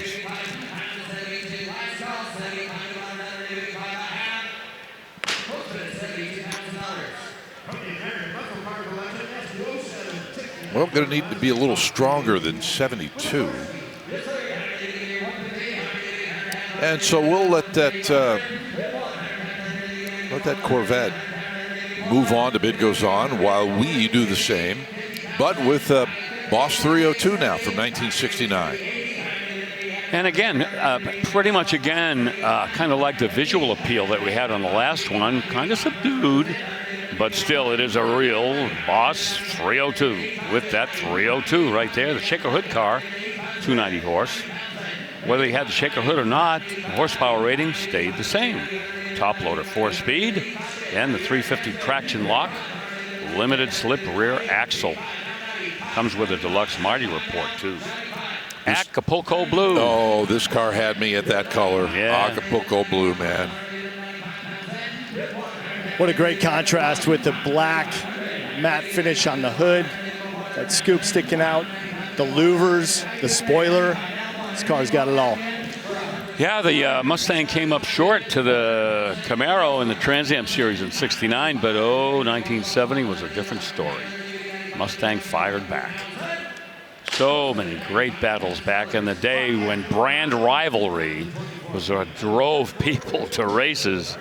And I'll tell you, people would get rowdy. I mean, you'd have, some off-track betting going on in the grandstands. Yeah, some of these races. Oh, yeah.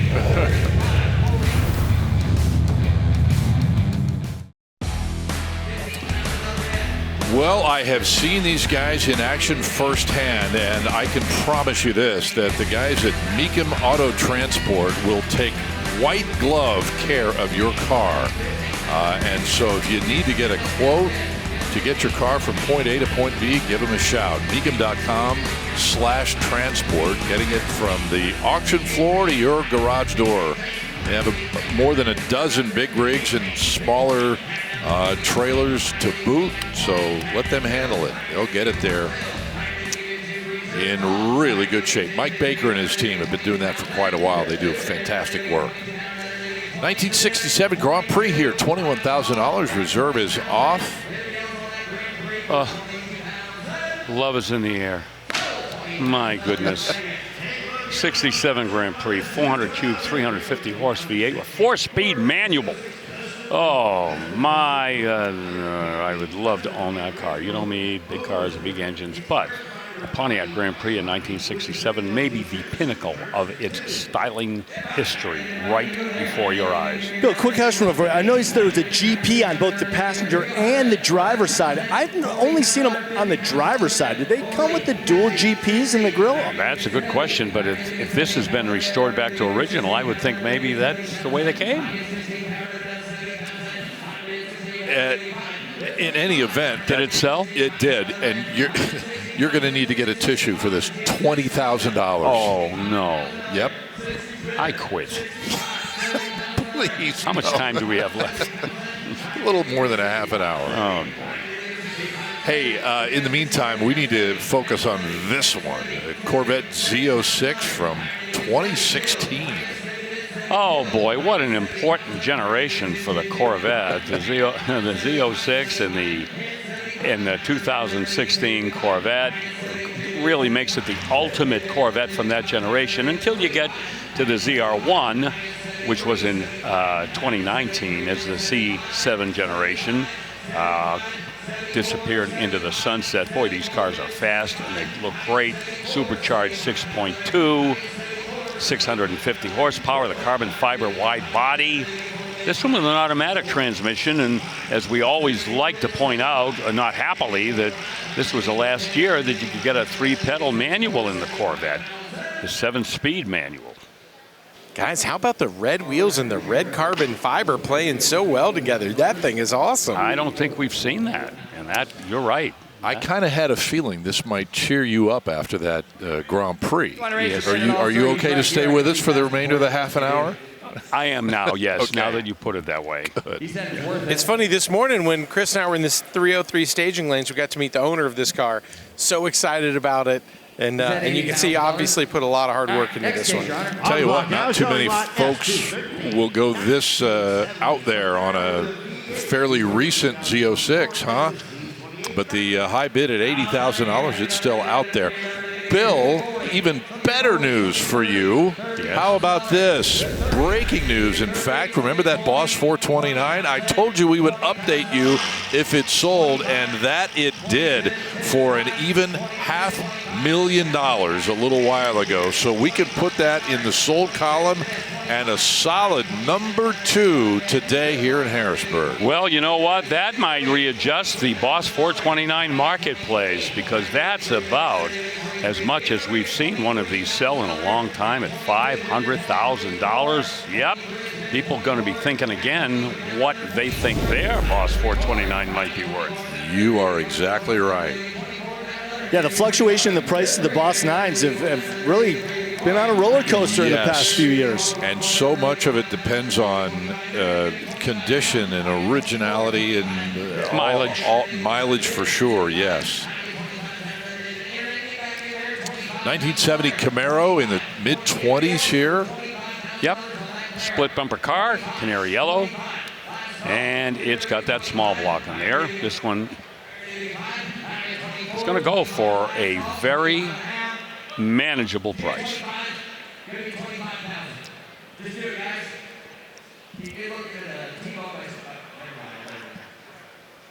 Z28 look-alike, not a real Z.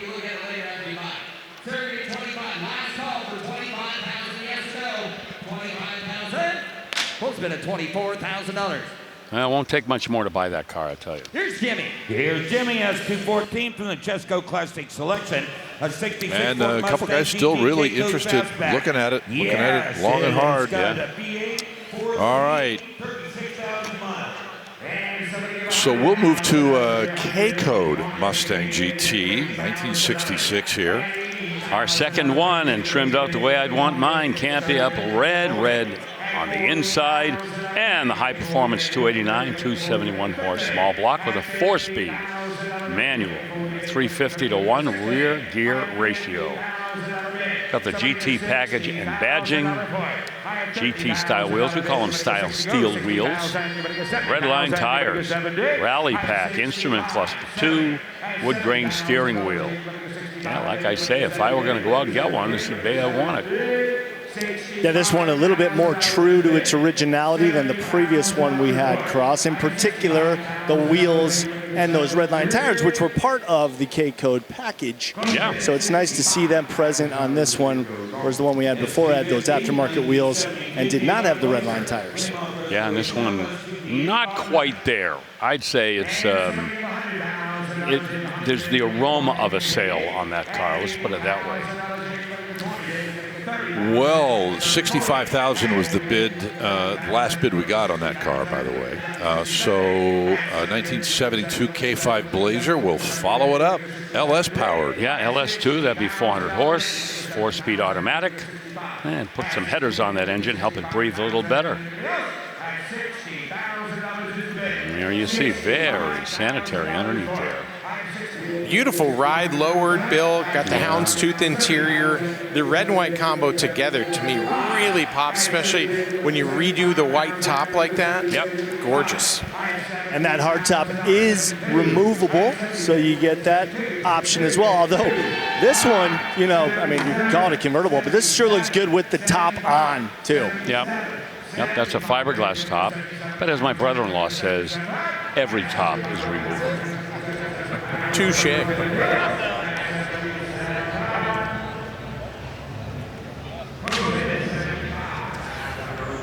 Okay, $75,000. That's our high bid on the Blazer.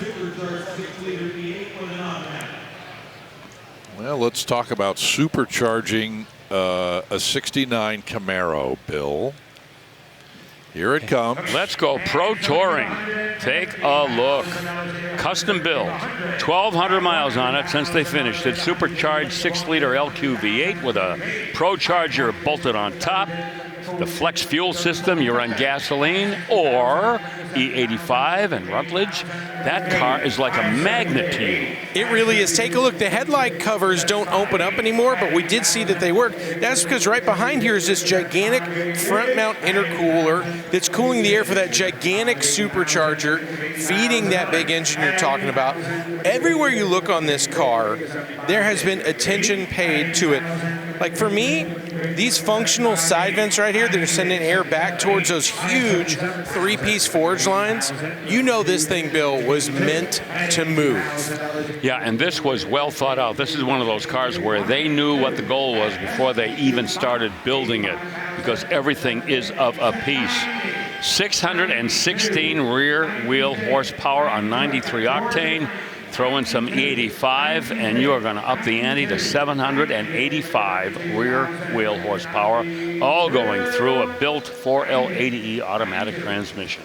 Yeah, and if you read about that tire size in the back, you might say, whoa, that's a lot of tire for that car, but doesn't look to be too much, and obviously a very good tub job inside to fit those in there without affecting the fenders. Bit of a mini tub in the back, Scott. All right, yeah, and $90,000 bid for that Pro Touring Camaro. Back with more here from Harrisburg shortly.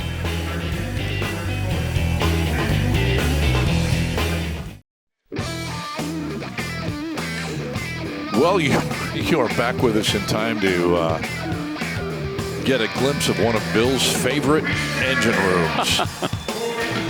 Oh, and the rest of the car to boot. Yeah, right. They disassembled it to bring it over here.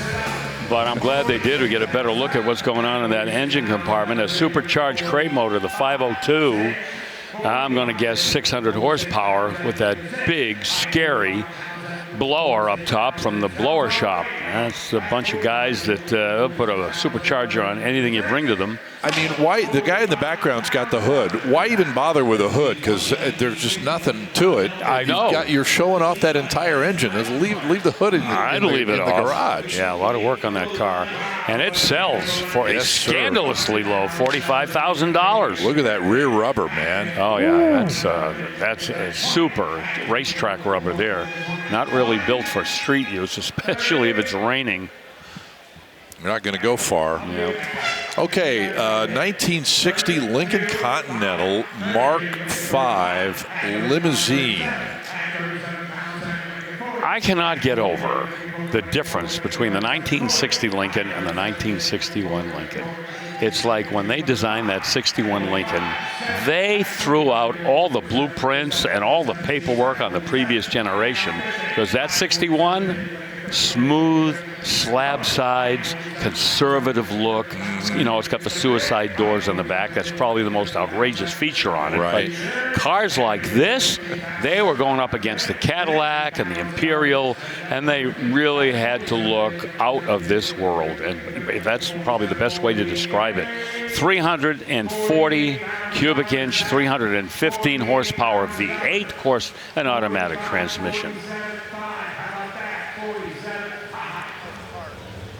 One of 13 that were fitted with a dual zone climate control, if you believe that, back in 1960. 46, 47. It takes 50,000 at least, minimum. So many angles and points. You know, all of the exterior sheet metal has got absolutely nothing in common with what came after. Yeah. Okay,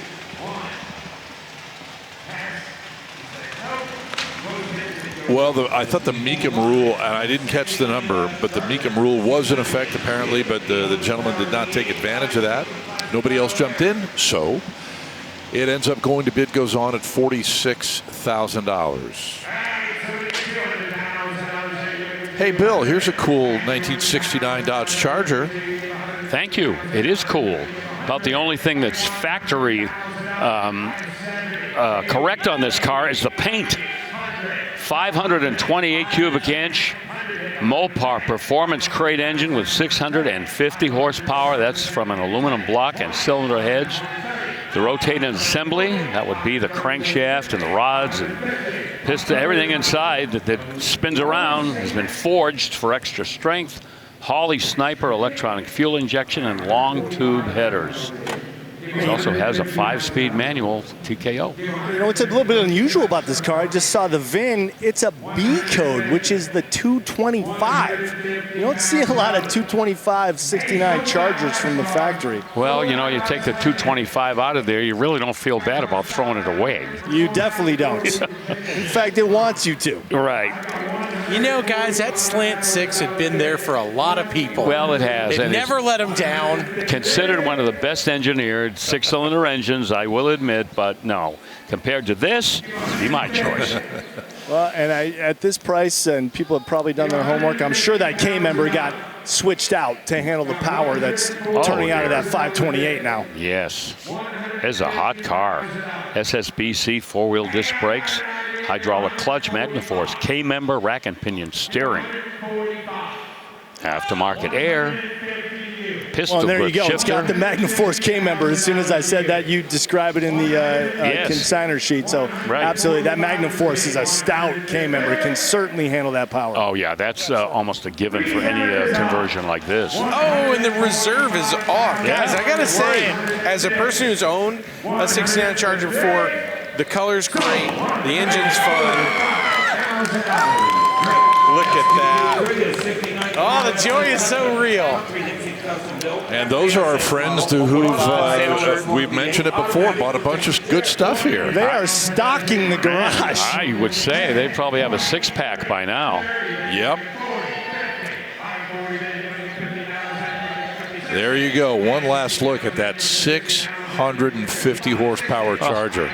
Even has the Hemi badge on the door. That is pride of ownership. Here's a Camaro Super Sport 1969. A little custom treatment to this Camaro. Scott, we are getting some real high-end custom builds here like this. 5.7 LS1.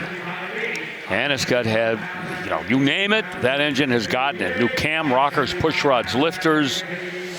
You know, you've got a custom Be Cool radiator, and you will be cool under that hood when you're pushing that car to the max. 4L60E automatic transmission and blue metallic, a blue interior.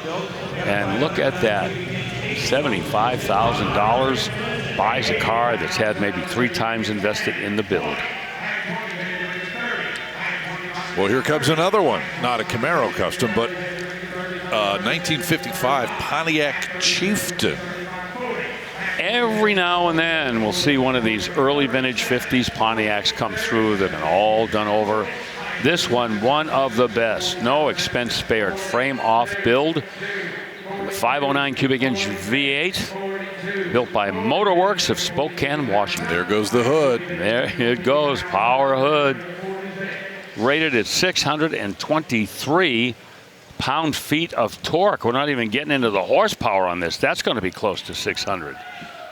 Big Holly 850 CFM double pumper carburetor, custom headers, side exhaust, 3-inch diameter, Flowmaster, the rest of the exhaust system, Edelbrock intake. Wow. The fuel system, all aftermarket from Aeromotive. Automatic transmission with 355 gears. Side exhaust coming out right in front of the rear wheels. There you go. Thank you, Eric Kohler, on our camera back there. Torque thrust 2 wheels. And look at the very conservative treatment on the rear end. Just little tiny. No badging back there. No, just little circular taillights. Oh, is that a nice exhaust note? Oh, that's gonna have a war cry when you open it up. Side pipes coming off of the rockers on this one too. What a great touch. 50's bid, 52, 50 bid, 52. He said no. All aftermarket suspension underneath that. You know what? I mean, call me crazy. That's a Pro Touring 55 Pontiac. I mean, it checks off all the boxes. I'm not going to call you crazy. It really does. Yeah. That's a lot of car for $50,000. Oh, gee. You couldn't even begin to add up everything that's been done to it and come up with a hard number. No Pontiac badge on it anywhere. No. How cool is that? And it did bring it even 50 grand. It's custom o'clock, Bill. Yes, it is. The parade of customs is not over yet. 68 Chevelle, SS, real SS, and a real custom. 6.2 liter Gen 5 LT-based V8. Whipple supercharger, electronic fuel injection. Engine compartment, as you may have seen, just as show-worthy as the rest of this car. 6-speed manual, 12-bolt positive traction rear end, aftermarket suspension from QA1. Tubular front control arms and rear coilover suspension, Wilwood 4-wheel power discs, and US mags. They're staggered. The bigger ones out back. Billet pieces everywhere. Just these little touches that add to the effect. Look at that Paint Hall of Fame red. Oh, easily. That is 10 miles deep. And all the bright work blacked out. Just such a good effect, and a really good job of that, too. That's tough to do to get it to look that good. How many hours do you think is in that paint job, Bill? 80 to 100. Really? Yeah. Okay. All right. Well, 90 is where it is at the moment. Are they letting it go there? I think so. So we will take a break and return to Harrisburg in 3 minutes.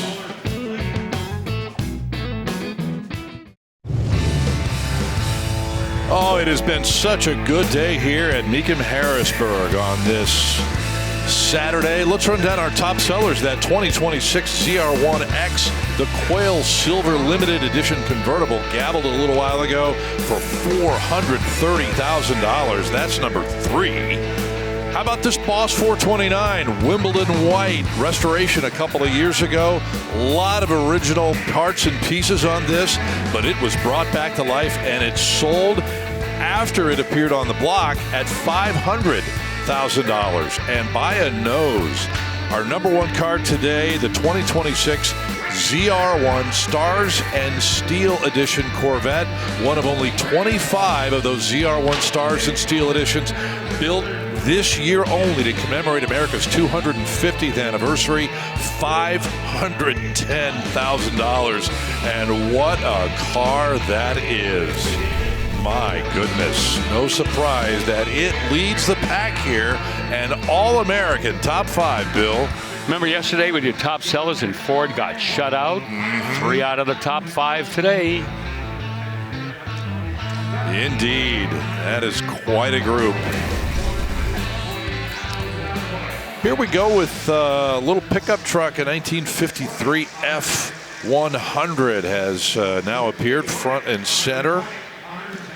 Yeah, Rut and Chris gave us a look at this truck not long ago. They didn't get to the power plant. Let me just quickly hit that. It is a crate stroker, a 383 with a 700 R4 transmission, automatic with a low car shifter and a Curry, 9-inch limited slip rear end. But you know, it's all of the custom touches on this truck that really make it a headliner. It really did. So special, and I can't imagine what it would be like to own something that Dave Kindig designed and the team there built. I've got a 56 in pieces. I wish it looked like that on its best day. We'll see, though.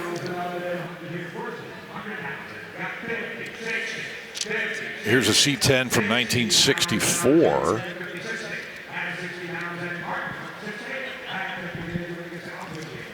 And the bid on this one starting off at $50,000, now up to $60,000. Yep. 350 power. Stop me if you've heard that before. A Borg Warner 5-speed manual transmission. There you see the shifter poking up there through the transmission housing. 373 positive traction rear end. Power steering, power brakes, staggered, US mags. Good looking wheels. How about the color combos on there, Bill? Yeah, you got the black stripe over the chrome, right? Silver up top, white down below, but then that kind of sandblasted effect on the flat wheels. That's a great job on that. Yeah, a tricolor setup here. And by the way, hard to pick up on TV, but that's a pearl white paint along the bottom there. Inside, digital gauges, vintage air, the retro style audio system. Yeah, that might be the best C10 we have at this auction. That is a phenomenal build. Beautiful truck. Yeah. Well, it brought the high bid was $60,000. 17-20. So it's still out there if somebody should decide they want to make an offer. That bid goes on. 1973 Roadrunner. In the meantime, you want to talk about a car that's ripe for a pro touring restoration modification. This is it, man. I mean, these 73s are becoming more popular, but of course we all know the story. You know, horsepower died in 71. By 73, a little bit of styling it died too. Not the most beautiful front end, but Man, if you Pro Tour this car, you really have something, Bill. Yeah, I agree with you, Chris. You know, it breaks my heart to think that before they turned the lights out on the Plymouth Roadrunner, they were putting 318s in them. So the glory days of the Roadrunner were fading, but the styling certainly hadn't suffered, as everybody loves that styling that came in 1971. Well, that one sells, and the new owner's happy about it. And I am happy that we get to see this pickup truck, the one that is on the block now. It may be my fave of this auction. Not to take anything away from some of the others, but look at this beautiful 1948 Chevy. Oh, the closer you look, the more outrageous and outstanding it becomes. 350 small block, turbo 350, automatic transmission. This gentleman, the consigners from Massachusetts, actually appraised this truck a while back because he knew he'd be bringing it to the auction. Want to get an idea of what he thought a reasonable number would be. And a lot of really great craftsmanship went into this. I looked it over very closely. We're talking about a coilover suspension, rack and pinion steering, power assisted, cobalt blue and the pearl white. Calibers, yeah. How about that? You know, the elevated view of this truck really works because you see the cab, you see the blue, and you see the bed. And the toolbox in the back is black. And the black toolbox. I checked on it just to make sure there wasn't anything wild. No, it's a functional toolbox. Put whatever you want back there. All right. Close bid at $70,000 and the bid goes on. That's 235. And it's not going to sell right now. You know, that's got to be six figures. There's got to be a one there somewhere. Well, I can't tell you what I appraised it at, but I will tell you that it's going to take a little work maybe to get this to get sold. Okay. It's a beautiful truck, man. Yep. Okay, moving on to this 2006 Hummer H2. Yep, this is the baby Hummer, 6.6 liter V8. That's the turbo diesel. And it's got an automatic transmission. Can I tell you a funny story? I saw a guy checking this truck out this morning, and I just said, you know what, sir? This thing was made for you. And he said, what? I said, it's perfect. It's the right size, it's the right style, everything. And he looked at me, he's like, it's my truck. well, I guess I was right, then. Yeah, you call that one. Yep, see you later. That's hilarious, man. Yeah, this Hummer's loaded, puffed out, a lot of extras in it. Yeah, this was the best diesel at the 2025 A&T Chevrolet Subaru Celebration of Cars benefit show. It's a show winner. Best Custom 2026 Veterans Combat Stigmas Car Show. I'm not done. Top 15 2026 Cars and Bacon event at Coca-Cola Park. Wait a minute. What? I read them. I don't write them. The Cars and Bacon event? Yeah. Okay. Yeah, it's Coca-Cola Park in Allentown, not far from here. Oh, that's awesome. Yeah. All right, let's move on. We've got time for this 2007 Bentley Continental GT convertible. How many of these have we had? We had a fleet. Preponderance of them. Oh, man, and you know what? We look at these, and we can't decide what year they are because this styling was just so infinitely popular and beautiful. And how do you improve upon it? Although the very new ones now, they have done something to kind of, I would say, give these cars a little bit of a makeover. But all in all, this styling never goes out of style. Got the 552 W12, the 6-liter engine, the twin turbo with the automatic transmission and all-wheel drive. Triple black. Yep. 2007, in case you're wondering. Guys, we've seen hardtops, we've seen convertibles. We saw that Speed edition yesterday, which had loaded with carbon fiber goodies. But to your point, Bill, they all they look new still. They just have such a great presence and vibe about it. You got that right. And you know, there was a time when not many people could afford one of these, and now this one makes it affordable to almost everyone.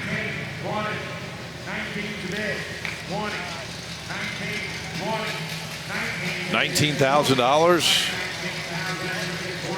Is that going to be enough? They have not lifted the reserve, and it doesn't look like they will. Yes, 238 and 64 Nova Custom. So behind the Bentley comes a 1964 Chevy 2 Nova Custom build. With a 502, great engine, that big block with a 700 R4 automatic behind it, Ford 9-inch rear end.